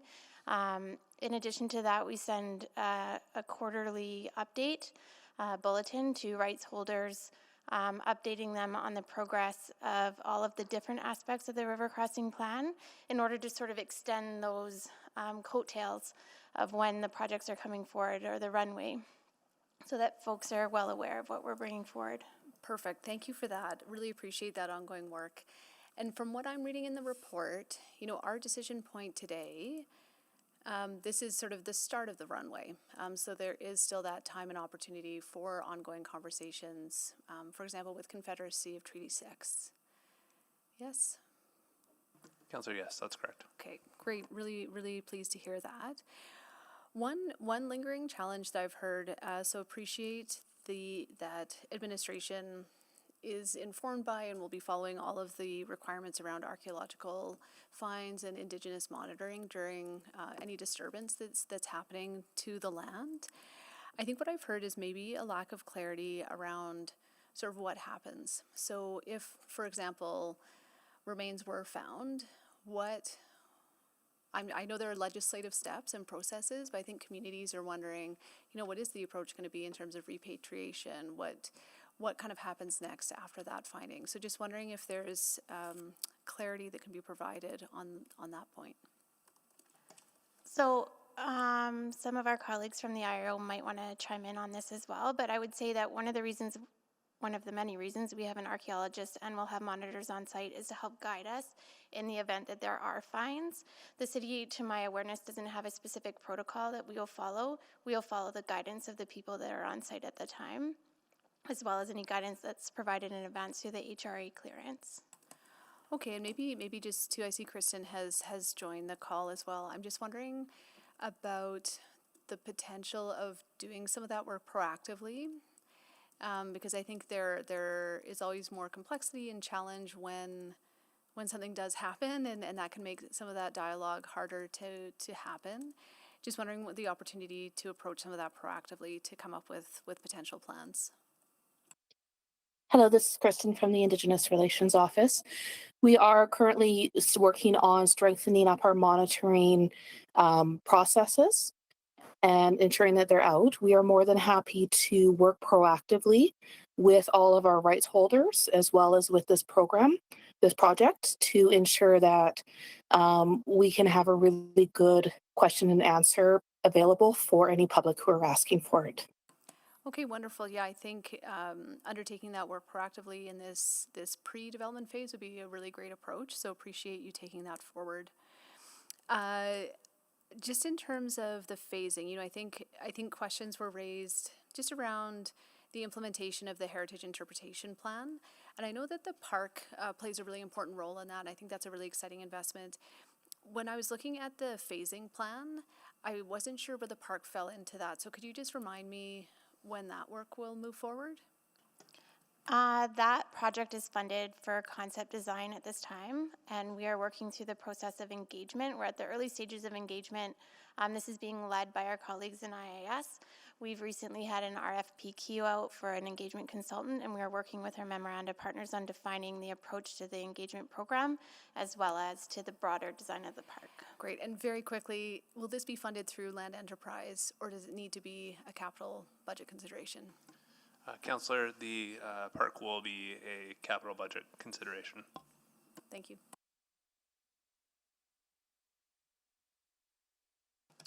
Great, thank you.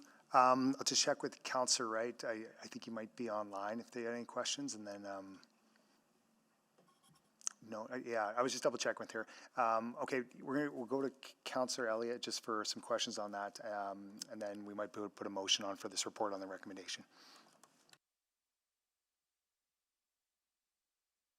Yeah, thank you. I just lost my train of thought on the questions.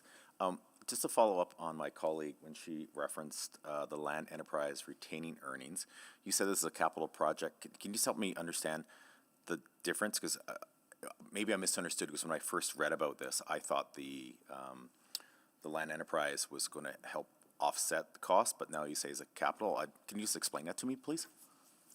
Sure. So land enterprise retained earnings is the funding source for the city's land development work. So the overall river crossing is kind of a composition of land development work plus capital infrastructure work. So the work that we're doing with the funding that we're requesting today is funded through land enterprise retained earnings to facilitate the construction of work necessary to deliver the development lands. So we're going to service everything, build up some roads that are necessary for that development itself, and then we'll sell the lots. Projects like Touch the Water or the Rossdale Park or the power plant, those things fall outside of like the land development portion, and they would be capital funded. So when we say land enterprises is funding the land development work and kind of offsetting the losses, we anticipate our development costs are going to exceed the revenue we would make from our land sales. So that's where land enterprises kind of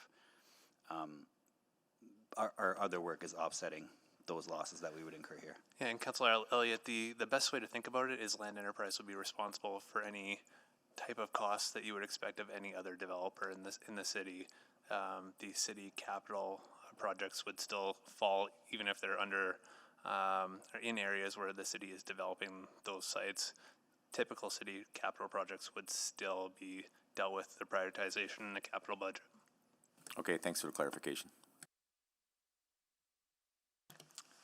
Great, thank you. I think we can move Councillor Wright. I think she had to step out for a family issue, so I think We'll just strike her from the list. Strike her from the list, and then we'll go to Councillor Stevenson. Would you like to put a motion on the floor? I could move a second round, which is a bit self-interested, but I'll move a second round. Second. Just a friendly reminder, we should have motions on the floor at council. Thanks. Second round, please vote. Yes. Councillor Prince, yes. Thanks, Councillor Morgan. Thanks, Councillor Tang. Councillor Prince pays yes. Thanks, Councillor Prince Bay. Yes. Thanks, Councillor Jans. We have all the votes. Please display the votes.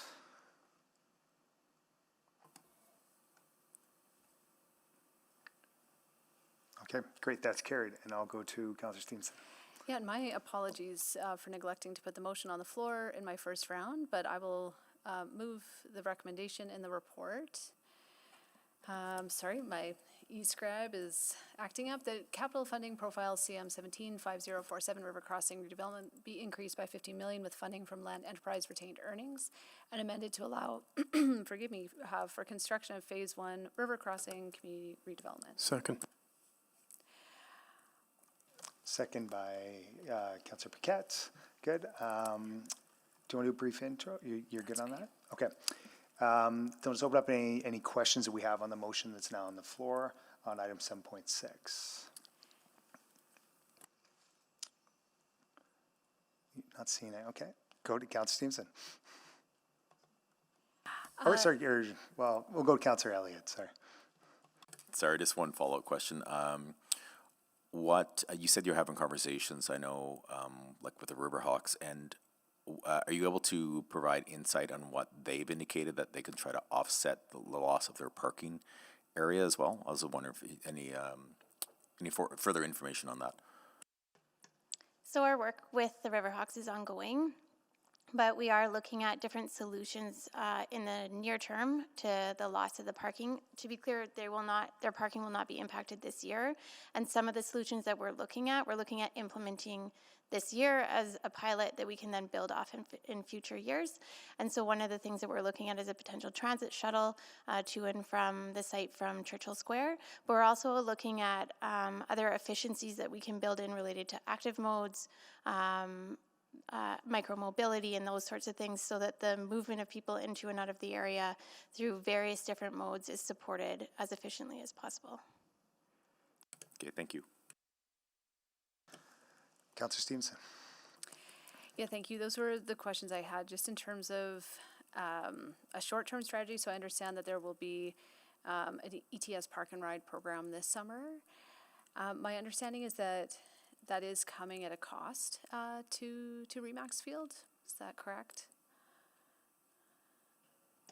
I believe the negotiations and the contracts related to that are ongoing, but perhaps one of our colleagues from ETS could speak to that in more detail. Yeah, maybe being mindful of time. I may just have a subsequent motion so we can get a bit more information, because I know some of our other major venues we support with park and ride programs that aren't necessarily at cost. So I think maybe just some additional information would be helpful. If I may on that, so there's two pieces that are being explored here. There's the Ticket to Ride program as well as a shuttle. And the Ticket to Ride program wouldn't necessarily carry a cost for the Riverhawks. So rather than a park and ride specifically, there's a Ticket to Ride and a shuttle being considered. Oh, thank you. Yeah. I can maybe just clarify that wording in a subsequent then. And so appreciate this sort of near-term approach. You mentioned some of the longer-term approaches as well, potentially. I'm just wondering if that's going as far in terms of contemplating some conditions on the land parcels, for example, that there needs to be underground parking that can be used by Remax Field? Or is the intent to move this to a non-driving venue like I think we've pretty much established at Commonwealth? Councillor Stevenson, I think we recognize that the Riverhawks are an important partner in the area. Their success is important, and so we've been working collaboratively with them on a number of different ideas and solutions. I don't know that we're at a stage yet where I would commit to council that that's something that we're tying into land sales agreements, but we're certainly alive to the idea that people need to get to and from the venue, and so coming up with ways that can be done. I think we're exploring multiple avenues. Great. And so again, that could be something that we get an update on through memo? I think we can certainly do it through memo. The other way that council would probably tie into that is any future land sale that we return to council with. Certainly there'd be terms that were attached to that, and if there was something there that council wanted to see, we could address at that time. But I think we understand, again, that there are the complexities of getting to and from the area, and those are items that we want to address. Okay, great. Two other brief questions. It looks like most of the construction won't, and again, recognizing it's not happening this year, but next year it won't be impacting roadways. Again, just want to ensure that this is going to be coordinated with other road work that is impacting access to the downtown. Yep, definitely. Okay, great.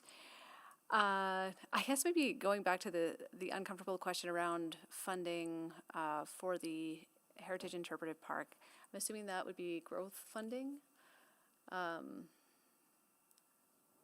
terms of how that might be prioritized. I don't know if I'm looking at Ms. Nichols, apologies, just in terms of funding for the Heritage Interpretive Park, if that would be considered growth funding, just confirming that that's at least in the mix of consideration for budget. I'm going to have to get back to you on that one. I can look into the details unless someone else on the call has them. Okay. I would flag that we're really early in the engagement process for that, so we're working to reconfirm the vision, and then we'll work with partners on defining the concept plan. And so we're probably a year or two out from having that concept work completed. Okay, and the concept planning is funded, that's... Correct, that was funded in the initial profile that was provided to River Crossing. Perfect, okay, great. And last thing, just for absolute clarity, because I think this was a concern coming up, this decision point in front of us today is not about touch the water. This is a separate process. Correct. Okay, wonderful. Thank you all so much. Look forward to speaking to this motion. Councillor Paquette. Yeah, thank you. Yeah, I just want to, changing gears a little bit, you know, I'm cognizant of the fact that the public's going to see, oh, council approved $15 million for this. And when you see that in you know, a headline or in the news, people are like, oh, there they go spending money again. But there's a return on investment here, right? That is more than the amount being put in. So we are going to sell the land. So we will recoup a portion of the money we're investing into this work through these land sales. The development costs are going to exceed what we will get back through sale revenue here. Through sales, but not through the property tax uplift. Yeah, so there's two pieces to it. The first being this is funded by Land Enterprise retained earnings. So while this project itself is not profitable, we have other work which is profitable, and we redirect the profits from that work into this. So this one might take a loss, but it's not going to require any tax levy subsidization. And then, yes, once it's developed, we're going to be bringing in tax revenue indefinitely through this land. Yeah, and that's important to note. This is not coming from tax revenue. This is from the earnings that the city made on other land development efforts and opportunities, and it's being transferred to this. And this may not see a return in the same way, but we get the return through tax uplift, and also through the sales we offset the costs as well. Yes, Councillor Paquette, this is an investment in city building that is made possible by our other profitable land development ventures. Yeah. Okay. So in the end, this is actually a really good news story for an area that has not really seen its potential for generations. Correct. Yeah. Okay. Thank you. Thank you, Councillor Paquette. Not seeing any more questions on this, so maybe we'll move to just speaking to it. So if anyone wants to put their name on to kind of speak to this item, go ahead.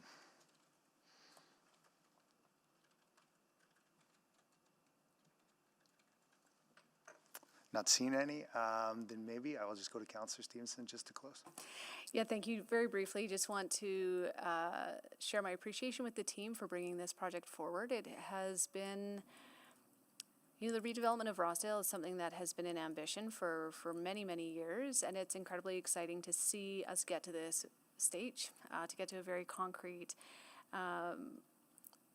part of the process where we're moving forward with land sales. So appreciate the great work that has brought us there. You know, as referenced by a colleague, this is a tremendous opportunity for Edmontonians and for our treaty partners. I think there's a great chance here for there to be some very mutually beneficial developments, and I'm excited that those ideas are continuing to be explored. As always, though, change comes with challenges, and we have another great news story in the area, which is Remax Field. Getting to see that grow, become more animated, more filled up has been an excellent outcome for the city and the vibrancy of the core, but has come with its own growth challenges as well. And so appreciate that more work can happen on that. to make sure that both of these projects, the redevelopment and the existing facilities, can continue to be successful. So thank you again. Encourage my colleagues to support this. Thanks. Great, thank you. Please vote.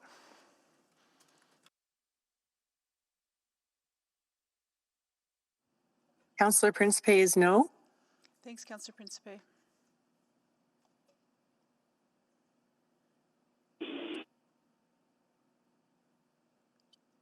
I'm yes. Thank you, Councillor Tang. And just confirming, Mayor Knack, you haven't rejoined. We have all the votes. Please display the votes. And that is carried 10-1. Yeah, and before we jump off this item, I believe there's a subsequent motion that Councillor Stevenson has. Yeah, thank you. I'd just like to move that administration prepare a memo outlining existed transit support provided to major venues, including park and ride programs, ticket to ride, and shuttles, and outline a short-term and long-term parking and transportation strategy for Remax Field. Second. Hopefully fairly self-explanatory. Again, this is just making sure that we have clear line of sight on how some of these issues are being resolved. I think it's also important for us to look at a consistent approach to our major venues. We know that we have agreements with Commonwealth Stadium, for example. I think there's also opportunity to expand our ticket to ride with Rogers, for example. So this memo would just be an opportunity to pull some of that information together and also outline the steps and solutions that administration is pursuing to address and support Remax Field. Thank you. Great, thank you. Councillor Jans for questions. Yeah, to the mover. I think about Folk Fest and how the Edmonton bike commuters have hosted this massive bike opportunity there. I've seen other sports fields in other cities have massive bike parking, kind of bike valet style things. Is your motion exclusive to automobiles, or are you considering other transit? Yeah, absolutely, and that's why I wanted to be sure that it was phrased as a parking and transportation strategy, so a holistic look at all modes of transportation, how people can get down there. Okay, so that would also include transit, public transit, everything else there. Absolutely, and I think optimizing some of the existing facilities in the area. So we do have Kinsman across the river that has parking availability. Thinking about the funicular, how that can help people get up and down. Yeah, everything. Amazing, full support. Thank you. Thanks.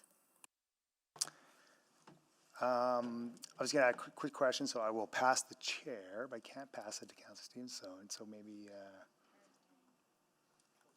Councillor Tang.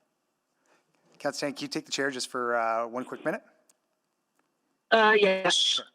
Have the chair. Great. Okay. Just to the mover on this.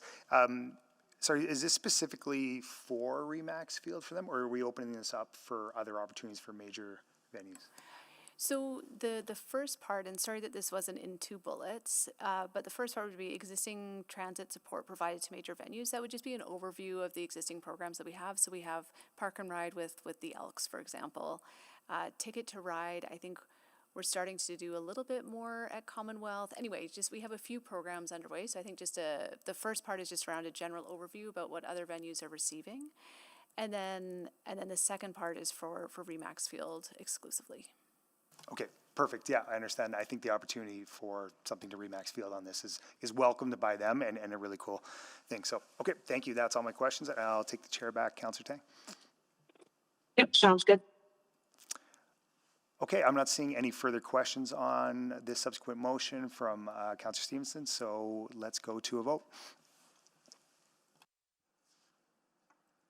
I'm a yes. Thank you, Mayor Knack. Councillor Principe is yes. Thanks, Councillor Principe. I'm a yes. Thanks, Councillor Tang. Did Councillor Rutherford just leave? We'll mark Councillor Rutherford absent, and we have all the votes. Please display the votes.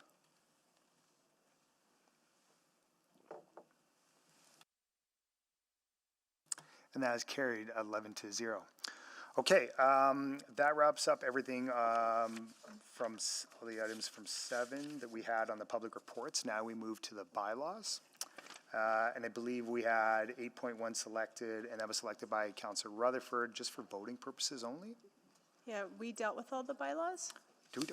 Sorry, that one is all, sorry, okay. Yeah, we're good. I'd say right now with your remaining time, if you want to go to motions pending, then what you would be left with on Friday is 7.1, 7.2, and 7.5. But that's up to committee. I can move to bring items 10.1, 10.2, and 10.3 forward. I would say you don't have to move them forward because you've nothing left. Oh. They're just next on your agenda. Apologies. No, it's because you've sent everything else away. Okay, so we'll move to motions pending then. So then we'll start with 10.1 from Councillor Morgan, Garth Wellington School Fundraising Society. Thanks. Appreciate it. Do I read out that motion again? Yeah. Okay, cool. Yeah. I'll introduce it for you. So that a motion that the Garth Wellington School Fundraising Society be provided $100,000 one-time funding in 2026 to support playground costs with funding from the 2026 council contingency. Second. Thanks. Seconded by Councillor Stevenson. Okay. Already introduced it, so we'll open up for any questions. I have opening remarks if you want to. Go for it. Yeah, cool, right on. So yeah, Garth Worthington School opened in 2021 without a playground. The school council was not established in time for the 2022 switchover from the MPDP to the new community parks framework. Deadline to apply before the new rules took effect was October 15th, 2022. Unfortunately, because the school council wasn't in place by the October 2022 application deadline and the new framework prioritizes renewal over growth, Garth Worthington is now in limbo and deprioritized for a playground, something the kids at the school have never enjoyed. Since the school council began, they've raised a significant amount and are within $100,000 of funding the first phase of their project that they'd like to get off the ground ASAP.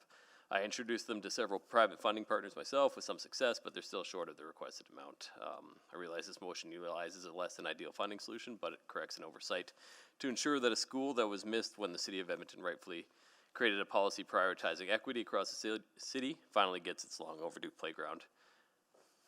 Thanks. Great, thank you. We'll go to questions, and I believe Councillor Parmar is first on the list. Thank you, Chair Clark. To administration, I can ask questions to admin, but no, these are people right over here. Okay, okay. Can you tell me how much is in council contingency for 2026? It's 525. Okay, oh, thank you. And then can we just run me through this site? Because I think it's important to note that this site, I believe, is it either on City of Edmonton property or school property, or Edmonton, or... This is on the school board's property and will be owned by the school board. Right, and so NPDP funding is typically given to funding, like if we were to go to the past, is only given to playgrounds that are on City of Edmonton property. Is that correct? Yes, I believe so. Nicole has joined us if I'm wrong. Yes, Councillor Parmar, Nicole Wolf, Building Great Neighborhoods. NPDP is for city-owned assets, so on city property owned, operated, and maintained by the city. So regardless of the timing of the parent teacher, it's a moot point, right? Because we would not have been given funding to this if it was before, because it was not on City of Edmonton property. Is that correct? So if they had come into the city through a process that would have had this asset be the city's, we would have done something along those lines. This is similar to the Joey Moss playground at Joey Moss School, who fundraised and built that on school board property, maintained, owned, operated by the school, and the city did not have anything to do with that particular project. Okay, so they would have had to rezone it to city property in order to get the funding. We would have had it on a different place on the master plan for that particular site. So it would have moved from school jurisdiction land over to city land. So it wouldn't be in the same spot. Okay, and have we ever done this? Have we made any exceptions to the new kind of NPDP rules since the city is now using that funding to build, and we're not, that program is no longer in existence, but there's still a budget line because the city is still building playgrounds. So have we ever done these one time from those funds? So typically, since NPDP has sunsetted, there are 6 remaining projects that council approved a motion to allow them to fundraise until the end of 2030 for their things, and then NPDP will sunset.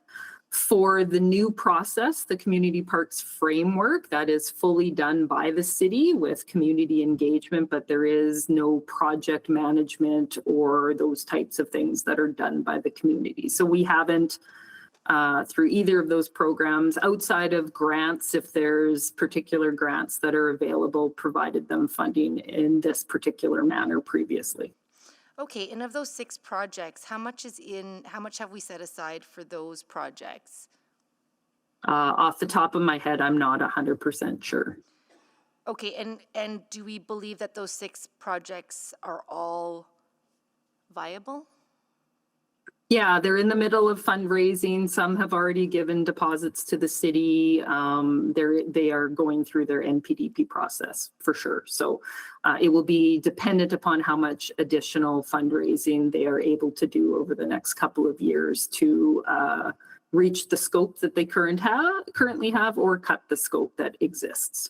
Okay, and to the mover, do you know if they have tried to cut their scope? Because I saw a phase 1 and a phase 2. Yeah, so this would be for phase 2, I believe. So this would be for the Div 2 kids. So they've broken it down into 2 projects. This would be for the larger of the 2. So. Okay, so they do not have a current playground right now? Not a current playground right now, no. But they have done fundraising for phase 1? They are $100,000 away from the $450,000 they need for the Div 2. But they do not have a playground. So they do not have a playground at all. So zero. Okay. Yeah. Okay, thank you. Councillor Elliott. Thank you, Chair. Councillor Morgan, I know you sent some information out ahead of time, and I appreciate that, but I do forget. So this question may be for the mover, for yourself, or for admin. How many other schools were, I guess, caught in between, like a similar, was it just the school in your ward, or are you familiar with others? Because I cannot recall. My understanding is there's one other school right now that opened in 2025. They just had their school council started in December, and so they would not be as far along as this group here. This group has been around since, I said October 2022, so about 4 years of fundraising. And my second question, did you identify a potential funding source? I know Council Palmer came up with a potential idea, but I just want to find out, have you identified one? Yeah, it's a contingency fund, and there is precedence for this too.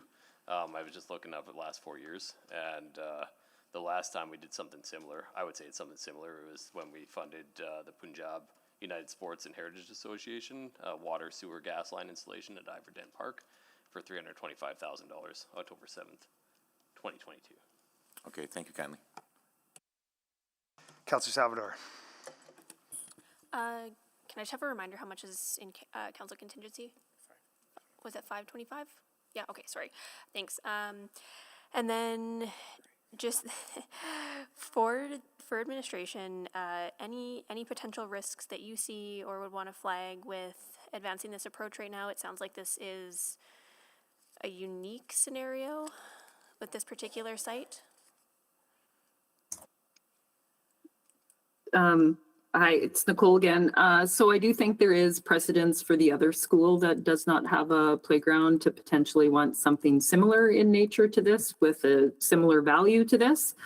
And I believe there was already a previous motion made by Councillor Rutherford earlier in the year to fund planning and design for 3 sites. And I know we are looking at bringing the 2 school sites and having them funnel through our budget prioritization process associated to everything else, as was kind of directed by council the last time we talked about this. So some precedents, will it come to fruition? Who knows? Okay, and I guess the extent of that is the one other location. Yes, at this point, all the other new schools are getting playgrounds right off the bat for base level park stuff. Okay, thanks. Councillor Stevenson. Yeah, thank you. Just wanted to better understand the implications of city-owned versus school board-owned land. How does that align with our joint use agreements?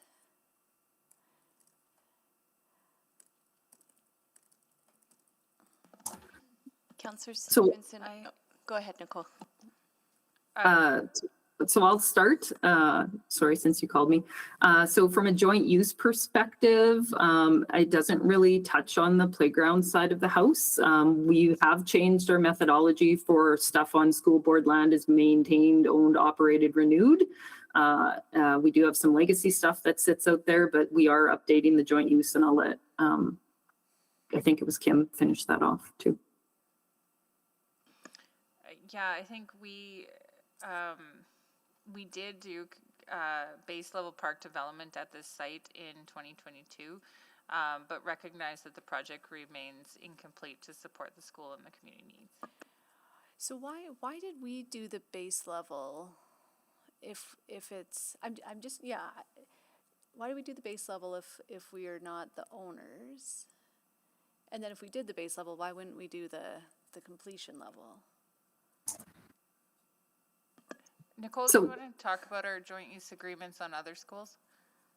So I'm going to move away from joint use agreements, base level a little bit. Base level park development is part of the process that we do when new school sites go up. It typically includes grading grass, sports fields in the past. Because of the NPDP program, we never used to include playground builds in it, but because of the sunset of the NPDP program, going forward, we chose that base level will include playgrounds from the city. So we had to develop the site because they are in developer areas where there's dirt and uneven grass and all of that good stuff. That is why the site is developed. There is an area within there that is school board property that the school gets built on, that they built up to our adjacent grading and all of those good things. So it's a timing thing for this particular project where we had NPDP, the community league in the area was established, but they got NPDP funding for another asset on another site for the 250 matching for that particular point. And this group was just not established to promote this particular site at that moment in time. Okay, so the base level investment that we made, is that city owned or school board owned land? City owned. Okay, and so we're really talking about like a matter of a few meters, right? Like if you step off from the playground into the turf, that's city owned. Oh, you're muted, but. Sorry, site dependent, it would be the distance, yes. Yeah, So. okay. Okay, thank you very much, that's helpful. Councillor Rutherford. Hi, thank you. I'm really confused about the motion that I made in the fall supplemental budget adjustment. Had Garth Worthington, it had the Councillor Clark School, the two that were mentioned, and then it had Albany, which doesn't have a school, and I think that caused a bit of confusion for people that there is no school there. But I know with the public ones, or like the city ones, we're not allowing them to advance through community-led, but because these are on school property, they can go through the community-led process still. So this isn't the community-led process. This is working with the school boards to build on their property and build their assets. So they are not in a community-led place for Garth Worthington. They have not come in through that program. So how did we identify, because we had those three in that amendment identified for planning and design. If that had been approved, how would that have intersected with this group? So likely with that group, we would have done a gift agreement for any money that they had fundraised, and we would have had a line item for the $250,000 that comes from the government of Alberta to all new schools for playgrounds. And we would have likely taken that process over and then completed it from there based upon the amount of funding that they were willing to provide for that.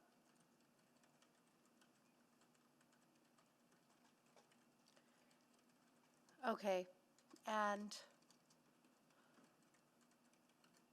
but community leagues and anything on city land cannot have a community-led process No, they can have community-led processes. for a They would playground? turn it over. They would turn it over to us, though, right? That would be the difference. So it would be a municipal. It would end up with a municipal improvement agreement or a gift agreement versus a community league that they would be owning and operating. So it's a little different, but similar in nature.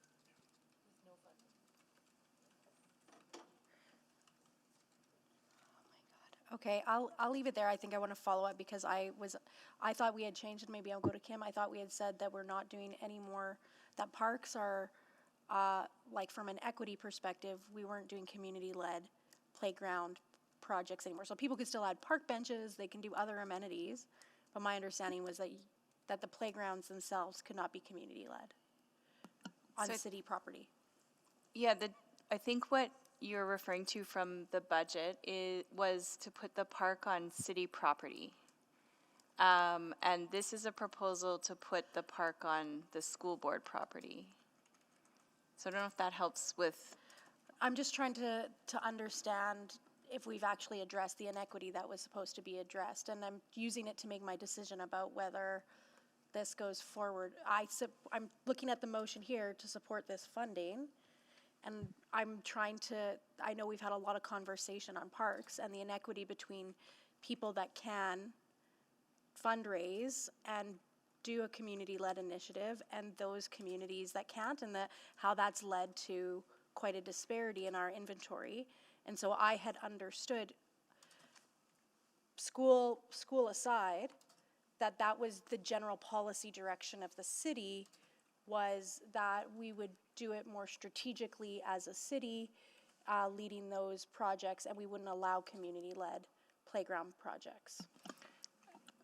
I think we are talking about a school that had an unfortunate kind of timing. And I think for the new schools that we're working on with the province, when we're doing our base level development for those schools, we are working on putting together a playground. And so, I don't think in administration we would be against a school having access to a playground. And so I think there's a point in time between one program and another, and we've addressed that in future programs. And I think it's a limited number of playgrounds that have kind of missed this. I know, but the reason I'm asking this is because I wasn't confused, and now I am confused, because I gave the advice to Albany that the community league could not do a community-led project, and I couldn't come with a motion for council contingency. So I'm trying to get clarity on that as well. Like, of course I support this. Like, it's $100,000. So yeah, I guess I just need clarity offline from this. Thank you. Councillor Paquette. Yeah, thank you. So which are the other schools that are in the same sort of situation, or communities? Nicole? I'm desperately looking for the name of the school. I don't know it off the top of my head. Give me. There's only one school, and I believe it's in Councillor Clark's ward. So where does Soraya Hafez sit in that? Because I know they were sort of caught in the limbo as well. They're building theirs, actually. They've done their fundraising, and then they were remaining as part of NPDP, and they're actually building their playground. Yeah, they've been working really hard to fundraise. Okay, so I'm not sure who to ask this of.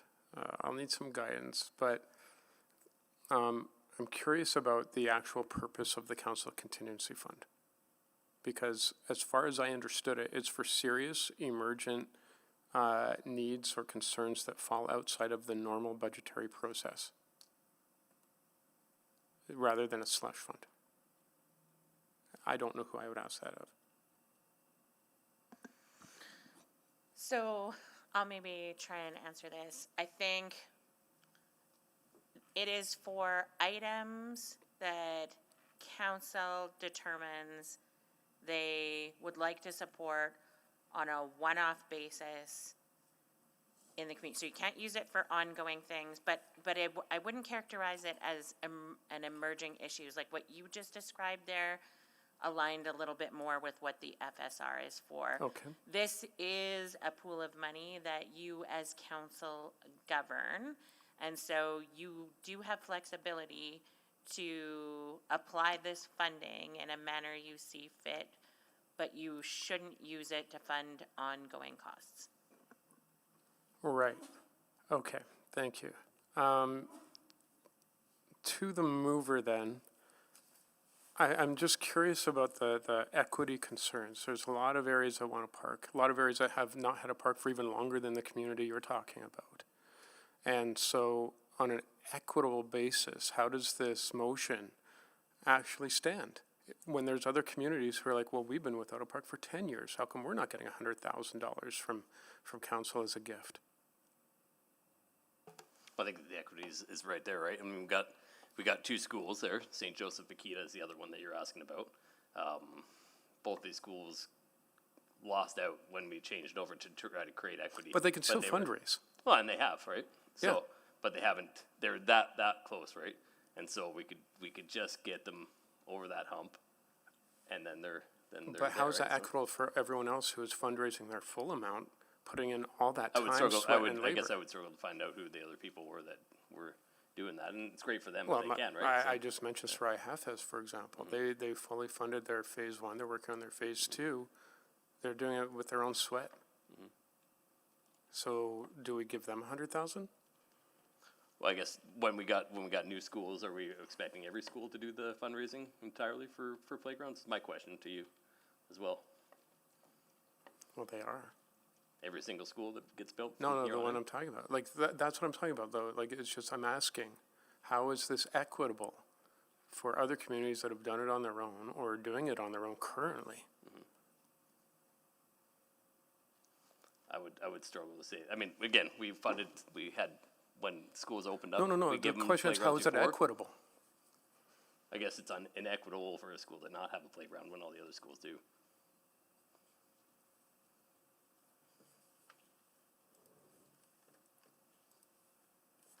There's two schools that don't have playgrounds right now. Sure. Yeah. The rest of them do. I think my question is not landing, or I don't know. So I'll just. Well, I would say it's an inequity to not have a playground. And how is it equitable for those who also do not have their full playgrounds yet, but they're still raising their money, still need money? So there's, again, two playgrounds, or two schools. I have a school that's still raising money. Do they have a playground? The community. Yeah, because they raised the money. They just finished raising it, and they're building. Yeah, for sure. I guess I would struggle to, like, just because one school did it all. I would help those guys out too. Yeah, but that's not the motion. So I guess the question is, should there be a better motion here? Yeah, I'm out of time. Councillor Stevenson, can you take the chair? I have the chair. Okay, just to the mover, on this motion, I guess I'm just trying to figure out how you got to this funding source where this would come from contingency fund. And I understand the circumstance and where they're at, and they've done a good job fundraising. And I have a school in my ward, St. Joseph Bakita's in the same spot, but they haven't started that process yet. So I get that they're closer to it, and I get it could be, it looks like it's not, a crazy amount to ask for in the general scheme of things. But I guess my question is, why are we looking at contingency fund instead of maybe looking at this in the 4-year budget cycle when we're adding in a whole bunch of other playgrounds, community, like what you know what I mean, in a larger context, as Min's kind of talking about. So I'm just trying to kind of wrap my head around that. Well, again, I think there's a precedent for this. I mean, we funded $325,000, which I've shared with you guys already, to the Ivor Dent Park. We in council contingency and stuff too. We've talked about emergency funding right now, but these are all like there's a lot of one-time funding, but there's actually ongoing funding here too. In November 2022, we funded LGBTQ2S+ archivist for $75,000 a year, which I would argue is important, very important, but not necessarily an emergent thing. That's what I got on my records here, and you could dispute that, I guess, if you want. But and so they're trying to get to that point where they have a playground in their yard. It'll probably be next year now, because it's taken a little while. But just trying to get that before the 4 year, because if it's in the 4 year, then it's just that much more of a delay. So. Yeah, and that was my follow-up. So there's an immediate need for this to start the phase one or whatever the project from your part. Okay. Absolutely. And then kind of last question to Councillor Morgan on this is, and if I'm hearing you correctly, so you're saying that there's precedent on this before, and that's sort of some of your rationale why you'd bring this forward and do this for one specific school. I would say so, yeah. On private, like Iverdale Park is not necessarily a public park either, so. Okay. Thank you. That's all my questions. I will grab the chair back, and I will go to Councillor Principe. Thank you, Chair Clark. I'm just trying to get an understanding from administration. I've heard from administration that it was unfortunate timing. And then I thought I heard from administration as well that even if it was properly timed, they likely wouldn't have been eligible because it's not on city property. So I'm a little bit confused. Was this overlooked? Was this something that was overlooked by council or administration? I don't know if I would characterize it as overlooked. We had one program, made a decision to bring that program to the end, still for equity factors that we could explain. What I meant by the timing comment is that now in new schools, as we're developing the playgrounds, to avoid this sort of issue, in the base development of the school park, we're putting in a playground for new schools coming in. And so we have a number of new schools, the province is developing schools, and so the province contributes $250,000, and we put a playground in new schools. We happen to put that playground in on the city land adjacent to the school. And so I think there's really like a point in time where there's a couple schools that were before we started the new process of including it in the base park funding. And that's what my comments meant. Okay, and so this will not be on city property. Will the ones that you were just referring to, will they be on city property though, or will they be on school board property? They will be on city property. But I mean, to the average person, you probably don't know where the line is between what the city owns and what the school board owns. It's the park adjacent to the school. But there are certain responsibilities once it is built. 100%. If it's on city property or and if it's certain requirements in terms of like what we can capitalize. right. Okay. So I don't know if this was truly, because I heard some messaging that this was a site that was overlooked and it was just a matter of timing. However, I'm not certain that it was. And from some of the conversation that's gone on here, it sounds like there are only 2 sites in the entire city that require a playground, which I'm quite certain is not the case. I'm quite sure there's several other ones, as another councillor mentioned, maybe not necessarily on a school site, but still a need for the neighborhood. So I'm not sure, would administration say this is the #1 priority, this spot?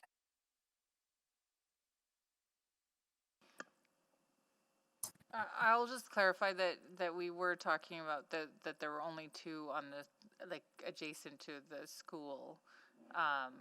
We would agree that there are lots of places in the city where parks would be on. Kim, does your team have a prioritization? I believe this is one of the playgrounds that would be prioritized in terms of funding for a playground. And is that something that could come forward during the budget as priorities, or would this be something that administration would be considering bringing forward? I believe it did get brought forward in the 2025 SCBA. All right, so for the next 4-year budget, there's no, I mean, I guess it's hard to say right now if it is, but is it something that could possibly come forward? Or would you need direction from council for that?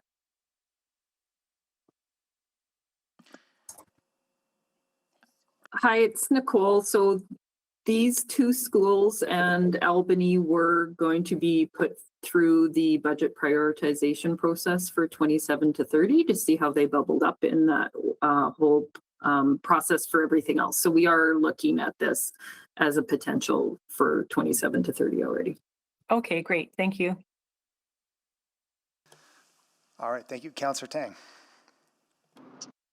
Yeah, so I think there was that memo, I don't have it in front of me, that it did say it was going to go through the prioritization along with those two other playgrounds. And I think that's my preference, is, you know, bring it forward for the 4-year budget like everything else.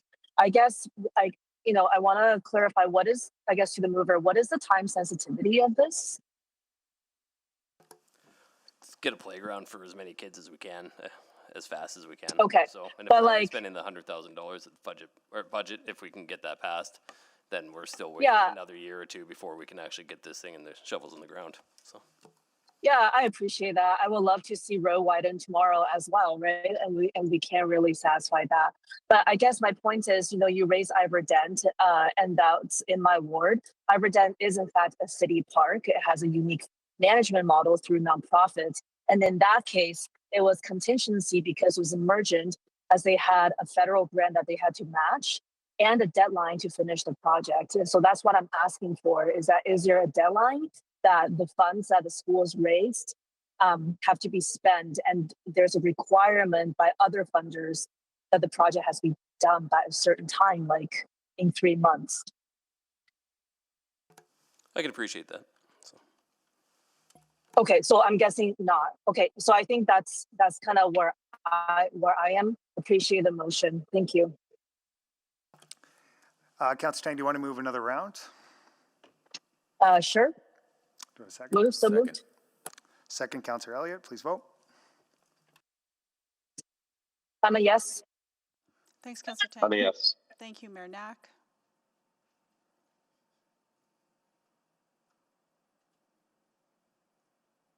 We have all the votes. Please display the votes. Okay, that's carried 11-1, and I think it was Councillor Rutherford. Yeah, thank you. Is Ms. Flamen online?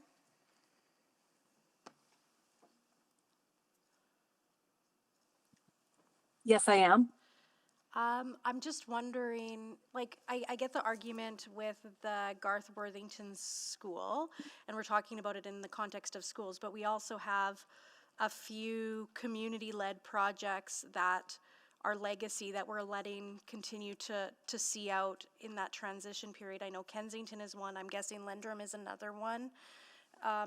Do you have a scope of what those ones are, where those communities are still fundraising, and what the delta is of what they need to get those parks in that kind of weird transitionary period?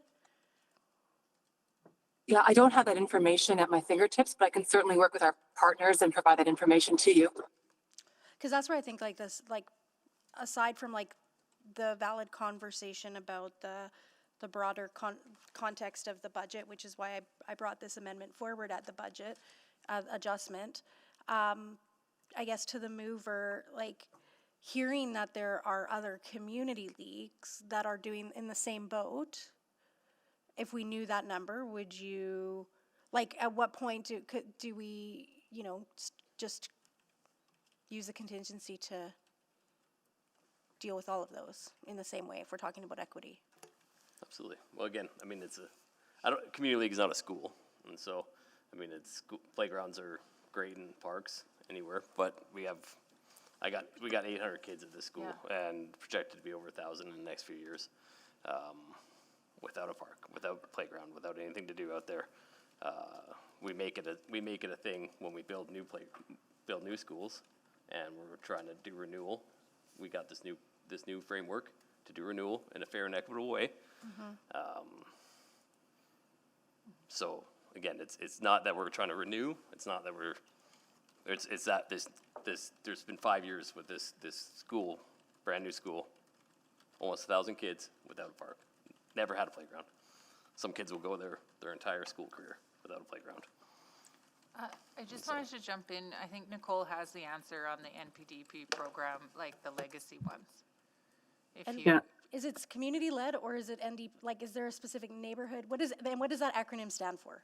I need help with that. So I'll try to help with that. So NPDP is the Neighborhood Park Development Program, and community-led is for community-led things. So it can be from a bat box to a community garden to a community league to a rink to all of those things. But NPDP has typically been playground, spray park, those types of things.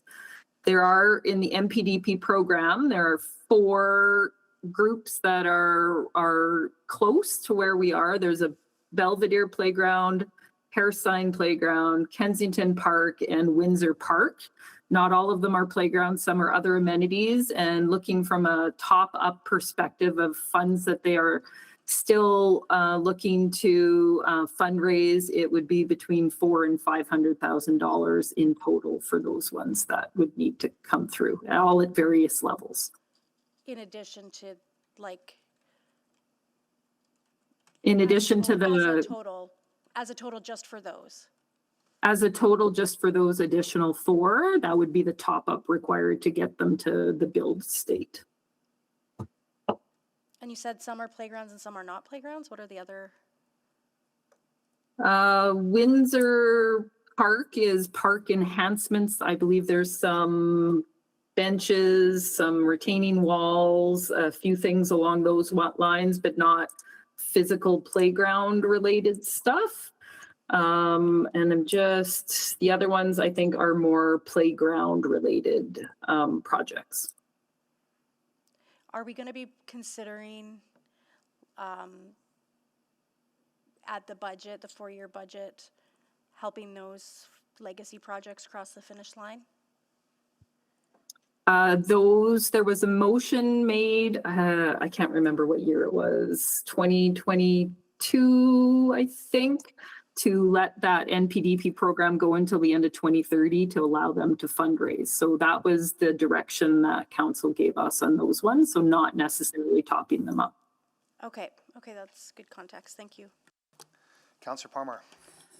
Yeah, thank you. It's been just an interesting discussion because I think that I think I'm making a decision on this without actually understanding what the ramifications are. Because if we say yes to this, and then 10 other schools come forward, or areas that how do you say no to that? I would be much more comfortable in trying to understand, I feel like and I also really don't like to use council contingency. I think I think it's really kind of it's not a slush fund, it is kind of a poor funding source. I almost would rather trying to see if there's funding from the legacy NPDP and being able to just replenish that as that gets to zero if we overtake from it, I guess I would say, from the 6 projects, because those 6 projects aren't nearing any completion right now, and there would be money put aside for those projects.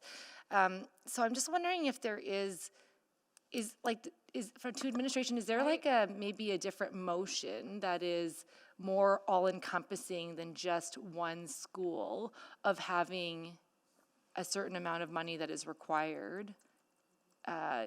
Because we know that if we say yes to this, St. Josephine Bacata is going to come, and how are we going to say yes and no to that? So I'm just wondering.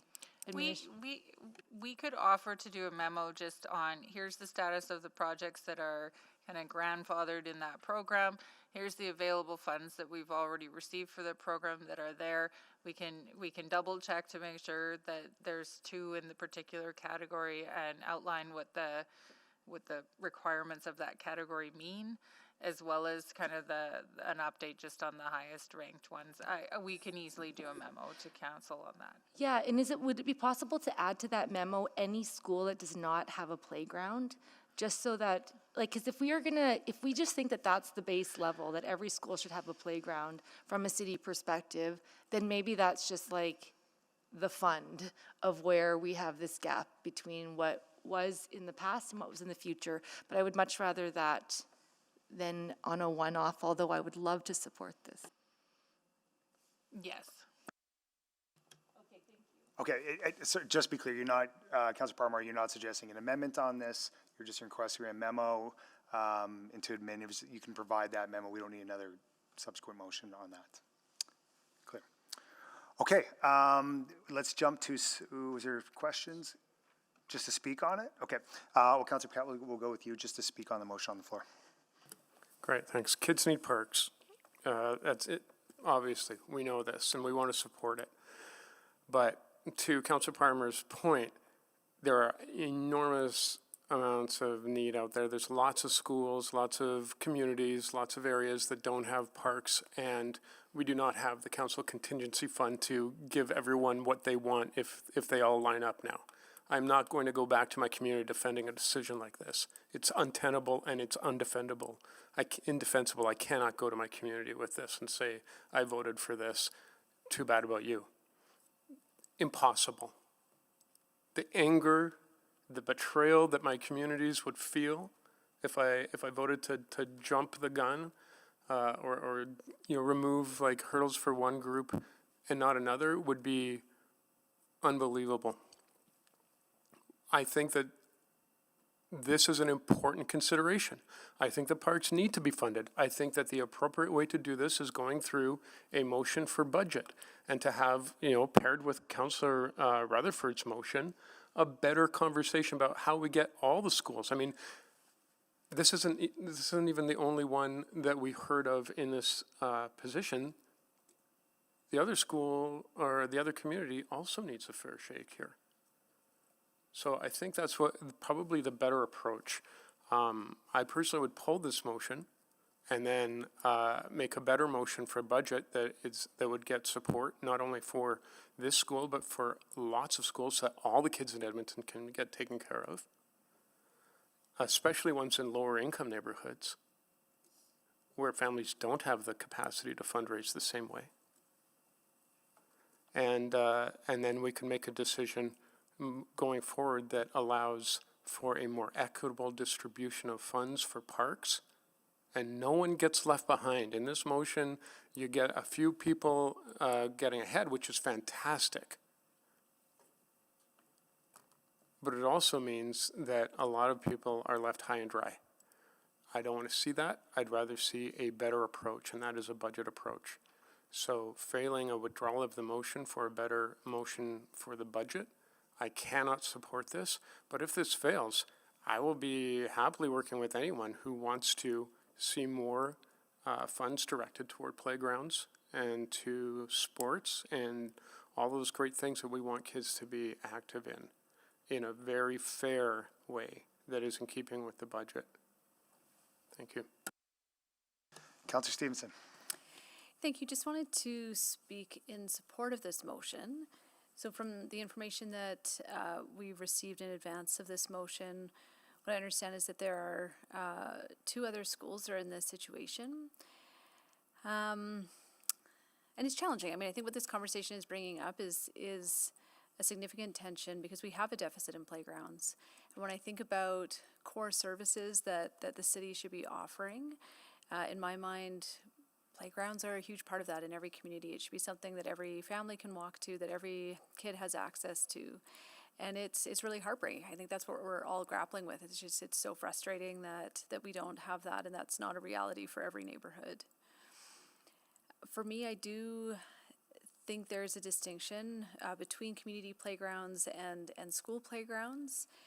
As a family, while it's not ideal to not be able to walk to a park, there are options to visit the many beautiful parks and playgrounds that we have across the city on the weekends and evenings.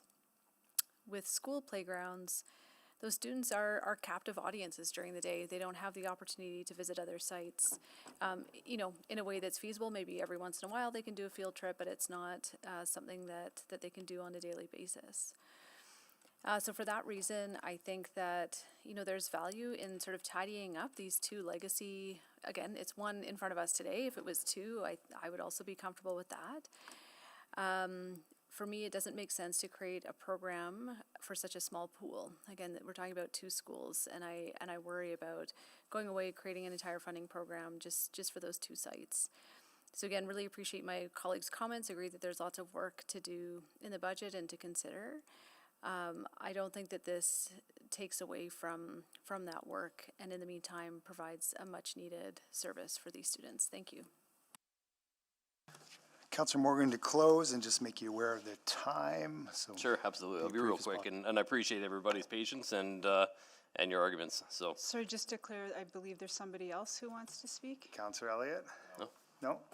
Sorry, I was, but I know we're short on time, and one of my colleagues, please go. Thank you. Councillor Morgan, go ahead. Okay, right. In closing, this motion isn't asking for an exception of the rules, it's asking for a correction of timing. So when the community parks framework was adopted, it was intended to ensure no neighborhood was left behind, and that's a good thing. But due to the literal weeks required to form a new school council, Garth Worthington School was caught in the bureaucratic gray area, where they could have signed up had they been in place just a few weeks before. So students at Garth Worthington School do not have a playground. But they aren't just waiting for a playground built, they are waiting for the city to acknowledge that a growth project in a new area is just as vital as renewal in an old one. We have a community that has already done the heavy lifting, getting so close to their goal. I would be so appreciative if you chose to support today and help us close this $100,000 gap and prove that our equity framework is a living document capable of fixing its own oversights. Thanks. Thank you. Please vote.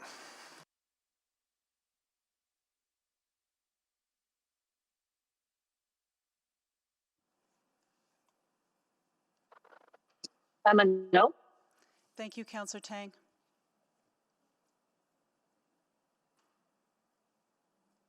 Just waiting for two votes.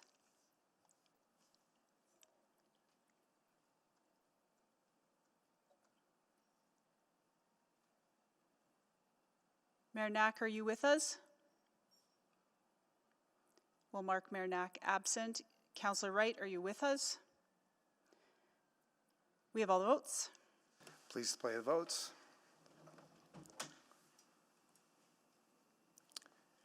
And that is carried 6-5. Okay, we're almost near the end of our time, so that's going to wrap up our day. We're going to go on recess until Friday morning, April 17th at 9:30 a.m. At that point, we will pick up on the two items, 7.1, 7.2. That were marked for Friday, and then we will get to the motions pending, 10.2, 10.3, and then any notices of motions without customary notice. That is it for today. Thanks for everyone's time and patience, and we are on recess till Friday.